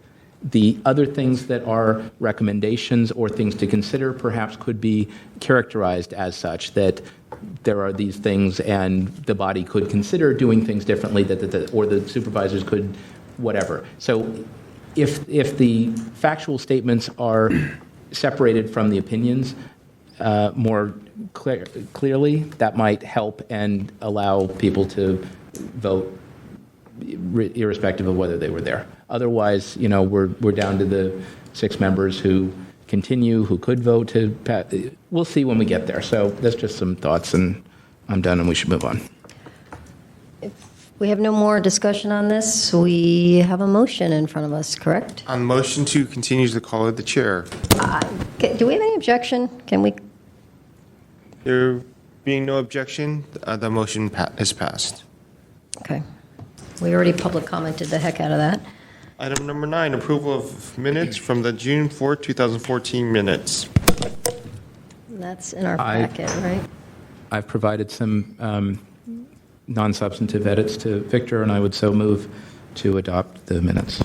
I second the motion. Is it discussion? Well, it may go without saying that I have, an issue not having really, been at the meeting last week. I don't know if anybody shares that concern. You could listen to it. It's on the website. You can spend 4 or 5 hours listening if you want to. Come on, I'm being serious. No, I certainly could. I understand that's a little more feasible than listening to the entire last 2 years worth of No, that can be done. minutes. That can be done too. Actually, we could arrange that for you. I just, I'm voicing my concern in that regard, and it's similar though, to the concern about the annual report. When I walked into this task force, I had to approve the minutes. It's something that happens with every single committee, every single task force, every single commission. I don't think it's unique to us. Member Rummel? I'd agree. I also am hesitant to approve something that I wasn't a part of, but it seems like, given the fact that this is far less controversial, at least among this body and among the public and among former task force members, I would be far more comfortable approving the minutes here without having actually been present. I would be willing to write a note into today's minutes stating that the new members have not stating their concerns. Okay. I will include their concerns of approving minutes that they were not in attendance at into today's minutes. Through the chair, there might be another way of doing this, Victor. Will this just require a simple majority? Yes. Oh. Have enough for a simple majority. Those members that Let's were let it here. rip. Yeah, Okay. yeah. And Let it those go. that aren't comfortable can abstain? I didn't mean right you now. still can't abstain. Hang on. Let's be clear about that. Okay, then you vote no. Hold on. Let's go in order here. Member Wolf, you had a question. Why can't we abstain? I realize that's probably a really horrible procedural question to ask right now, but I don't understand what's going on. That's fine. Let's let It DCA is in call our it answer. bylaws, you are not allowed to abstain. Excuse me? It's in It our is in our bylaws. bylaws, no one is allowed to abstain. Yeah. You can And the pass, charter. but then you can come You back. can pass. I should have told you this. So if you're like number 1 or 2, you can pass if you're not sure, but then when they come back to you, you have to give a vote. So what happens if I happen to be in the restroom after I pass? Well, we'd wait Then you're absent for that vote. Okay, cool. That's cool. Oh, that's true. They can be absent. Someone chain him to the chair. We remove all the water from the building. Should we take comment on this? Can I lighten things just slightly? Let's take public comment on this motion. The motion which is to something the minutes. The motion is to approve the minutes as amended. Thank you. Okay, public comment. You have 3 minutes. So, Mr. Wolf, I have nothing but the highest respect for your journalism, okay? But the electorate wants you to make an affirmative or the opposite of affirmative vote, one way or the other. You're not allowed to sit on the fence, okay? It's as simple as that. You got to weigh in or resign. Weigh in or You don't want to take a position. Resign. You should resign. Resign. You're expected to say, okay, these look like they're reasonable minutes, they're unreasonable minutes, and vote one way or the other. When it comes to the annual report, you should be basing that not on listening to 5 and 6 hour meetings for a 2-year period, which would drive almost anyone to distraction. What you should try to do is compare it maybe to, I don't know, maybe Victor Young has a spreadsheet that shows you the number of complaints. What were their resolutions? Who were they, what departments were they against? and carve through the history of what this body has done for the last 2 years, and then vote on it. Yes or no, not abstain. You should make your administrator give you some sort of summary of what this body has done over the past 2 years so that you can evaluate and vote on whether the misinformation that Ms. Grant provided should remain or be scrubbed out, not opinionated. I'm a city employee, and I come here as a private citizen. And I always try to reassure you guys, because I think sometimes you forget, I'm a private citizen. But I support, as a secretary, a team writing annual reports.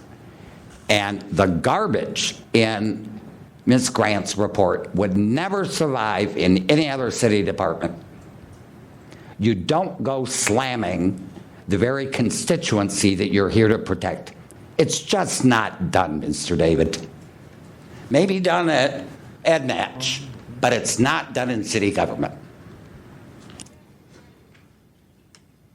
Do I have any more? Just for the record, EdMatch has now merged with the Ed Fund, so it no longer is in existence, so it can't be happening at EdMatch. What? Yeah. Whoa. What did it say? Oh, good record, since I still have 20 seconds. Let me remind you, Ms. Fisher, if you read my complaint about David Pilpel, you will learn you are an officer of the city. The definition in the admin code that applies to officers of the city expressly includes members of the task force. Thank you. Do I have any more public comment? Don't worry about it. Yes, Peter Warfield, Library Users Association. We sent you a letter earlier today and think you should not approve the minutes here because, again, there's a new task force, and I certainly hope that the very recent trend of a little more information about what went on needs to be bumped up a number of notches. We wrote, the draft minutes of June 4, 2014, while providing some more detail than prior minutes, still does not provide important details about the proceedings. For example, the Deputy City Attorney made oral comments regarding assistance that city agencies are required to give information requesters about where they may find the requested information. This was in one of Michael Petrellis' cases. Member David Pilpel said he thought such assistance was only required when the city had possession of the information. But Deputy City Attorney Nicholas Cola responded by saying that the Sunshine section that we, Library Users Association, cited in our public comment on the hearing must be read to apply in the broadest way to information the city knows can be found, even if it is outside the city's possession. And you did subsequently find that there was a violation related to that issue that we raised and that Deputy City Attorney Cola had commented on, and that was that Michael Petrellis had not gotten information that would help him find the requested information in an outside of the city agency. I think particularly when your city attorney weighs in on something, and even more so when it's in contradistinction to one of your own members and that member's interpretation, it's an important piece of the proceedings and should be very clearly included in your minutes. There's a range of other things that I don't know that I have time to go into, but there's a great deal of content missing from these minutes, which I think it would be appropriate to show. There's another thing that I find problematic with your procedures, and it's repeated in the minutes in, I think, a very misleading fashion.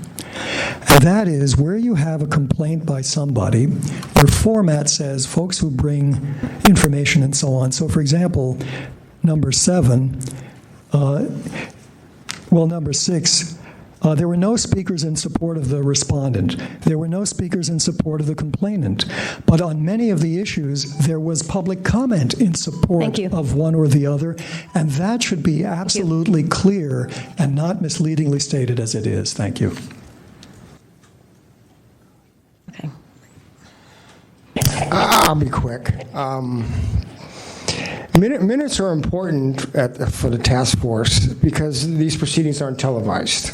So they're more important than most commissions. Most commissions are televised, and the task force ought to be lobbying to get these proceedings televised. But, if your bylaws preclude you from abstaining, then my suggestion is to amend your bylaws, because clearly you can't approve these minutes if you weren't here. So if you want to be honest with yourself, you would simply vote no. If they will not allow you to vote abstain, then the honest thing to do is to vote no, and then let the task force change their bylaws and get rid of this fiction that shows no credibility. I mean, it's an embarrassment how members of this task force can approve minutes when they weren't even here. So you want to start having more credibility. Get rid of the fiction and vote no on these minutes. Thanks. Okay. Do I have any more public comment? Hearing none. Let's do a roll call vote, I guess. On the motion to approve the minutes as amended, Member Rummel? No. Rummel, no. Member Winston? No. Winston, no. Member Wolf? No. Wolf, no. Member Washburn? Aye. Washburn, aye. Member Highland? Aye. Highland, aye. Member Pilpil? Aye. Pilpil, aye. Member Hepner? No. Hepner, no. Member David? Aye. David, aye. Member Oka? Aye. Oka, aye. Vice Chair Fisher? Aye. Fisher, aye. The motion passes.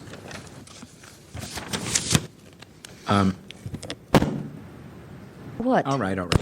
Can we call the next item, Item number 10, report, Compliance and Amendments Committee. Report, Compliance and Amendments meeting of June 17th, 2014. We just had one item before us, one hearing before us, and it was a matter anonymous versus the Human Rights Commission. And this was actually the second time that this matter had been before Compliance and Amendments. And we didn't see that much had happened in the interim, and decided to continue the case to the call of the chair, putting the burden on the complainant to review all the materials that had been submitted to her electronically to determine whether or not she still thought there was missing information. So that was it. That was it. Comment. Do I have any public comment on item number 10, the report on the Compliance and Amendments meeting? Hearing none, let's move on to the next item. Item number 11, announcements, comments, questions, and future agenda items. I believe that I do have the elections of officers as the first item on the agenda for July the 2nd, next week. And our next meeting is next week on July 2nd on Wednesday, unless... I had no intention of, the chair for another 10 minutes. I had no intention of changing that, but let's go around the horn here. Are we going to have a quorum problem? I'm going to be on assignment. Ooh, that sounds so exciting. It's not really, but I won't be here. So, well, that's okay. That's anybody else that is dead certain that they cannot make that?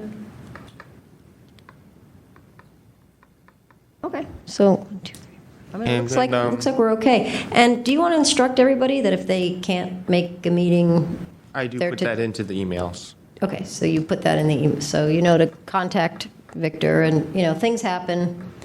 I'll get you. Things happen. Everybody has your office phone number, too. Yes, Member Wolf. This is just sort of the way your email is written, it says contact you within 24 hours of the meeting. Do you mean no less than 24 hours from the meeting, or do you actually mean within 24 hours of the meeting? I don't recall that email, but I will review it. I would think as soon as you know. I mean, if you know I would today. think that, but the way it's written, it's just as soon as you know, right, Victor? Yes. As soon Okay, as you know. cheers. At least 24 hours. At least prior. 24 hours, great. Yes. Public comment up to 3 minutes. And then there is the question of whether or not you wish to schedule extra Yeah, meetings let's in start the talking coming about- months. I did provide a list of potential dates. We could double schedule along with some of the subcommittees, if you would wish to do that. So the dates are here in the packet? That we can schedule this room. Are the dates in the, where are the dates? Oh, there was? Oh, sorry. Sorry about that. Those are the dates that we have the room booked for. I see what you're saying. All right, so, For discussion at the next meeting, I will place it on the agenda. so what we've got here then is, oh, I see what you're saying. So for sure let me pull up my calendar. Let's try to get at least one of these scheduled now. So for sure, we are meeting here on July 2nd. So then the other options are, well, the third Tuesday is compliance and amendments. Do you have any, is there anything on that? There's nothing pending with, there is one item pending with compliance and amendment. That was from today's meeting, but So theoretically, we could have Tuesday, July 15th. Chair Fisher. Yeah, go ahead. Yeah, I just want to, I mean, this has been brought up before, but not probably with the new task force members, right? We just want to be careful about scheduling on Tuesdays because of the Board of Supervisors also meets. I'm just saying that, like, for the public. I think, but in recognition of that, I think for special meetings, it's okay. And because sometimes Wednesdays are hard for others too. So Well, I don't we think don't- we should always knock out Tuesdays because of that. I think what we're looking at here, the gating item here is the availability of a room. I think these are the only days, Tuesday, Monday. I have no problem with meeting on a Tuesday. I just want to say that the public has time and time again, public comment has said that, people who want to go to Board of Supervisor meetings and want to come to the Sunshine Ordinance Task Force meetings, I'm just acknowledging that that is a conflict. I can be more careful in the choosing of complainants to appear on a Tuesday. Oh. Well, Member Wolf. What time would the Tuesday meeting start? Because I'm going to be working in San Mateo on Tuesdays, and I don't know whether I could get here by 4. Yeah, they're at 4. I know. I commute from Los Altos. So I know. They have been. They don't have to be. We've done special meetings at 5. That's true. We could move it to 5. That would be great. I believe this is all up for discussion, and It's all. So the question here is, do we want to pick a day now, or do we just want to wait until July 2nd and throw it on the agenda that's only for 1 then? week difference. It will not make All much right. difference to me. So let's go with that. We don't need a motion or anything. Just everybody nods of the heads. Yeah, Well, okay. I was just going to suggest between now and next week, either by email or maybe at next week's meeting, if people can figure out if they're available for We're any going to of move these it. dates. Everybody's going to think for the next until July 2nd. They're going to come in here with their thoughts. And then And this maybe- also would be an issue with new assignments to the subcommittees. That is correct. There will be subcommittee assignments. That's going to be on next week's agenda, right? It's at whoever the new president or whoever the new chair is will be making the assignments to Right, the but subcommittee. is that done at next week's meeting, or is that done? There's no Usually time. yeah, It we does did not the need to be following- done at a meeting. Yeah, no, we did It's it at the the following discretion week. of the chair. Yeah. Also, if we're ultimately selecting a second meeting date a month, we should try to make that consistent if possible until we've reduced the backlog. That was kind of the idea. So if we're going to do this first Wednesday and fourth Tuesday or third Tuesday, whatever, we should hold those out, reserve those dates, be available like for the next several months until and unless we can reduce the backlog. But it's, remember, the gating item here is the room, getting But we've got the space. room reserved for those times, so it's when the majority of the Yeah. members are available. Okay. I mean, if those, it seems like the fourth Tuesday is always available to us. Awesome. 1, 2, 3, so that would be That was the date the previously 27th. reserved for the Rules Committee. And that's when the task force used to meet. Right. So theoretically, just something to think about. We're not making a decision. We could meet on July 22nd. That is the fourth Tuesday. So that's something that everybody's going to think about this week. And I think since we have everybody here for the, to make Victor's job easier, we could just do a quick show of hands, or you can who could contact make us by email, July? whatever. Well, let's try this. What the heck? July 22nd at 5 o'clock. Notice how I made it 5 o'clock. Josh, I'll lend you I'll lend you my car. So I start my new job on the 1st, which is next Tuesday, so I don't know any of these details. So I'd feel much more comfortable making this on the 2nd than right now, but... Well, and I start my new job the same day. So, but what I saw was 1, 2, 3, 4, 5. I think I had more than 6 hands. Every hand was right? raised except mine. Then let's let her rip. Member Oka, I think we had 8. Member Oka, you're not sure? Or? He's not. We're talking about when? Tuesday. July 22nd. Oh.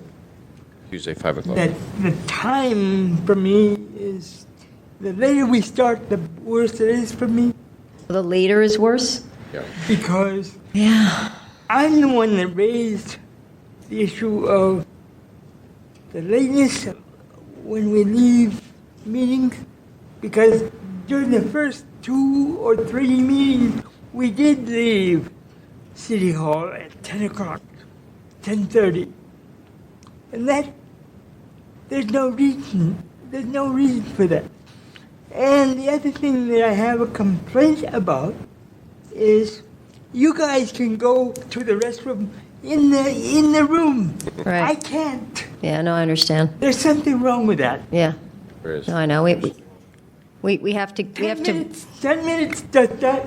Not long enough. Does not. Mr. Oka, we have to make those breaks longer for you. I completely agree. I think if we try and have the special meetings to be only cases, as we have been doing. Yeah, they're cases only. There's nothing else in there. I don't mind if we have to stay late. I'm not complaining. If we have to stay late, I'm willing to stay late, but not 2-3 meetings in a row. Right. Which happened when I first joined the task force. Yeah, there were some late nights. So we have a date, 22nd, where I saw more than 6 hands go up. Correct? And the issue is 4 o'clock or 5 o'clock? It's your discretion. The room is reserved from 4 o'clock on. And let's go 4 o'clock. That helps. Am I? Member Oka? I mean, 4 o'clock, because Josh isn't going to I have no idea what it's going to be. I start at 1 o'clock on Tuesdays. So we can make the final decision next week. let's but do the final I decision can on get the a draft time agenda next week. ready. Yeah, let's do that. I can start working on the draft for the 22nd. And Okay, the 22nd. so let's say SOTF meeting. If we meet at 4 o'clock, fine. Okay. Fine, okay. By then I'll be 3 weeks into the year. Okay. And I just want to be sure. Tentatively I say 4 mentioned- o'clock. I mentioned earlier in the meeting that I wanted to be able to talk about member initiatives or a task force work plan. So if we can have that at the end of our agenda for next week, that would be great. What? I mentioned at the beginning of the meeting that I wanted an opportunity for us to talk about member initiatives, what we wanted to do, and something that might resemble a work plan for the task force if there are things that we want to do other than cases. So I just wanted to be sure that that's on the agenda for next week at the end of the agenda. Well, we did mention in the annual report updating the 20-year-old charter and making changes to make We've the talked about bylaws task and force procedures. better, changing there bylaws. Are all kinds of other things we wanted to do, so I just wanted to be sure that we have an opportunity to talk about that then. Not now, but next week. Make it so, Victor. If there's no additional I'm waiting for a motion to adjourn. public comment. Is there any public comment on item number 11? Sorry. I only saw Mr. Grillo. Peter Warfield, Library Users Association. First of all, I'd like to thank Todd David for mentioning the public. This task force began around 1993, and for year after year after year met on Tuesdays at a time when the Board of Supervisors met on a Monday. basically, members of the public, and this is in a sense your appointing authority when it meets, that changed around 2004 to Monday. Excuse me, it changed, the Board of Supervisors changed from the meeting on Monday to Tuesday, and now there was a conflict. Year in and year out, we and others said this was a bad idea. For you to meet at the very same time, often anyway, the board meets at 2 and you start at 4 typically. The task force eventually agreed with that concern by the public and presumably its own concern because, for example, you bring things to be enforced by the Board of Supervisors, and you may want to be there or listen or give testimony. When I served on the Library Citizens Advisory Committee, the chair was very exercised when the Library Commission scheduled a meeting, a special meeting, at the same time that our advisory committee was meeting. So I think you should be really sensitive about not meeting when the Board of Supervisors meets and stick with that concept as well as your Wednesday meeting dates. I also think you should be careful about when you're actually discussing the schedule, which is not on the agenda here. But you certainly should talk about your work plan and how you plan to get through your rather considerable backlog. It needs to be discussed. I don't know that 2 meetings a month is sufficient. Let me say something else about scheduling, and that is I think the task force and the public need longer lead times. This agenda was 175 pages, but I remember one 650 pages long in the past. I'm not promising you that you'll get that, but that's a potential problem. And even at 175 pages, I think it's a real burden to expect folks to go through it and study it and understand it in so short a time. So that's really important. Officer vote, that should be number 1, and I'm glad to hear that. You're supposed to, under your bylaws, do it on or before July 1st. You should certainly take breaks that consider the public as well as one of your members, because the public can't sneak out and just go there for a moment like you can. And there are members of the public who want to go for the whole meeting, so you should have more reasonable break scheduling. Thank you. Do I have any more public comment? Hearing none, I need a motion. Sure. I need a hang on. I need a motion to adjourn. Motion to adjourn. Need a second? Second. Okay, I pass without objection. Objection.